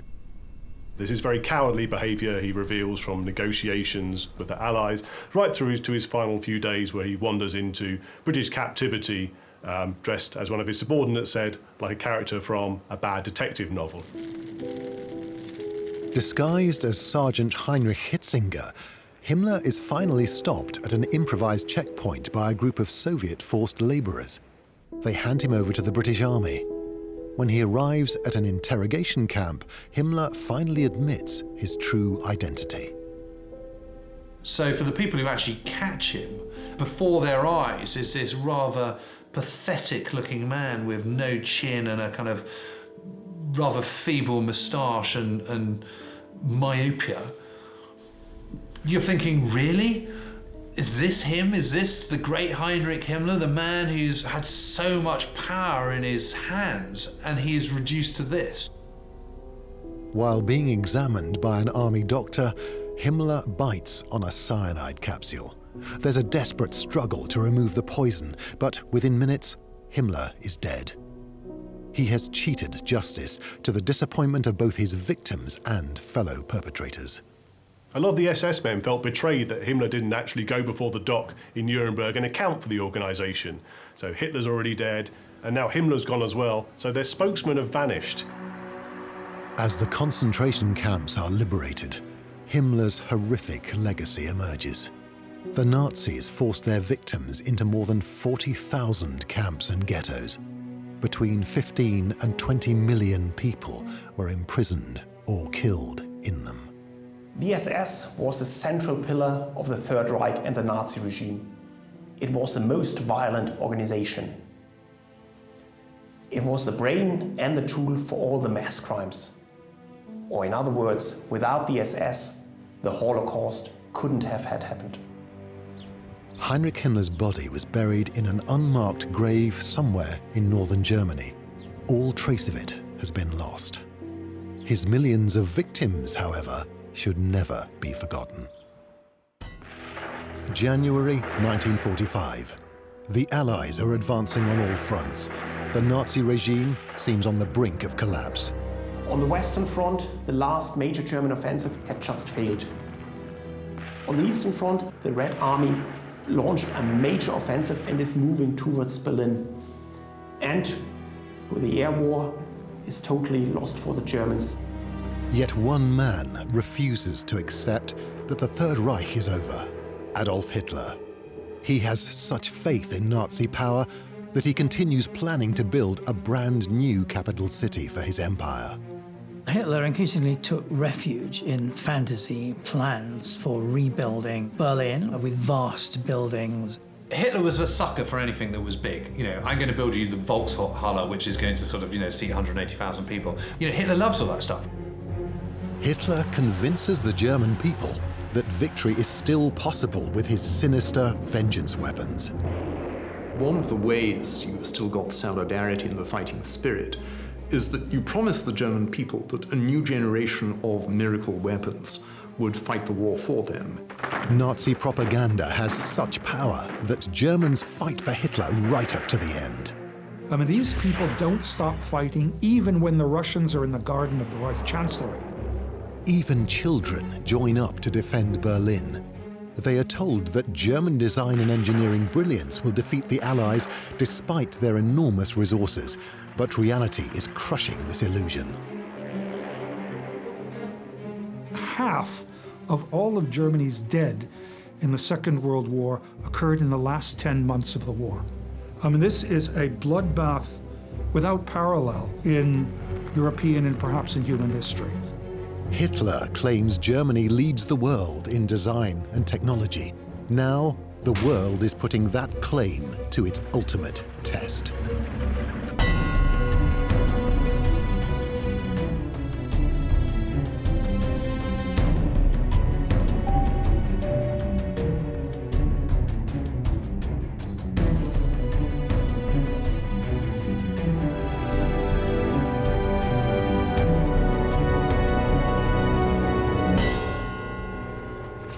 June 1944, just days after D-Day.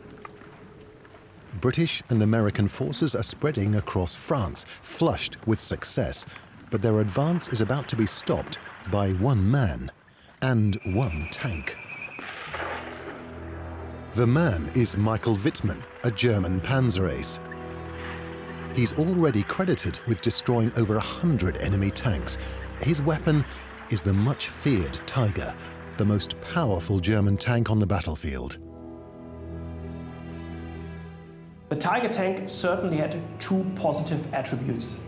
It was heavily armored and it had a very powerful gun. And this allowed the Tiger tank to fight against Allied tanks at a range when the Allied tanks were not able to knock out the Tiger tank. So they often could keep the enemy tanks at a distance. The British 7th Armoured Division advances from the Normandy beaches to the small French town of Villers-Bocage. They are greeted by cheering French civilians. The British soldiers are relaxed. In the morning, Michael Wittmann and his men strike. They realised that there are lots of British troops and tanks in the village, all kind of, just waking up and yawning and stretching and making their cups of tea. And Wittmann, who is the commander of this company, thinks, here's a golden opportunity here, and splits into two. And he goes off on his own pretty much and careers around a road that is parallel to the main drag in Villers-Bocage, in which all these British tanks and units and carriers are waiting. And goes down this parallel road, and wherever there's a link, he turns his barrel to the right and fires and blows them all up, and then actually moves into the main high street himself and finishes off the job. In less than 15 minutes, at least 13 tanks, 2 anti-tank guns, and 13 other vehicles are destroyed by Wittmann and his men. For many Germans, the Battle of Villers-Bocage proves that their tanks and soldiers are inherently superior to the Allies. German propaganda describes Wittmann as a noble hero for a country which desperately needs one. He's promoted to captain and awarded one of Germany's highest honours, the Knight's Cross of the Iron Cross with oak leaves and swords, by Hitler himself. These events were massively played up by German propaganda, and it's very interesting that the cult of the ace was something that was absolutely integral to the German propaganda machine.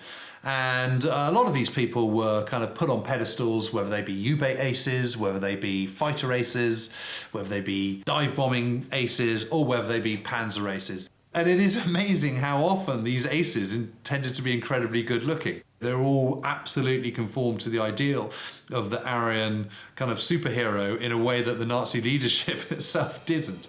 And Wittmann was no different. But despite Wittmann's success, neither he nor any other Tiger commander prevents the Allied breakout from Normandy.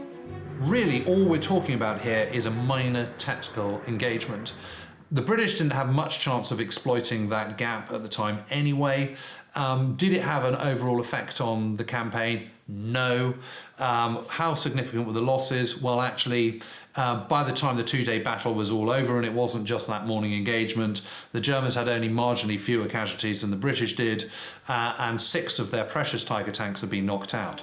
German propaganda exaggerates Wittmann's achievement. The German Armed Forces magazine, Signal, shows the aftermath of the battle but uses 3 different photographs joined together, creating a false impression of the destruction.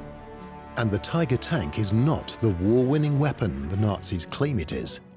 First, it was too slow, so that made it very difficult for the Tiger tank to advance quickly or withdraw quickly. Second, it was too heavy, so this meant certain bridges were not passable. Third, it was not motorized enough, it was under-motorized, so too slow and too difficult to maneuver. And fourth, as it was too heavy, the fuel consumption was also far too high, and that was something Germany could not afford in 1944 with the scarcity of its resources. The Tiger is rushed into production. Early Tigers are particularly unreliable. They often break down during combat and have to be abandoned. In fact, more Tigers are destroyed by their crews than by the enemy. And it costs far too much money, resources and labour to produce. Only about 1,350 Tigers are built during the war, compared with 6,300 of the less glamorous Panther. Generally, I would say that the Panther tank was superior to the Tiger tank. It had similar strengths, like strong armor and powerful gun, but it was much more reliable and it was also more maneuverable. So it would be logical if the Germans had focused solely on the Panther tank and not on the Tiger tank. However, this would mean not to understand the nature of the Nazi regime and the Nazi state. The problem is, Hitler believes only conflict and competition get results. People misunderstand the nature of the Nazi state. The image we're kind of given is this ruthlessly efficient state in which people are told exactly what to do. Actually, Hitler created a chaotic state. He set up agencies against each other. He got them to compete and look to him for authority. That's all a byproduct of Hitler's method of rule, which was not to centralize and coordinate everything, but to appoint different people, institutions to do the same thing and let them fight it out amongst themselves. And whichever was the most ruthless, he thought, would be the best and come out on top.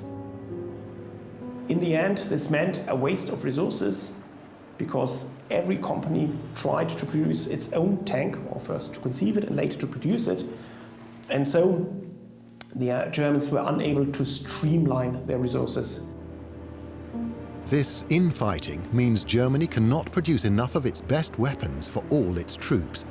But as for the quality of the soldiers themselves, Germany leads the world. The German army has often been portrayed as the most skillful and the most efficient army of the Second World War. They knew how to deploy their arms in a so-called combined arms approach. So the cooperation between infantry, artillery, tanks, and also the Air Force was generally pretty good. Second, the German army was generally well led. So officers and NCOs looked generally well after their men, and all this formed a glue for high combat motivation. And many believed, perhaps not in Nazism as such, but many of them believed in the Führer and the Reichschancellor Adolf Hitler as their great leader.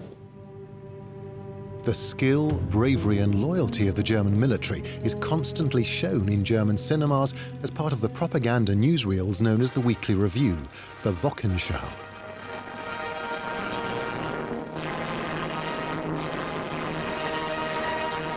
It was a link between the millions of German soldiers who were at the front to their families back home, and their families then had an idea of what their achievements were. Because the Wochenschau films were all about achievement. How much ground has been taken, how many enemy vehicles have been destroyed, and all this was good for the soldiers' morale, because then their loved ones back home were truly appreciative of what was being achieved for them at the front. You do get images of wounded soldiers, rarely many dead soldiers, for obvious reasons.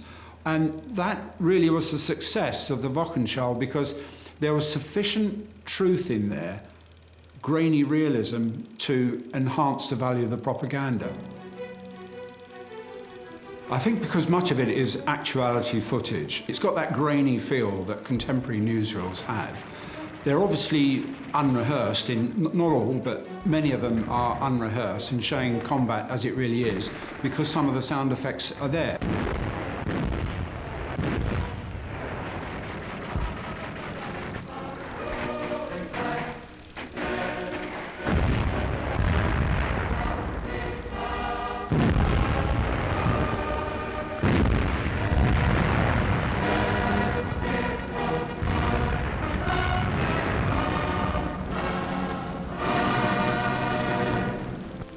Keeping up civilian morale is vital for the Nazis.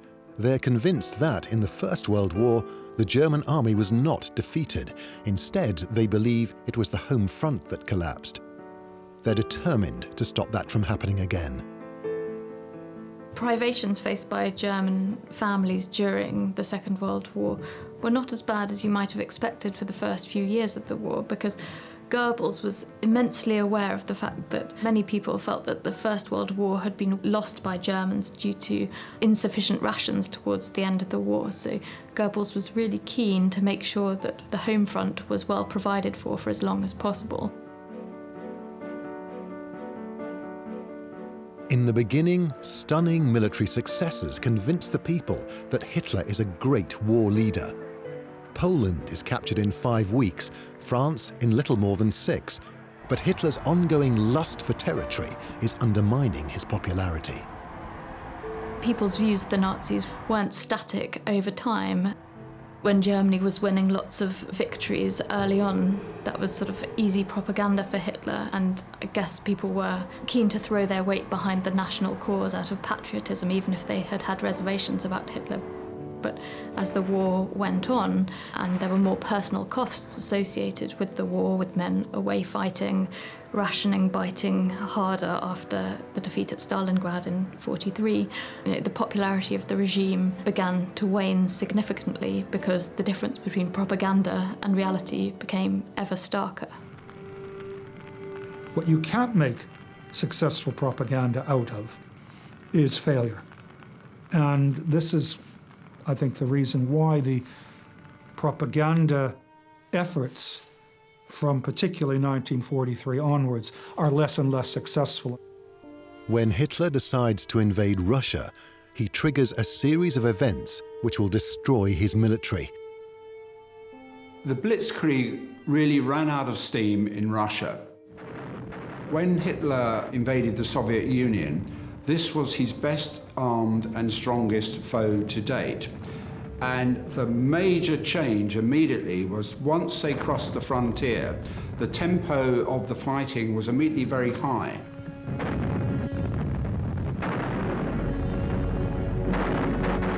That in time led to, obviously, extremely heavy casualties. So that by, let's say, October 1941, the army that invaded Russia had had casualties to the equivalent of 30 divisions. And in terms of leadership, they had lost by that time the equivalent of 37 divisions worth of junior officers and NCOs.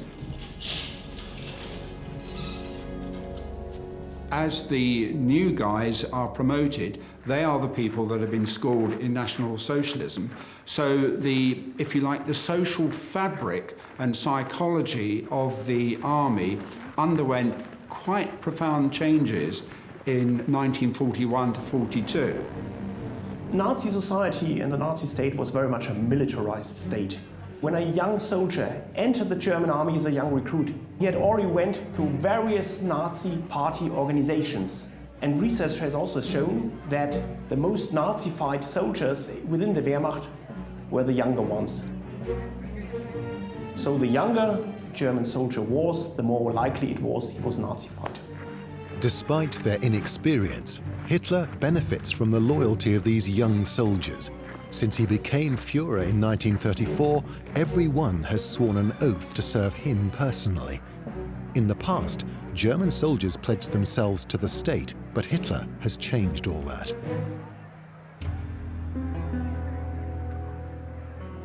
The oath to Hitler was very crucial for the army's loyalty to Hitler. For instance, for the officers, and particularly those who were critical towards the Nazis and Hitler. For them, it always posed a big barrier because breaking the oath was out of question. From then on, an individual soldier was no longer bound to the state, but to one person, Hitler himself. Obedience, accepting orders without question, is central to the Nazi project. But no matter how loyal they are, the influx of dedicated Nazi soldiers cannot change the fact that by the summer of 1943, the war is going badly for Germany. On the Eastern Front, the major offensive at Kursk had failed. The initiative now lay solely with the Soviets. Over the skies of Germany, the Allied bombing campaign intensified more and more. In North Africa, Army Group Africa had just surrendered, and the Allies were preparing to launch their offensive against Fortress Europe. And finally, in the Atlantic, the U-boats had lost the Battle of the Atlantic. The senior leadership of the German army and the German armed forces saw that the war was against them, and there was no question anymore of winning the war. However, they still continued. They still waged the war as if there was still a chance to win the war.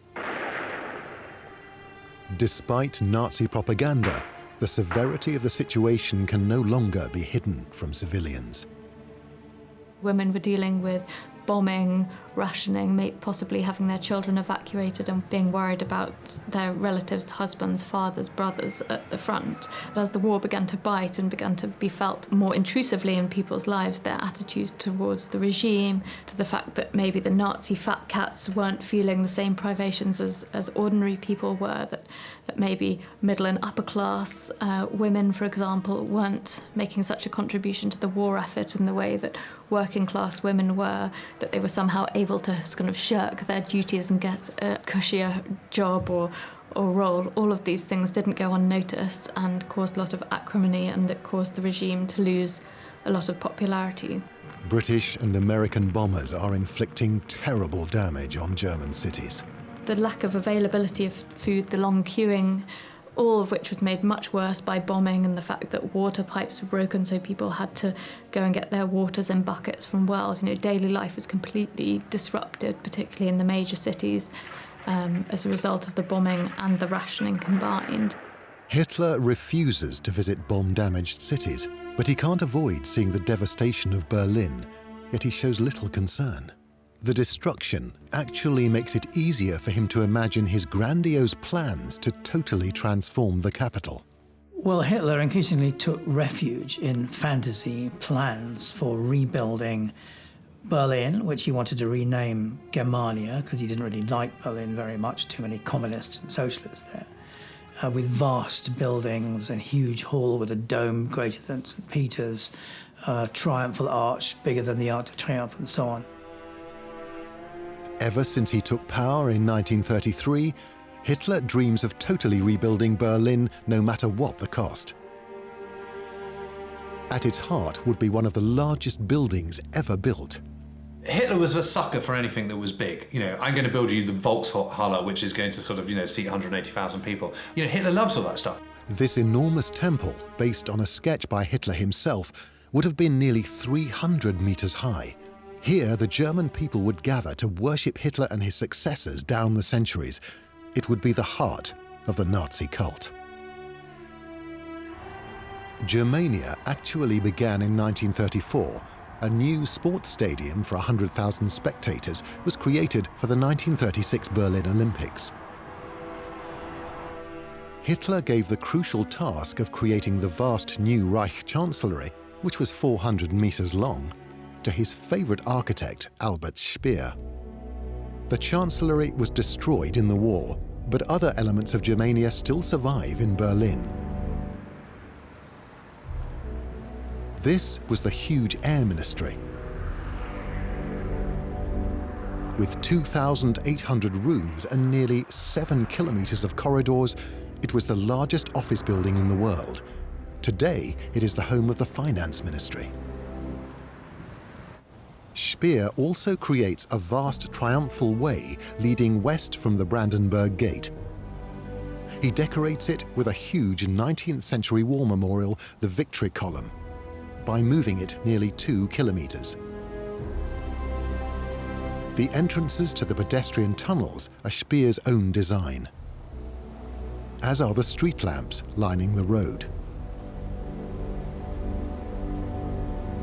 An important part of Hitler's plan are new embassies for his allies, including Spain and Italy. They remain in use by their original owners to this day.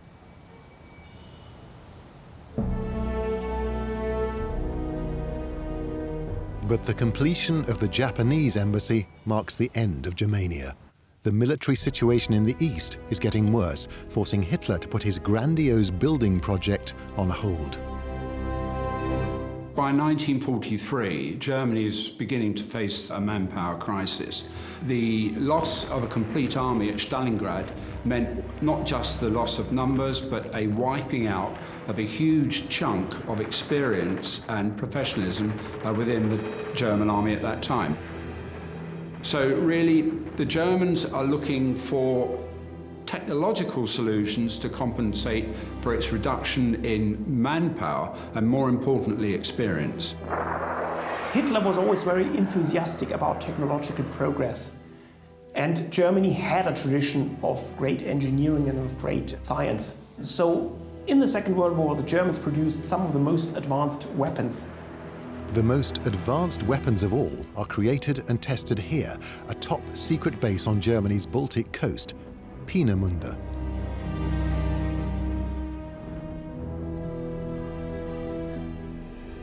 Whole Peenemünde facilities, which actually were two armament facilities, one of the Army and one of the Air Force, were of course the biggest armament center in whole Europe during World War II, and was 25 square kilometers wide.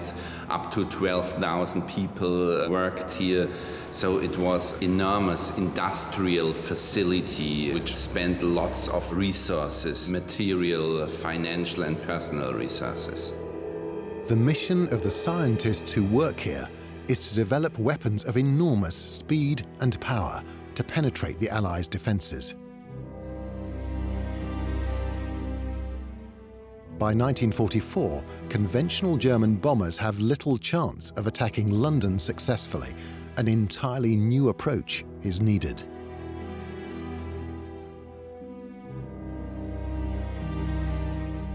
So the scientists at Peenemünde create two of the most advanced weapons of the Second World War. The first is a cruise missile, the V1. With a top speed of 630 kilometers per hour, it is faster than almost every Allied fighter. It carries 850 kilograms of explosive, up to 240 kilometers. The V2 is an even more extraordinary weapon, the world's first ballistic missile. It carries 1,000 kilograms of explosive, 320 kilometers. Traveling at well over 5,000 kilometers per hour, nothing could detect it or stop it. It arrives at its target without warning. High-tech guidance systems replace increasingly scarce pilots. Now the Nazis believe they have a chance to strike back. Here was the panacea. There would be this magic weapon that would clear the skies and devastate the landscape to Germany's favour. On September 29th, 1943, Albert Speer promises revenge against the Allied bombing of German cities with a secret weapon. So, before they even exist, the V weapons are a vital tool of Nazi propaganda. The idea was, in 1944, one of the ways you still got solidarity in the fighting spirit is that you promised the German people that a new generation of miracle weapons would fight the war for them. Firstly, it was anticipatory propaganda. They could tell people that we've got these weapons coming. Then they could actually show them. They seemed formidable. Any possibility that they can get out of this fix by some miraculous wonder weapon or some reinforcement that was going to come, that the Führer was finally going to conjure, is something people would like to believe in. During the last 10 months of the war, about 12,000 V1s and 3,500 V2s are launched against Britain and Belgium. Yet the amount of explosives carried by all these expensive weapons is only the same as that dropped by 2 or 3 large Allied bombing raids. By 1944, such raids take place every week. And many V weapons never reach their target. The British work out how to shoot V1s down, destroying more than 4,000 in the air. And even the apparently invincible V2 has serious flaws. So like 1/3 of the rockets exploded in the air because they had aerodynamic problems, and 3,000 launched rockets, just about 2,000 of them really hit the ground. And also these 2,000 didn't hit exactly because the control system wasn't very exact. It has a radius of 15 kilometers. The inaccuracy of the V2 is its biggest weakness. They were technologically very advanced weapons, but in reality their effects were rather limited. So using them at point weapons against specific targets, the V2 was a failure. For instance, the Germans launched several V2s against the port facilities of Antwerpen in autumn and winter 1944-45, or also tried to destroy the bridge at Remagen in 1945. In both cases, the V2 could not destroy their target. So instead, most are aimed at large cities, especially London and Antwerp, targeting their civilian populations. It was a terror weapon. It was to terrorize the civilian population in, for example, London, because they came down at any time of the day, at any moment, absolutely without any possibility to hide, without seeing, hearing them come. And this is this terror effect. More than 12,000 British civilians are killed by Hitler's terror weapons, and their propaganda effect is even greater. They could tell the German army that it's causing panic, mass panic on the streets of London. People are leaving the cities in droves. I believe that the Germans, particularly at the political top, were starting to believe their own propaganda and feeling that this would be the panacea to their problems. They're on the defensive, but they could get the Allies probably to bend to their will by being faced with new and terrible weapon types. But the reality is rather different. In Germany, more civilians are killed by Allied bombing every month than by all the V weapons. And they're expensive. V2s especially use up a lot of scarce materials and need many skilled workers to assemble. Most are slave laborers working in appalling conditions. In fact, more civilians die making V2s than are actually blown up by them. The V weapons are a final, desperate attempt to use technology to overcome Germany's economic weakness. England, United States, Soviet Union, the biggest economies in the world, of course have more. I mean, so the only chance is that we have better, newer technology, a kind of progress as a hope of salvation. But even the Nazi elite are realizing that the chances of German salvation are getting slimmer and slimmer. The V stood for Vergeltung, which means retribution. And so these weapons were meant to pay back the Brits for what they'd been doing to Germany. They weren't advertised as being sources of victory. That was completely pushed to one side. It's just getting their own back. And so in a way, the promise of a wonder weapon is also a confession of defeat.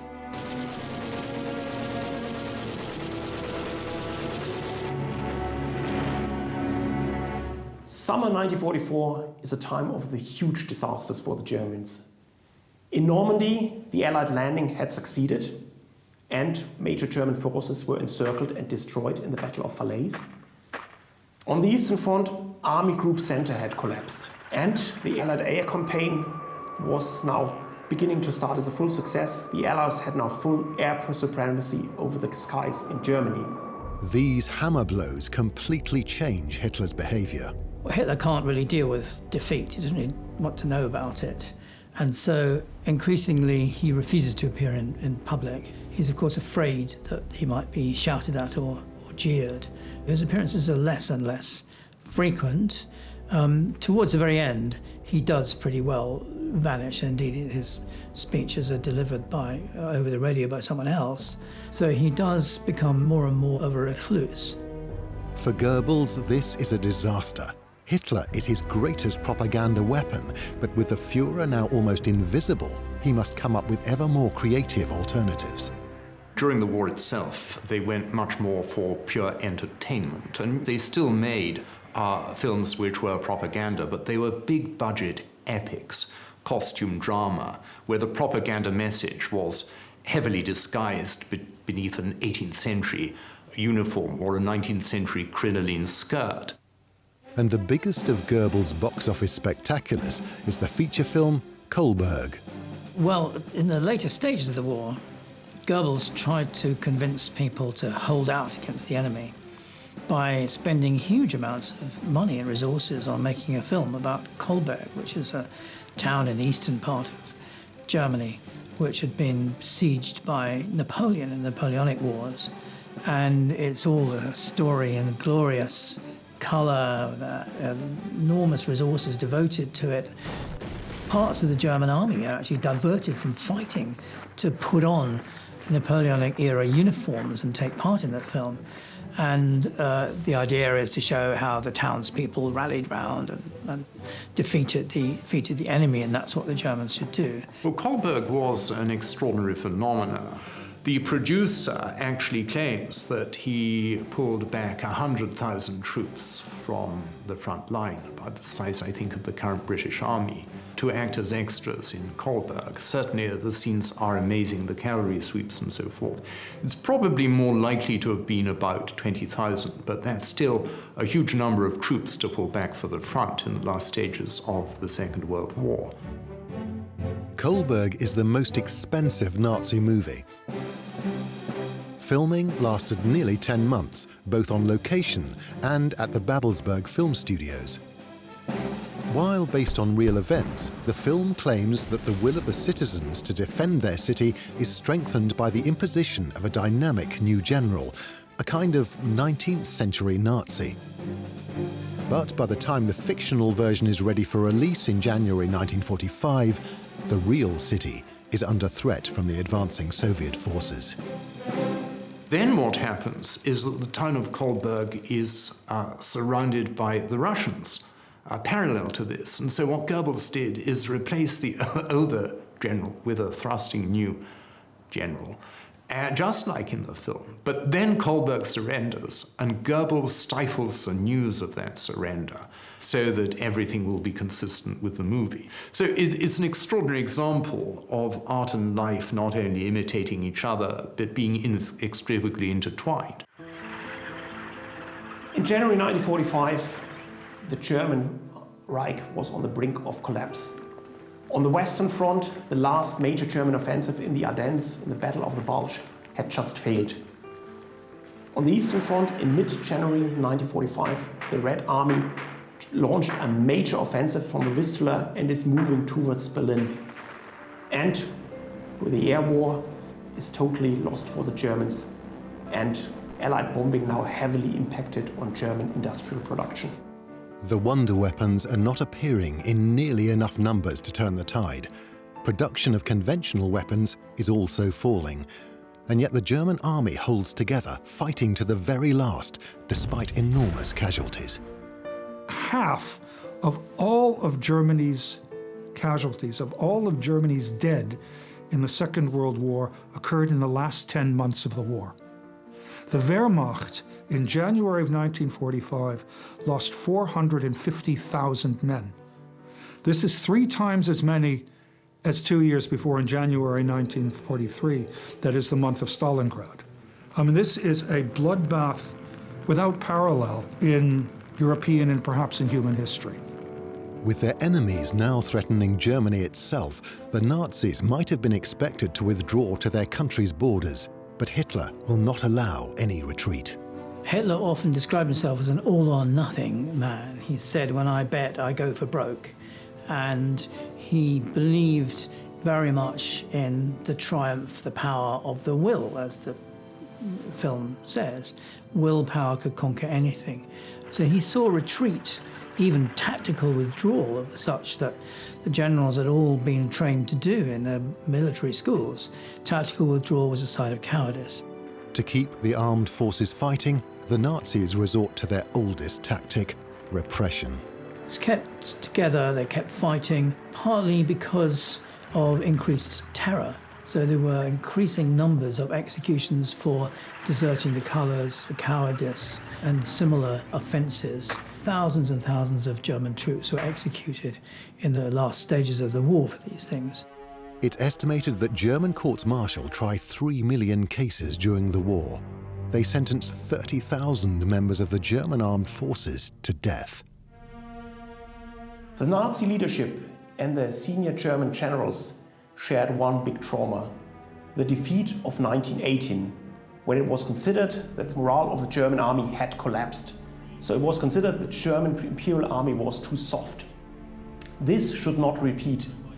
And this is why they imposed harsh, brutal, murderous measures, very often in order to keep up the discipline in the Second World War.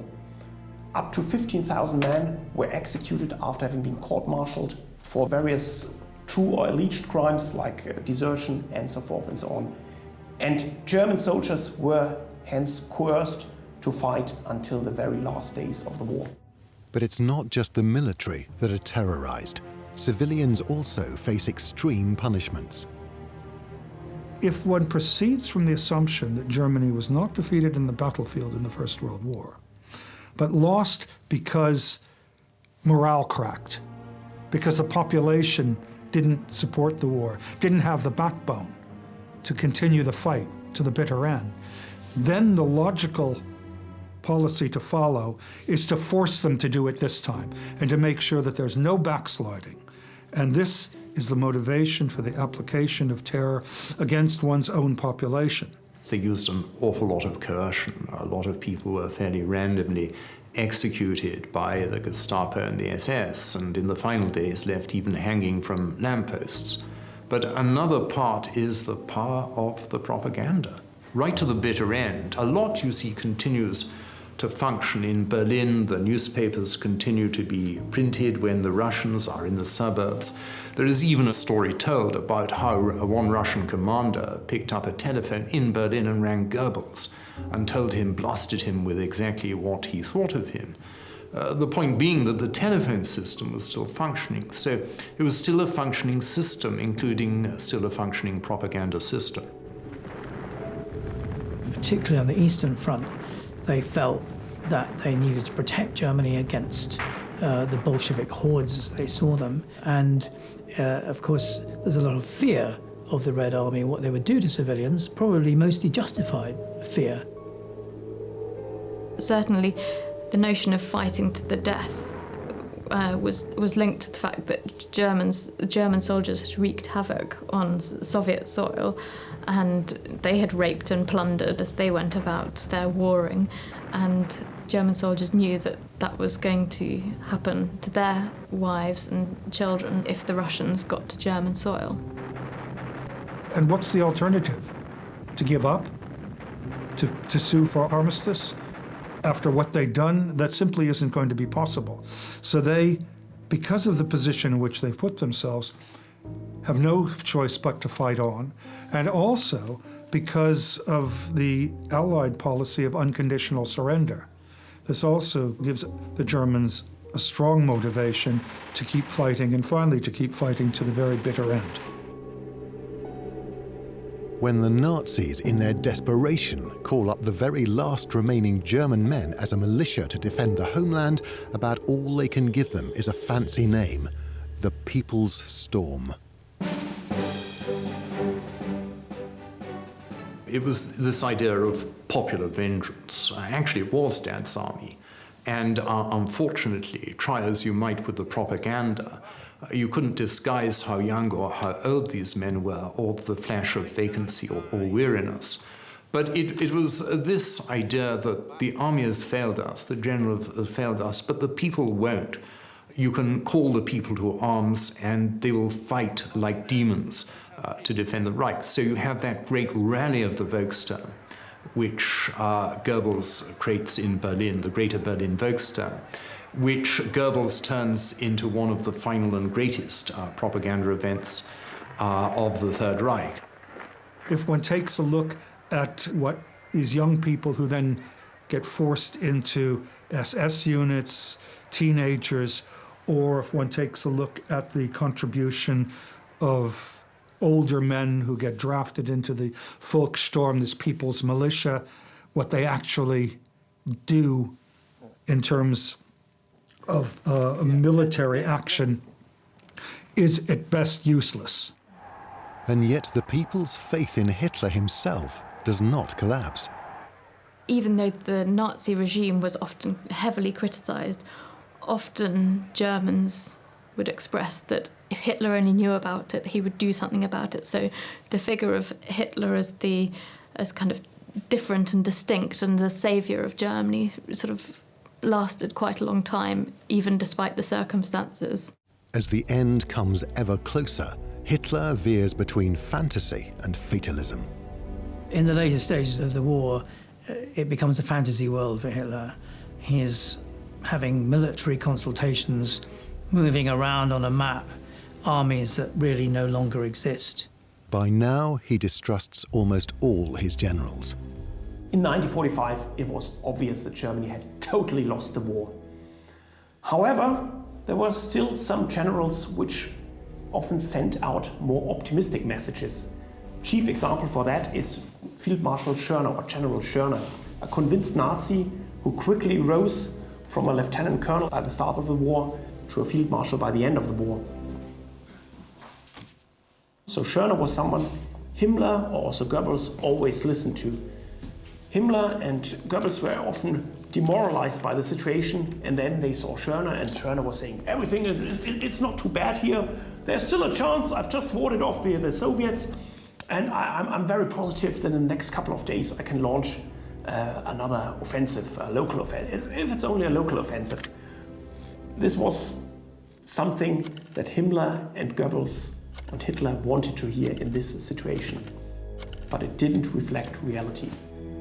Schörner's absurd optimism receives its final hollow reward. On 4th of April 1945, Hitler promotes him to Field Marshal. He is the last Nazi military leader of Germany's armed forces. Deep within his bunker, Hitler still finds some time to dream. And he spends a lot of time thinking about looking at his great architectural plans, projects that he wanted to do after the war. He spends time with his friend and architect Albert Speer, playing around with ideas of what Germania would be like. And he also liked to play around with ideas for recreating Linz in Austria, which is his hometown, as a kind of German Florence. Hitler idealizes Linz, For him, it is the perfect small German town. This is where he lived as a boy with his mother. He was going to have an art museum there, and in fact, while Hermann Göring looted art for his own private house, Hitler collected art and stole art to put up in this new Museum of German Art. And he also wanted it to be a centre for German music. But as well as these fantastical dreams, Hitler is also planning a final and very real nightmare for the German people. Hitler began to feel that the German people were not worthy of him. They'd let him down. Or they had shown in the Darwinian struggle for the survival of the fittest against other races, they'd shown that they were the weakest race. And so he issued this infamous Nero order after the Roman emperor who said, "Let Rome burn," that everything should be destroyed in the path of the oncoming armies. All the facilities should be destroyed, public utilities, factories, the basic necessities of life. It is a mistake to believe that undestroyed or only temporarily paralyzed industrial and supply installations will be useful to us again after the recapture of lost territories. I therefore command all military traffic, communications, industrial and supply installations, as well as objects within Reich territory that might be used by the enemy in the continuation of his fight, either now or later, are to be destroyed. It would be a final historic example of national self-sacrifice. This time we're going to go down with honor. This time we're going to go down in flames. This time we're going to fight to the end. We're going to fight to the end to make a shining example for future generations who will then want to pick up the torch and start again. Albert Speer is horrified by the Nero decree. He claims he does everything he can to frustrate it, despite fanatical Nazis enthusiastically putting the plan into action. But in the end, it is the Allied advance that frustrates Hitler's apocalyptic vision. 20th of April 1945, Hitler's 56th birthday. Since he seized power in 1933, this day has been a major national holiday in Nazi Germany. In the past, the streets would be decorated. There would be celebrations, speeches, songs, and poems. The military would parade and oaths of loyalty sworn. This year is very different. Soviet forces are closing on Berlin. Hitler last appeared in public a few weeks earlier, congratulating a small group of Hitler youth on their brave defense of the city. This is his final weapon. Boys as young as 12. Now back in his bunker, the Allies have arranged a final birthday present for him. A massive artillery bombardment and a bombing raid. The final Soviet assault on Berlin has begun. And yet the Nazi system continues to function. I spoke to a German panzer commander who was awarded the Knight's Cross in the final months of the war, and he received his Knight's Cross on the last day of the war. A German dispatch rider had driven through all the rubble of the town that he was defending and got off his motorbike and handed him the certificates and his medal, the Knight's Cross. So right up until the end, the system is still working. It's blatantly, patently obvious that Germany is going to lose the war. Hitler is completely aware of this. Then what is the point of continuing? And they do continue. And this is a truly remarkable chapter in German, European human history. I mean, these people don't stop fighting even when the Russians are in the garden of the Reich Chancellery. On April 29th, Soviet troops cross here at the Moltke Bridge. Their target is the Reichstag, the symbol of German power. The next day, finally succumbing to reality, Hitler commits suicide. He is not the last Nazi to do so. At the end of the war, there's an enormous wave of suicides. Many generals, ministers, regional leaders, high Nazi officials. Quite an extraordinary wave of suicides. Himmler, Bormann, and Field Marshal Model are just a few of the senior Nazis and generals who kill themselves. Goebbels, the man more responsible than anyone for creating the Hitler myth, is appointed Chancellor of Germany. His only act is to ask the Soviet forces for a ceasefire. They refuse. Goebbels then carries out his final appalling act. His wife and he then murdered their children by poison because, as his wife said to her son by an earlier marriage, adult son, in a letter, she could not think that life would be worth living after the fall of the Third Reich, and she didn't want to subject her children to this. It was an absolutely terrible act of ideological vindictiveness, really. And Goebbels and his wife then killed themselves. From their foundation, the Nazis always said they will lead Germany to world domination.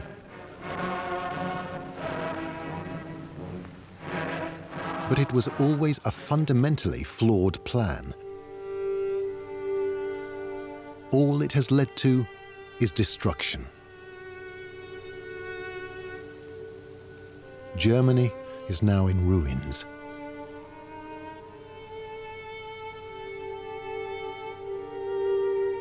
Project Nazi is over.